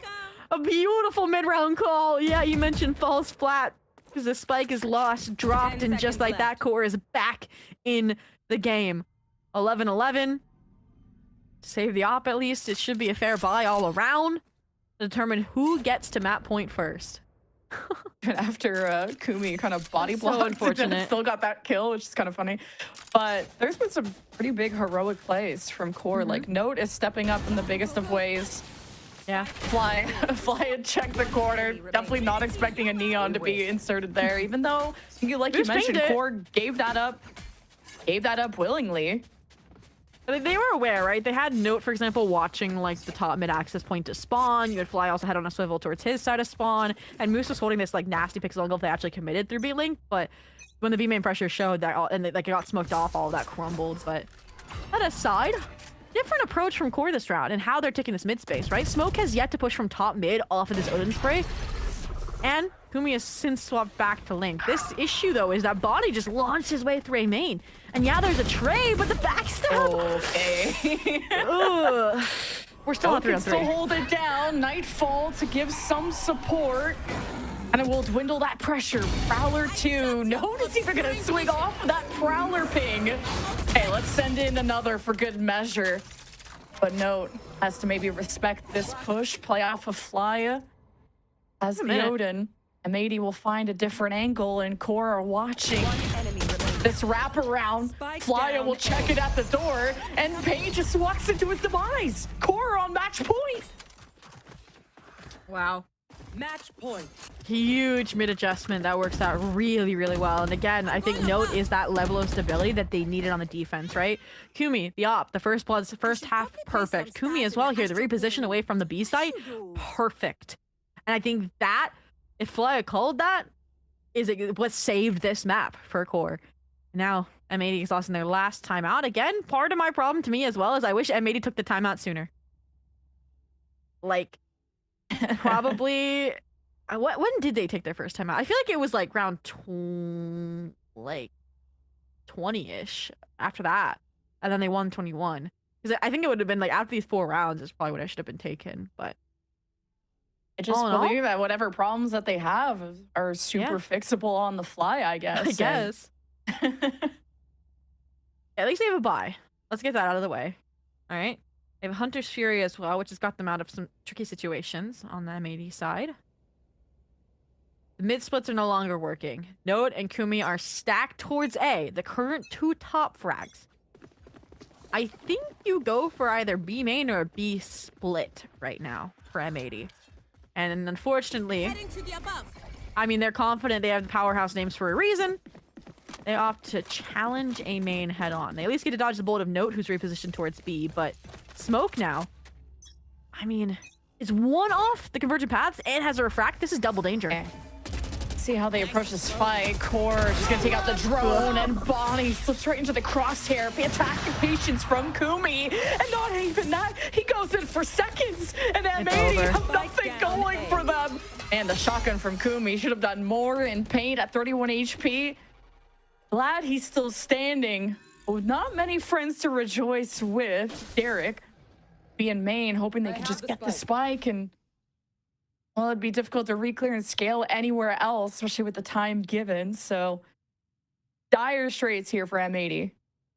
Have painted a little bit more HP, maybe. But he will get at least a fair fight. Both at 31 HP, but the wide swing doesn't serve him well. Derek now, on a pedestal from the desk, asked to clutch a 1v3. I mean, ping down, sees down, getting surrounded with each passing second. Ability's dropping fast. You get like a pseudo timeout because you get to just talk about it. Because I'm surprised like Flya didn't want to play off of his own util there. 30 seconds left. Especially with that decay. Here's no. There we go. 13-11. Core. I don't even know if you want to call it an upset, but it sure is surprising. What a turnaround after week 1 or last week. I mean, this map, they made comp changes. They got back on their roles, like you mentioned, from Alexis subbing in. The calling from both of these teams was so nice, too. There's just a few rounds where you look at kills or rounds that didn't go your way. For example, the one round where they had the Viper spit on B, and the Cosmic Divide round comes through. That could have made a big difference between you stealing this map away, and we still have to circle back to that fact. This was Core's map pick anyways, so it would have been a luxury for him maybe to win to a certain degree. And yeah, the comeback from being down 1 to 6, so impressive from Core. Like, everyone is looking good. Kumi so good with these openers and the op, and eventually M80 got an economy to try it up on their own and to try and support Bonnie and to just not have to have so many ecos. But M80 just almost caught up until they didn't. The timeout wasn't enough, but maybe this next map pick will be. Pearl is coming up next. That's M80's part on the menu. We'll see what happens after this.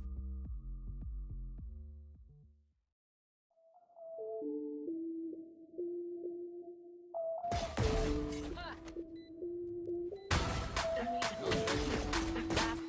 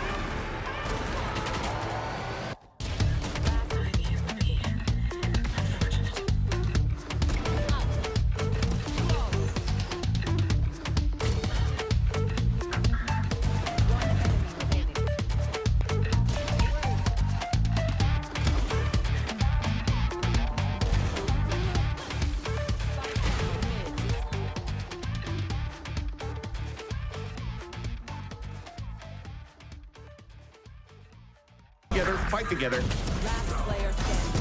Exactly what Core needs. Delivering as the anchor. Odin's fan early. Through the smoke and off we go. Envy trying to get his class around this time though.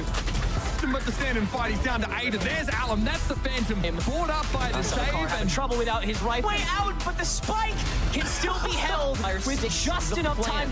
And isn't by that bite act done. Early drop down and Ange catches all of it from hell.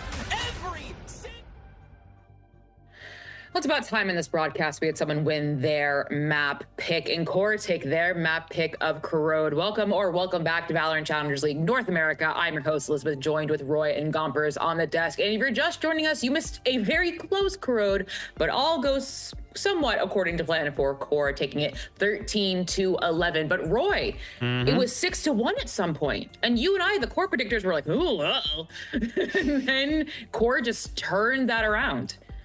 I'm not gonna lie, I was about to jump ship. I was like, oh my god, we just look bad at this point. It's not even funny anymore. Like this is bad. You win the pistol. I'm feeling confident. Like, all right, they look great. The double sheriff buy, like everything's looking fantastic. Then the thrifty comes in. Nah, FF/FF, that's tough. But yeah, they managed to turn it around, and what looked like a sweeping first half as well for M80 became a 7-5. From there, they won the pistol. It was looking so grim for us Core predictors. And then the counter thrifty comes in. Things turn around, and they just had a lights out defensive half. Yeah, it's funny because like little hiccups, like you know, there were circumstances where timing really wasn't on the M80 side. Even then, just like wrong decisions being made. You know, that really led them astray. And it's crazy too, because in the beginning we did get to see Derek with the Odin, and I felt like that really did control the map and instilled a lot of fear in Core. And then Kumi started to pick it up with the op, and then from there, I feel like, you know, everyone else started to realize this is not that hard of a game. And as they started to kind of like go a little bit more into their defensive half, then it really meshed well, obviously, because that's just where they're most comfortable at. I think a coworker, Roy, of mine once said, "You get shot, you die" in this game, and that's certainly what happened towards the end. People were shooting.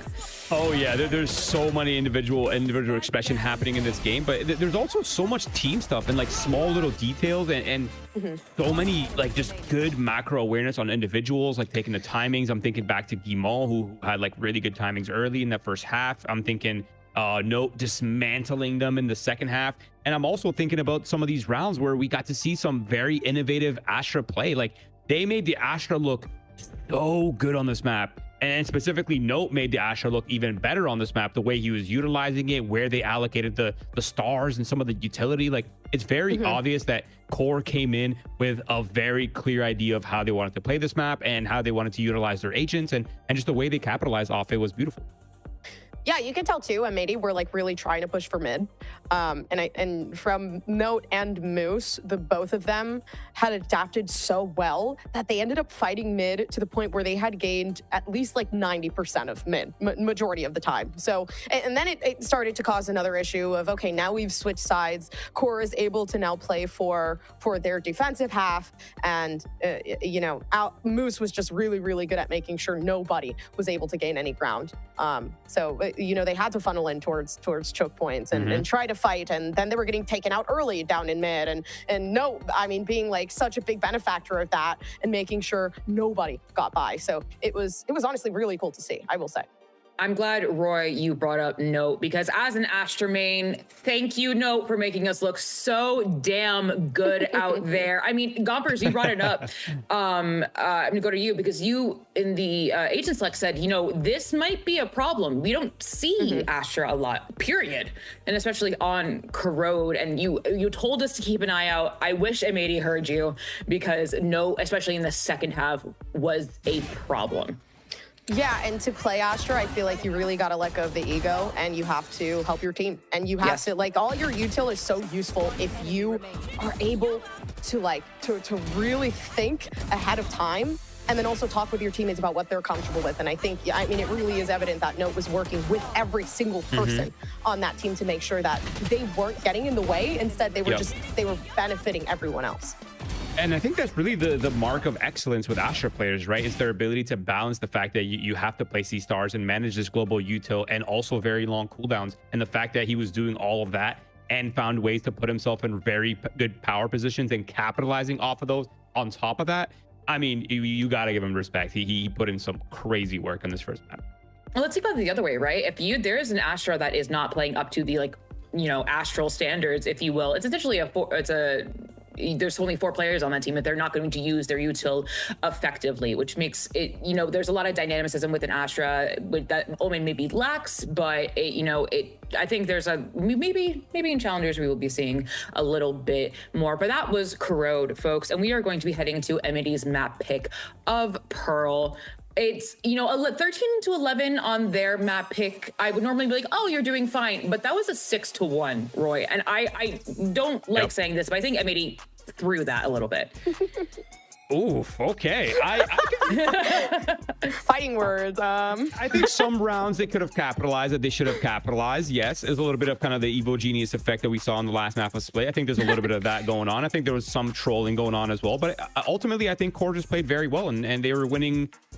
They're expressing themselves better in a lot of the situations that mattered. So I feel like Core kind of deserved that win. It was well earned. But now we're going into Pearl. Now this is where things get very interesting, because we've only seen this M80 roster play that map one time, and it was against Evictix, and it looked, at least on paper, like one of their best maps. It's their go-to. The roles make sense. Everyone gets to shine, and you get to see Paint on the KO, who put in some crazy defense powers.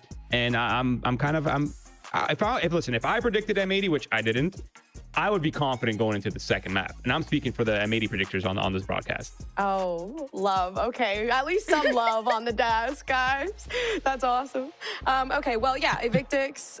They actually, it's funny because M80 and Core actually both played Evictix on this map. To which Evictix, man, they gotta finish up their Pearl and fix something, because it seems like they both lost. They lost to both of them. So, but I will say, I think it's quite interesting. Obviously, we do get to see Astra potentially being brought up by M80 this time, and that kind of leads into the whole egotistical thing of like making sure that you are not really playing for yourself, but more so playing for the team. And I mean, in comparison, Note just has my heart in that regard. I'm honestly impressed. Listen, I'm still a M80 believer, like through and through, but that was like a very, very impressive. Before we get into Agent Select, Roy, I want to bring up something that you just brought up, was Paint on that KO. If you've been watching Challengers for a while, that is not an agent you're used to seeing Paint on. But I think, I remember being pretty taken aback. Yes, and so just kind of like now, you know, Paint on that KO. I would love for you to kind of like switch sides for a second and talk about kind of like the greatness that is M80's Paint on that KO, which we don't see a lot. And to also, as a point, the best KO in the world arguably is Nismo, and that is his coach.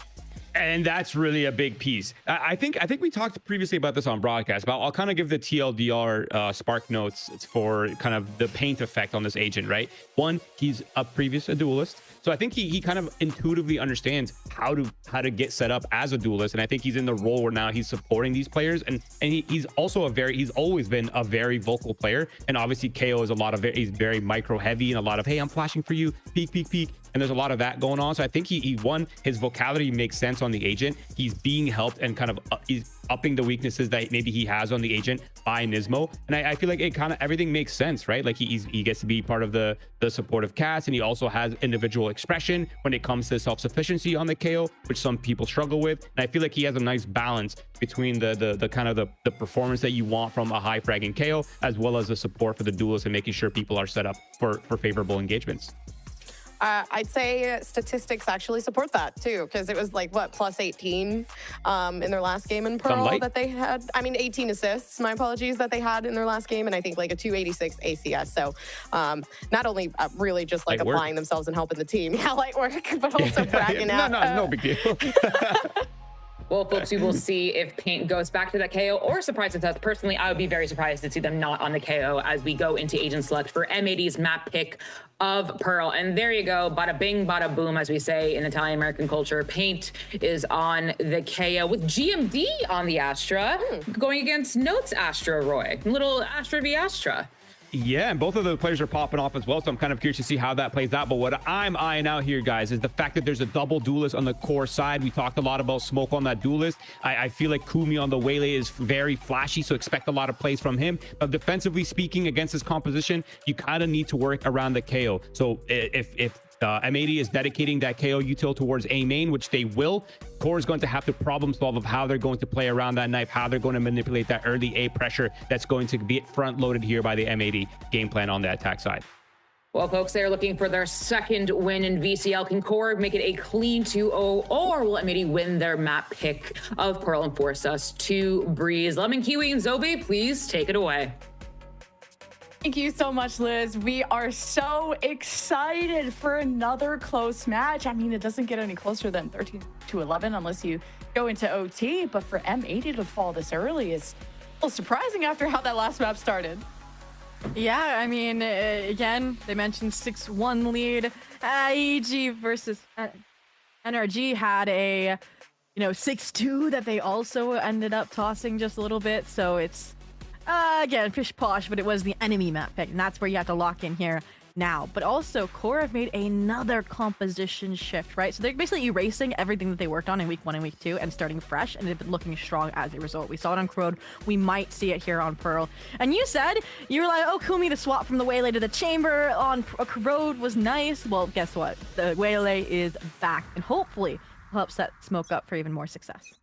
Another playstyle change to have to go from falling back with the op and playing for picks and teleporting out to now you're getting active, you're getting in their face. Well, at least it will be M80 that'll have to do that first, just with that one duelist. But that front-loaded pressure that the desk was talking about is important off with pain and bodies at 80 HP. Finally traded.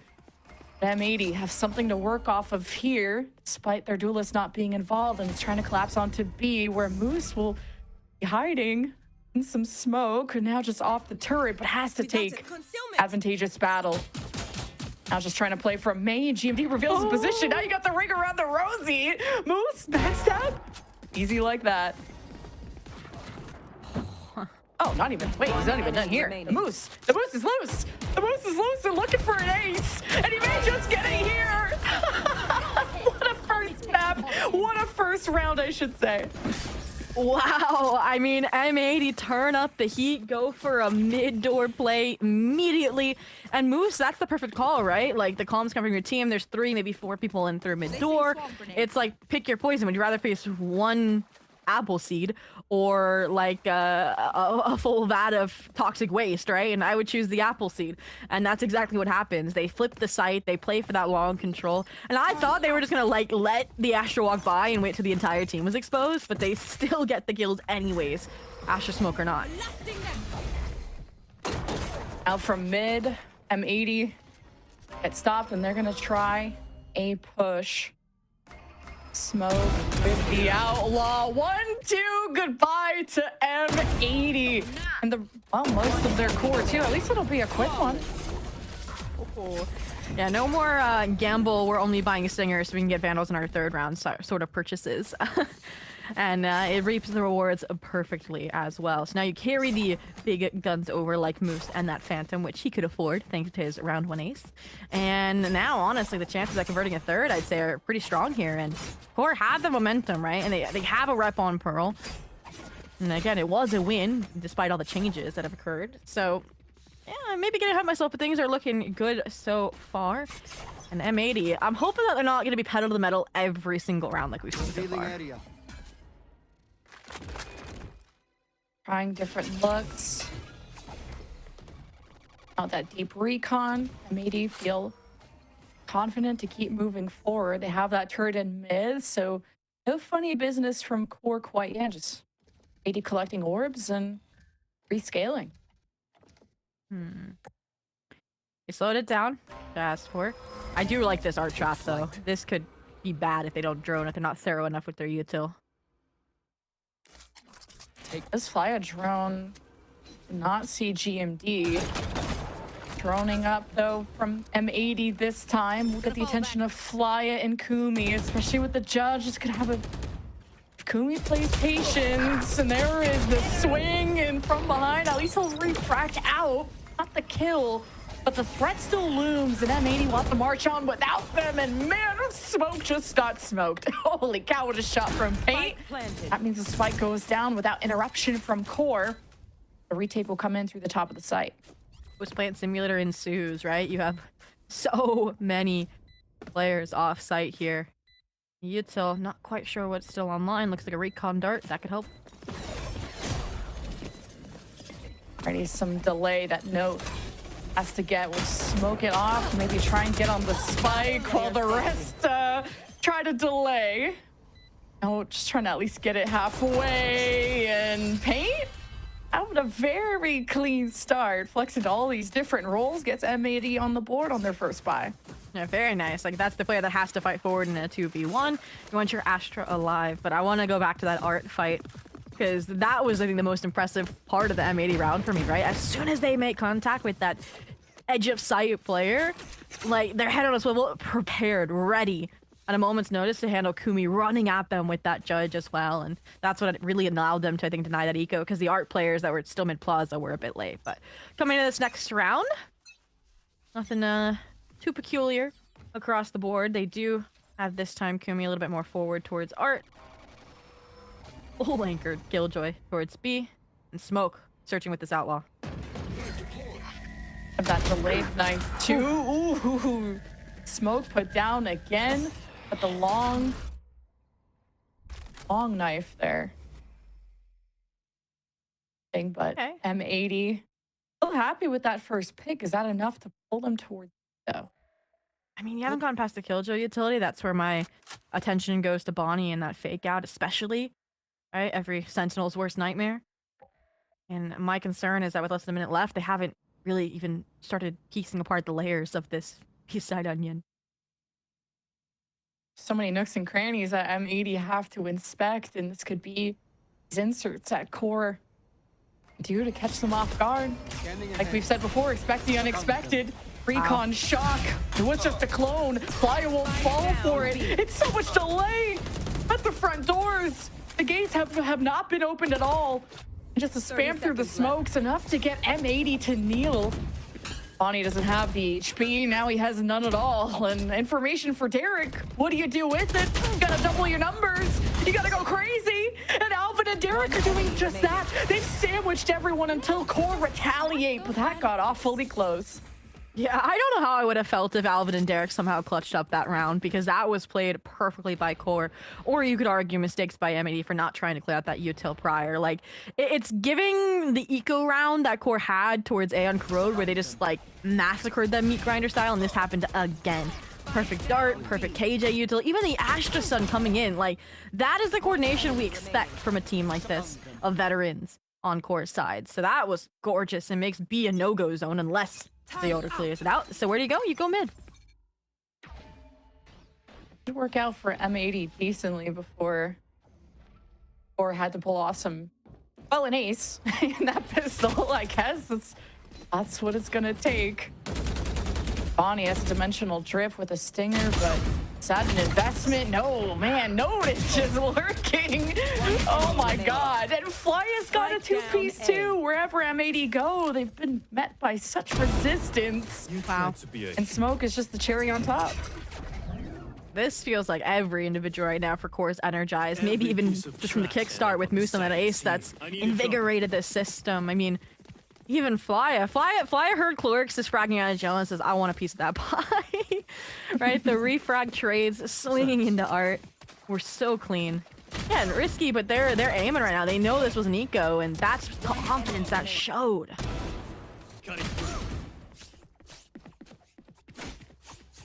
M80 starting to at least take note of these positions and kind of be more ready for them.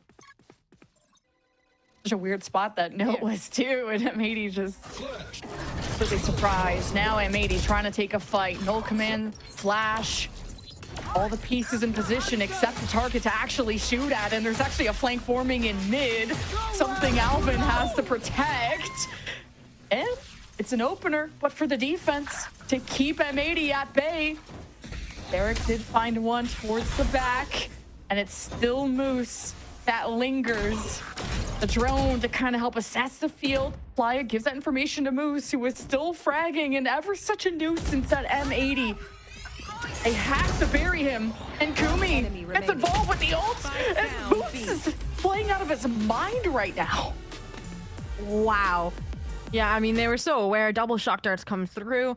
And Moose's presence itself, even without him swinging, is what secures that round, right? Because if Moose swings, dies, you get the res onto Paint. That's a 3v3 with sight. Yeah, you would have had probably the retake with the convergent paths anyways. That could have flipped things back for Core, but that's, again, a gamble versus a surefire way to win the round. And yeah, I mean, being down 5-1 on your map pick is not great. And yeah, they definitely look like a crab lost scuttling in the sand. So, I mean, like, they're changing these every round to round, too. So I'm like, versus like on Corode where we're like, okay, there's a pretty like obvious change that we want to see and then they implemented it. Here, I'm not quite sure I have the solution yet, right? The B splits aren't working.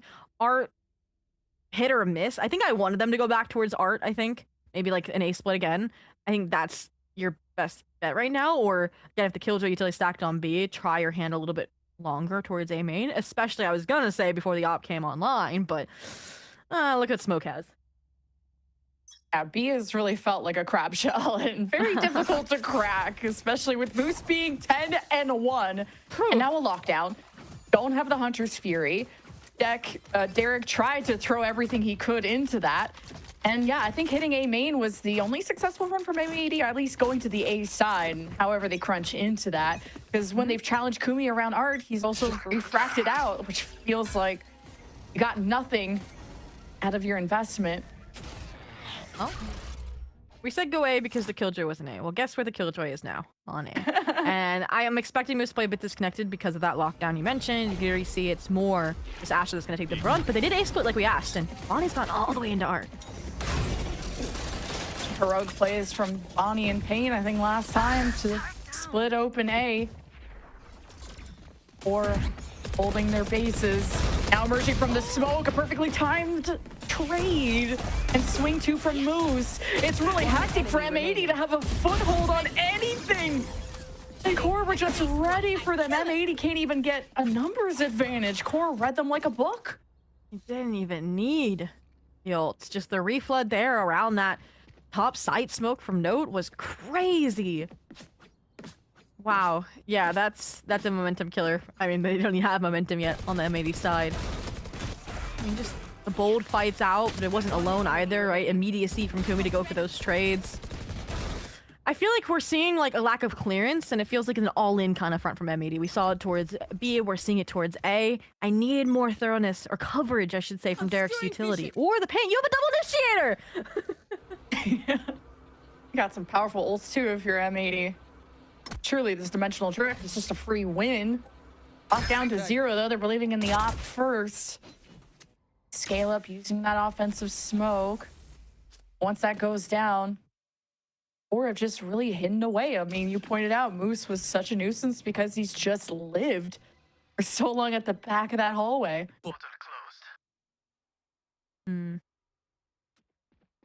I like this. Lightning doesn't strike twice. The Killjoy doesn't play A twice, right? They made a timeout. They were going to make a change. That's the obvious solution on the Core side. So going back towards an A split, I do like.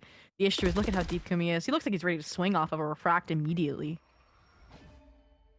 And Kumi can just get so much information, get out of dodge. Who's next? How quick can M80 snap their fingers? Here's the whole team. Kumi, surprise, Paint will continue on. And M80 will rally towards A. Smoke, it's all the way over here with the op too. Nope. 30 seconds. It's a cosmic divide, but I think they just want to fight fire with fire. And Smoke tries to dissipate, and he's found. There is the lockdown right in Core's face, and Note will not be able to escape. This is really cooked. Oh, it just destroys it. Well, doesn't matter. M80 finally get one going. Yeah, that's what I said. Doesn't have to escape, but they know exactly where he is. The side anchor finally is lifted out of the waves, but yeah. I think they've cracked the nut that as long as the Killjoy isn't A, like the A split is pretty easy to make happen. And it was just unfortunate, a lot of head-on fights not going their way, right? Kumi falls, Smoke misses a shot, etc., etc. And that's what led to the A site finally collapsing. And that's where we'll look for the alternative to come from these ultimates that they have stockpiled on the side of Core with that lockdown, with that dimensional drift. But for the time being, it looks like a different plan, and I love this adjustment immediately from Core. They lost around, what do? They're fighting into A main. Paint got some information off that knife too, so they're gonna Expect that. Watch for the push, and Bonnie still has the op to play around. Kind of an awkward spot to try and shoot through, and the drone shot down, so some mid presence for Corode. No.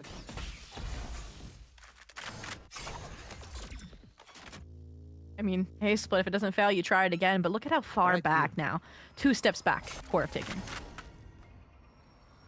80 running up towards a main, but no information on the site. And Flya puts down 2. The smoke splits them up. A good flash, a good response from Bonnie. And smoke doesn't even let them continue on. The spike is down at arm's reach of QoR. And it's just Derek against the world is what it feels like. And this A site has felt like the best chance for M80. And they've had the ults and then just not working out. 30 seconds left. Derek can clutch though. At a 1v3, now it's a bit easier. Kumi's also injured. Smart. Ooh, you didn't commit to it? QoR just like ghosts. It's so hard to find them, and Moose pops out at the perfect time. Derek was expecting a swing out as soon as he tried to plant the spike, and time was running out. Really good patience from QoR.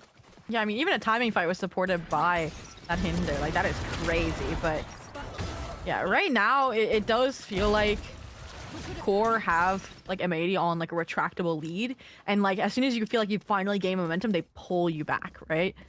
Like M80 got around on the A side, the adjustment comes immediately. Back up or fight A main, right? 0 point spoiled that. It had connector control. So again, adjustments round around are peaked right now for QoR. And M80, exhausted of options, feel like they have to go back B. They have to now challenge Moose and hope that the ace stamina has fizzled out. Eric just kind of biding his time until M80 worked their way down mid. QoR, okay, giving up that space. It's retaking it that they're so good at. We'll fall for the clone. The re-swing is so good for QoR.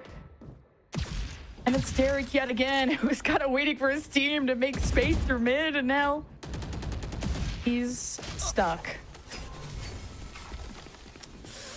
Yeah. So there's 2 courses of action here. Just hope you win your duels and get towards an 8-4 so you can have that timeout for the second half. Or if you really think the 10-2 is inconceivable to make a comeback from, which the QoR in this form I think would, I think you would take them the second timeout now. So the fact that they're not is a little daunting here for me. But I mean, like, where's your hope, right? You're buying now because you have to. You can't just give this round up and, like, give them a 9th by ecoing. But look at the ults that are on QoR's side. It's just so rough. And now look at the change again. QoR's gonna fight out mid with the op. You gotta do something different, QoR. Pushing them to their limits. Team that we thought was a definite top 3 has a lot more work ahead of them than we thought. 80's game plan unraveling, but going towards A after some early knife there, or a knife from paint. Try their hand at A again. It's nice backpedaling, right? The only cause for concern I'd say is the note anchor, and if smoke repositions towards Art, which is unlikely because then Art is completely undefended. So with Draw making contact, let's see what they opt for. M80 have information within the site this time, and Derek will just open up the lane. Flya is gone. QoR will have a very hard time retaking. The note needs to survive. Maybe help things. And he just gets overwhelmed. The spike is down. M80 don't even care about planning that. Goes in smoke. Dimensional drift. Just need to buy a little bit of time for smoke to give you the answer. Trying to strike through the wall, and it's the second one that rings true. And Moose will evacuate everyone with the lockdown. Derek still has eyes on it. That's all that matters. He sits on the edge of the feed and victory at a 1v1 against Moose. It's an incredible day so far. Holds on to the half, and Derek clutches. I mean, that round, I am out of breath. Derek, I don't know if you need an attack off for the last round, number 1. But back to the topic at hand. I mean, that was finally some movement, some growth from M80, realizing, hey, our win con is not just sitting on this site. They have ults for retake. We need to take that deeper space. And I almost got flashbacks to Corode where Spike was dropped mid after a beautiful call because they almost got caught trying to retreat after taking that secret fight. So, yeah, that 2v2, very lucky for Derek to have clutched out in the 1v1. Now there's hope for an 8-4. Cow M80, that gave him so much more confidence. Taking the right side of the map a lot quicker. Now Bonnie has dimensional drift, so this is going to be important to set themselves up. Like you said, an 8-4 half. 8-4, I think we have the game on our hands. 9-3 is Copium. Oh, there it is. First blood goes the way. Them 80. And they just speed up. A little tricky to have to jump through some hoops there. And okay, tag on the KO. Hunter's Fury got the pings all over A, and that's what really made the difference last round, is knowing what to expect when they enter. Seems like a no man's land. Just with the setup, M80 not liking it. They'll leave Bonnie on his own, I get. Or no, actually, that's the clone. I got tricked too. But M80 are on their way to B, and it's the KJ util. And look, M80 just caught off guard. Moose is delaying just all by himself, and he takes down some people with them. Fly is involved too. M80, this just won't be a clean round. Now 2v2. Spike planted. After that old investment, GMD Bonnie grouped up together. Kumi on the high ground. Below him. Gonna be trades. GMD finds the angle, the window, and the Cosmic Divide. Something to play off of so you can get on the spike without M80 hearing it. And Bonnie doesn't know, but no, it was faking it. Now Bonnie has to go check, and that patience pays off. Wow. Again, another beautiful call from M80 to close off the half that almost crumbles into disaster because of how thorough Core is being and how good their util is. Moose is in a good spot. I don't think they got caught off guard. The issue was the Astra util and Link. I think they got stunned. And yeah, look at that combo. Maybe a flash from their own teammate also clipped. Can't quite tell from this perspective. But yeah, I mean, the dimensional drift from from Bonnie saw all of the players on A, right? So that was a beautiful beat call. But hey, we said 8-4, and I would be a believer. And I mean, we're M80 Predators here, right? Let me cue you, so we're hoping, if anything. Yeah. But that does really hinge on a pistol. And we'll say a follow-up, since Corode we saw 2 thrifty second rounds. Hey, Moose got an ace. Okay. Do it again, Shirley, right? Okay, who would ace from 80 right now? I would say Paint back in the day, but he's not on Duelist anymore. Ooh. GMD got the plot armor. Geez, 4 HP. He's the one that's gonna ace at 4 HP. Now that would be insane. We're taking the time to assess the site. M80 have given them so much of the map. Pulling them in. Things are a little too quiet. GMD trying to poke and prod, and he knows it's on his last leg, so... Or get away pretty much almost unscathed, minus Flya. They'll leave smoke behind to the first hindrance to M80. Here's the flood in. Derek will check smoke, who's hoping to just get the one tap, and M80 know there's more trouble around the corner, and Core hold their angles. Kumi gets a 4K out of all that. Yeah, he almost aced. Ace to start their first half, ace to start their second. It would have been poetic and shutting down the hope that M80 has. And oh, Core. How did this go on Corode?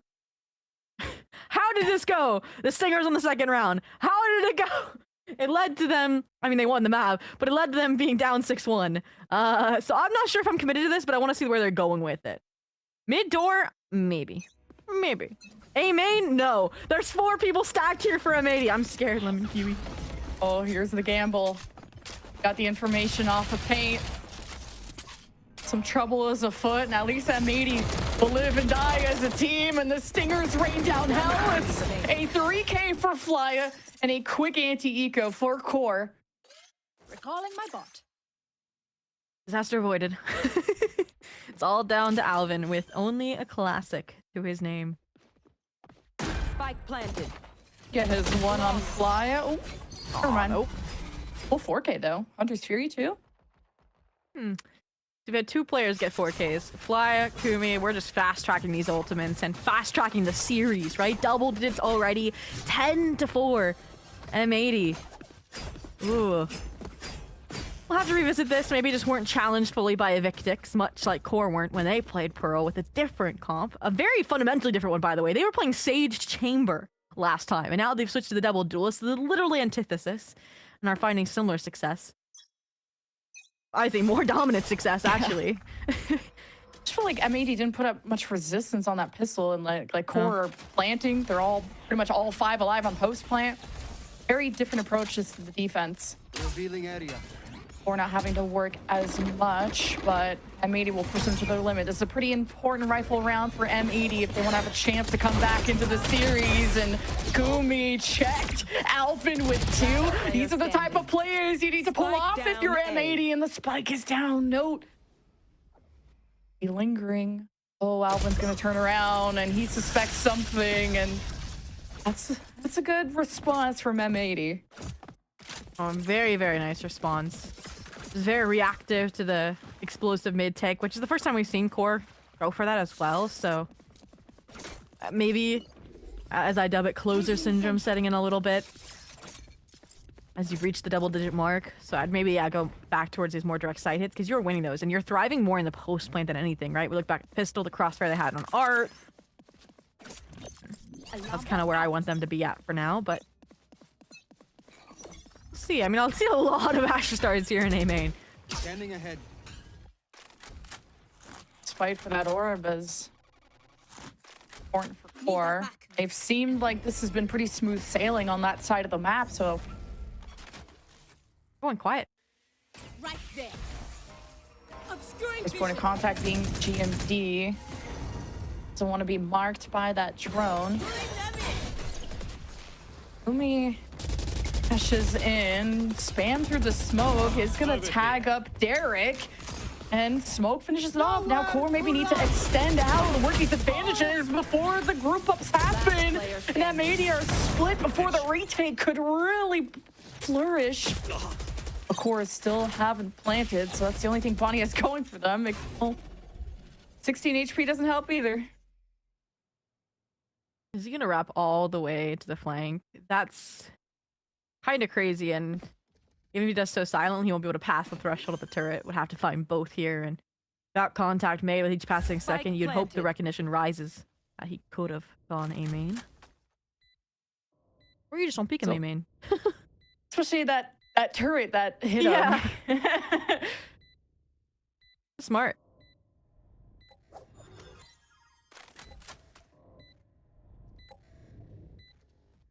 Around it.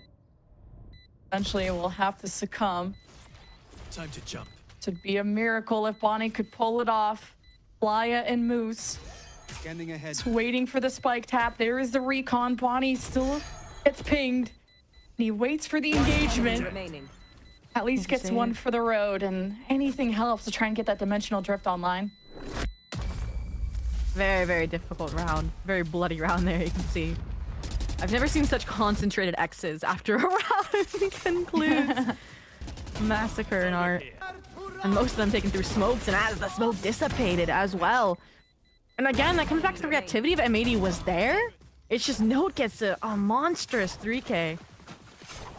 And also just that they like that Art crossfire, we talked about it. So them trying to fight into that makes sense. But again, even they're getting out called, out aimed right now. And QoR are up to 11. QoR go where they please. Trying to see our first B long hit of the half. Bonnie's trying to pull off some heroics, possibly, with the one and done. Trying to teleport out. Hearing that util be shot, Bonnie knows there's danger and he doesn't want to take the risk.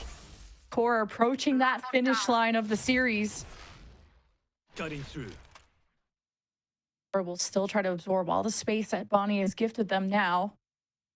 Still question where that deadly duelist could be. QoR could gate crash in. Yup, off the dashes from Kumi. Quick space being taken. M80 Playing for retake, and I guess spam through the lockdown and twos as the spike gets planted. So M80 will work their way in based off of this. Smoke is gonna stay? Okay, you can get crush out, never mind.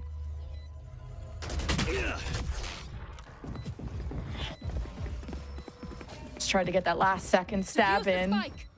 M80 hoping to get on the spike while Core can't see it fully. Core have to do something about this. Oh, the information, the flash out, smoke, and desperation. Flya picks up 2. You have to stop the spike from being diffused. And there's so much pushback from M80. You can't peek safely. And Flya, oh my god, I thought it was over. Flya saves the day. Match point. Can I get a replay of how close that was to being diffused? I'm thinking like Pixel, maybe 2. like Payne did everything he could to bodyguard that, and the reflood into sight was good. The punish for the post plant was good, and yeah, this timeout's more just to get the mental in check than anything, because on paper, M80 played that so well. Oh, the timeout might rob us of the replay.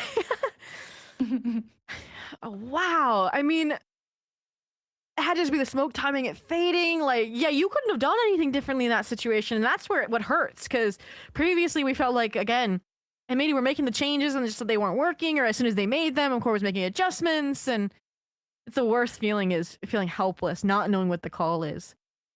And now you need 7 in a row just to get to overtime, just to see that map 3 of Breeze. And look at the money, Lemon Kiwi. Oh, looking like me out there.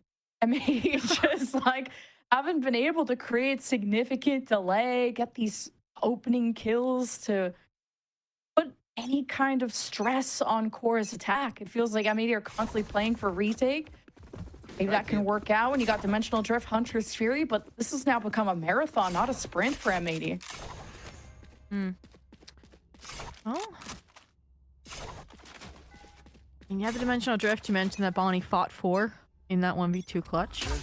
Derek's Hunter's Fury have been great initiators for the... I mean... Yay. And GMD in a very vulnerable position.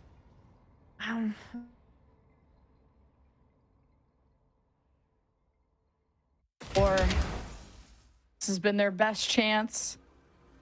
It's hitting this A site. Initiators around the corner. The drone gives them the information. Core getting into position, but GMD could put a trap down, and Core don't want to walk into that. But then you'd have to re-clear elsewhere. Yeah, this pause kind of gave them time to back out to avoid the bullets that like would be these ults like Kumi's Convergent Pass. I'm not sure how this round is gonna go now. Cosmic Divide sealing in their fate. Core gonna punch out M80 cold, but this Hunter's Fury throws a wrench in Core's plans. They can still put a band-aid on it. So got the spike in. 2 versus 2. Derek strikes through, clutches for M80 again. Huge shock dart there. A 2v2 with Kumi that deep in secret. I was a little bit concerned if that spike went down, so live to fight another round. Money hopefully starts to improve, although it's a slow process from the light shields, the guardians, and the bulldogs we see littering the armory. But the enemy team's worse off, right? Buckish, pistols. They win on this round, that would be a statement way to close the series, but it should be a safe bet. See how many ultimates you can drag out of M80 and make them be desperate for this, because it is still match point for Core. You don't want to take any risks, keeping Bonnie far back with the Outlaw. Now all this noise in mid is Core exploring art, getting Kumi into position right behind with smoke too. With all the space, again, Core can just do whatever they want with this map control, and yeah, M80 are playing so reactionary. Like, how do you keep them contained when you've lost all of mid connector and your turret's already been broken B-Link? I think they found the solution, right? You have Derek, watch spawn, you have your Killjoy, hold B-Link. They're popping out onto the A side that you've already given up too. Or they're faking it. Huh? The clone is a fake and now just running through, and it was No that was kind of making that call, gets picked, and or stuck hesitating. After hearing what Bonnie had over there, they don't want that smoke. Core gonna re-hit on the original plan. Yeah, scared away by the KO, now forced back into GMD's hands. Ooh, Pain is deadly as ever. The double kill. That should be the round wrapped up. Trying to just do as much damage as possible. M80 need every round they can get. They have to play perfect from here on out, or if they want to go to Breeze. Yeah. 5 more. And you have some leeway. You know, you can lose a round or two disconnected. But yeah, that round, it just feels like Core overcooked the eco a little bit. They were forced to think away by obviously the null command, but outside of that, once they got the mid-con space, they just didn't know what to do with it. It took too much time where M80 could just counter it. So we'll see what happens now that the full buy is back, where they still have this dimensional drift in this Hunter's Fury. I want one good concrete side exit that can close this map. Now it looks like that they're gearing up for outside of B-Long. Okay. Or watching any kind of jump up from M80 here. Scary. Who's next? Bonnie taking pot shots. Here's the dimensional drift from Smoke with the Bucky, the dash in. Core are so overwhelming, but Alvin just claps back in the biggest of ways. Smoke versus Bonnie. It's an important win to keep Core trucking, to keep Core anchored for M80 to play catch up. They'll do so off the info of Derek and the drone, but the lockdown could be the nail in the coffin. M80 have to distance away as Derek looks for any kind of kill. Couple of seconds, barely getting out of that. That was scary. Noted secured this round. Second he fought towards Link and found a kill.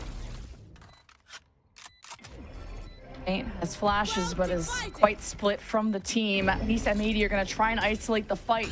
Closing Core to be accessible. M80 taking a swing, and they're knocked out cold. 13-7. What a statement from Core to take the series. Wow, heck of a series. This is the Core that all of us wanted to see. The Core that us M80 Predators hated to see coming. And again, I mean, in their peak form, this is a scary team. And we talked about them going back to the drawing form, reworking so many of these compositions, and it looks like they are a better team with a clear identity right now. The calling, the adjustments were immediate, thorough, step by step on both maps, and I think that confidence and that behind them is what allowed them to perform individually as well. Just a momentum being created, and this was like their second match again as a full squad playing with that substitute, and then you have a Smoke stepping in. And Moose got the ace, which of course gets that momentum going early. Everyone had their hero moments. The double duelist just was like the bread and butter of Core. The way Kumi and Smoke were playing off of each other. They got any space they wanted for free. That was really awesome to see out of Core. And we'll get to chat with them in a second in this post-match interview. So don't go anywhere, anyone.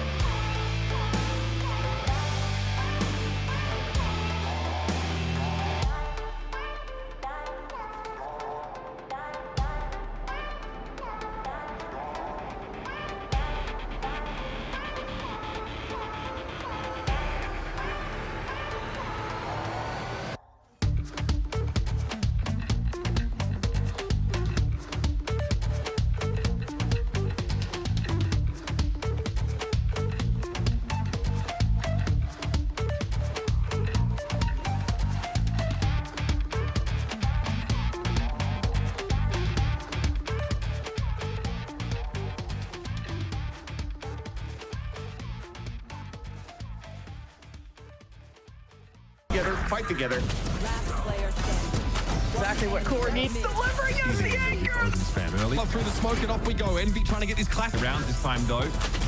But the stand and fight, he's down to 8. And there's Alum. That's the Phantom. Caught up by the save. And trouble without his right way out, but the spike can still be held with just enough time. And isn't by that bite act done. Early drop down, and Ange catches all of it from hell.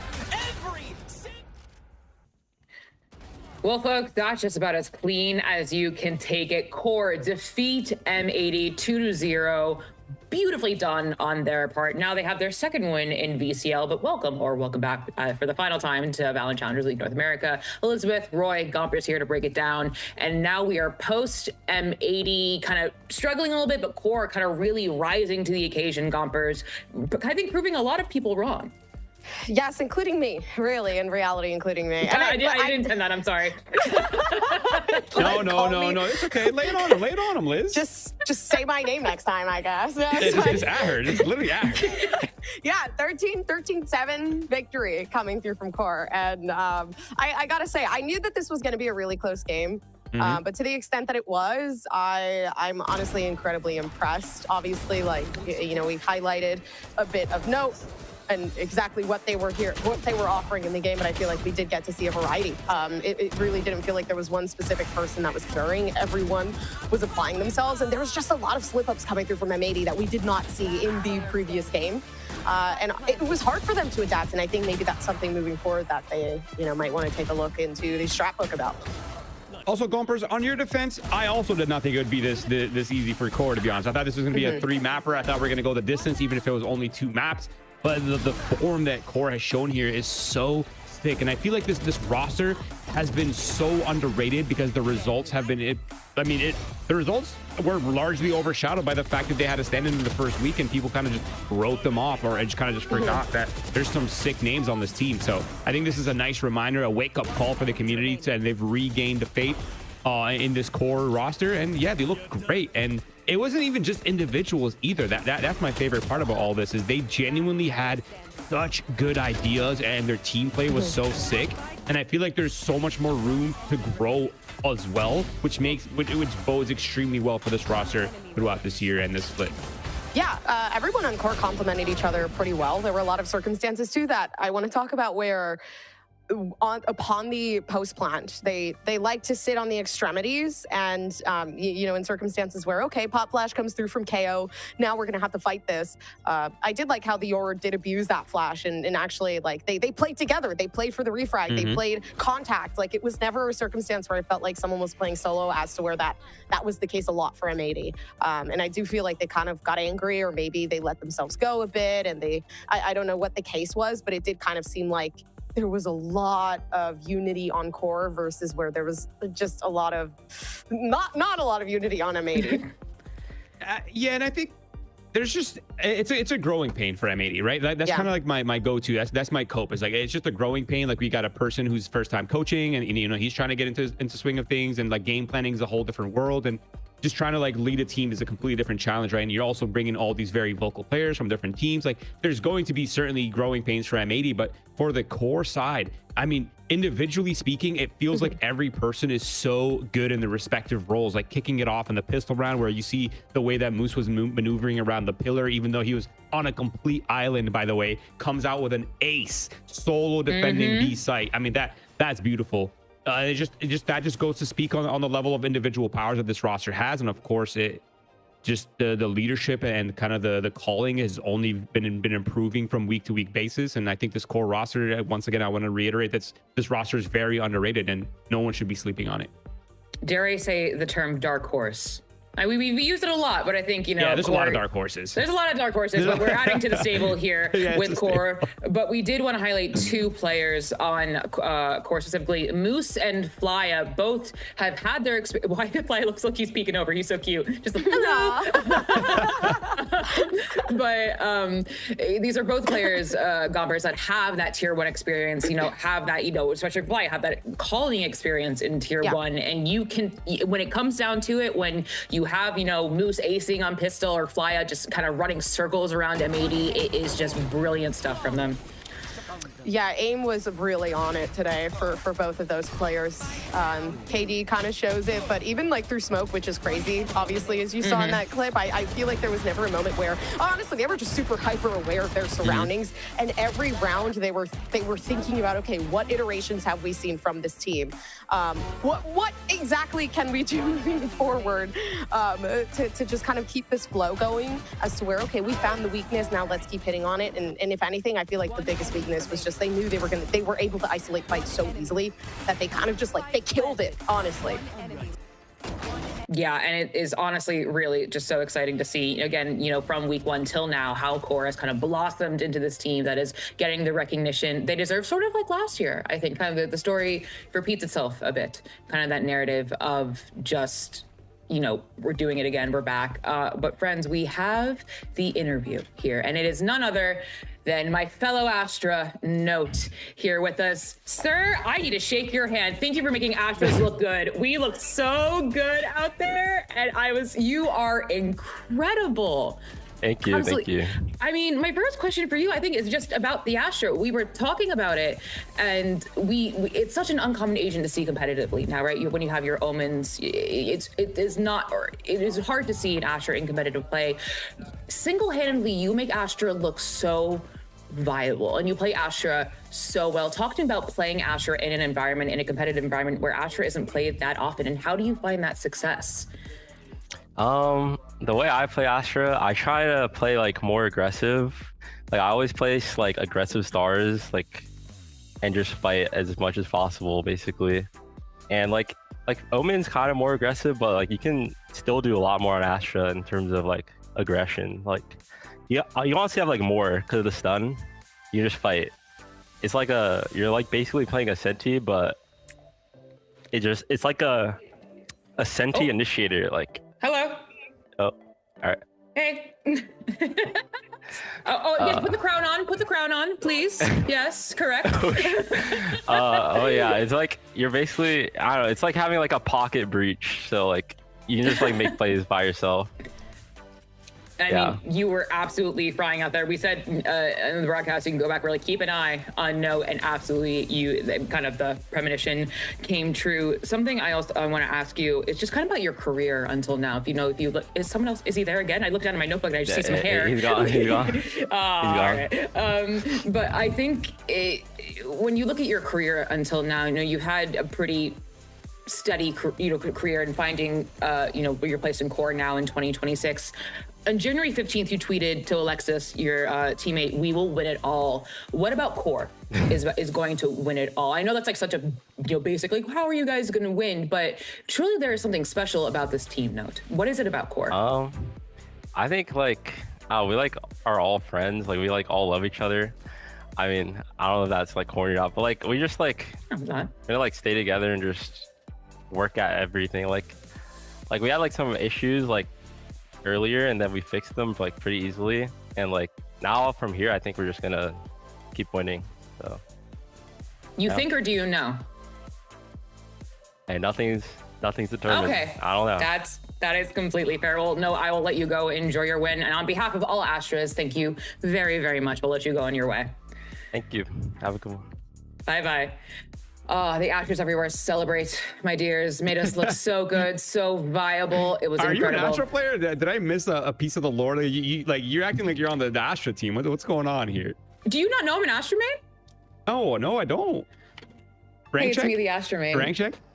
Don't ask that. But moving on, today's games were exactly, I think, Kiwi described them as a giga banger, and that's exactly what they were. But we also had two other games today with Alliance Rose, as well as, and I'm forgetting the other game right now, I'm so sorry. Excuse me.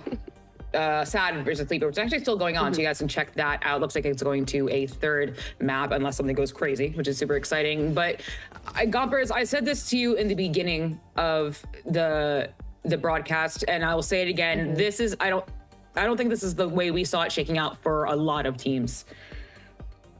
Yeah, no. Yeah, no. obviously, guys. Period, like, point blank. I was expecting to be 2 for 2 today, and M80 were taken down by QoR. I'm not even disappointed, to be honest. That was an insane game. I had never been like so excited. I was screaming, by the way, in the green room. It's true. It's true.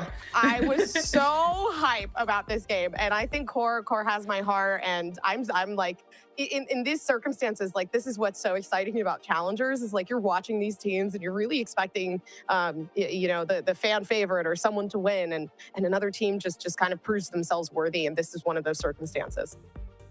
Yes, and we just got confirmation from our production team. We are going to have an elimination match tomorrow, Roy. It kind of feels like we just started the season. I think we said this yesterday. Right. It feels like we just started the season. We're already saying goodbye to a team tomorrow. No, like whoever's like taking care of the time machine needs to lay off the Red Bull or something. I don't know what. I don't know what is happening, but I'm also kind of eyeing out the 1 and 2 bracket. Like that bracket is kind of scary now, right? Because you have NRG, who's a really good team. You have M80, who's also obviously a very good team. You got the Winthrop University in there as well.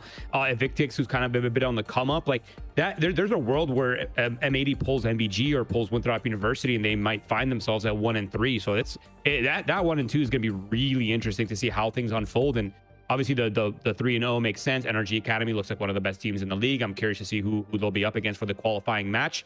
But ultimately, the competition is heating up. The floor is being raised. The ceiling is only getting higher, and Valorant continues to deliver And be played by some incredible up-and-coming players. I always say this, but you all need to be paying attention to Tier 2. It is where the next stars are made. Literally, look at our World Championship winning team last year. They came from here. They all come from here. They're the best from here. But that's gonna be it for us today. On behalf of production, the desk, and the casters, thank you so much for joining us. Have fun, be safe, make good decisions, and hydrate a little bit extra for me today. See you later.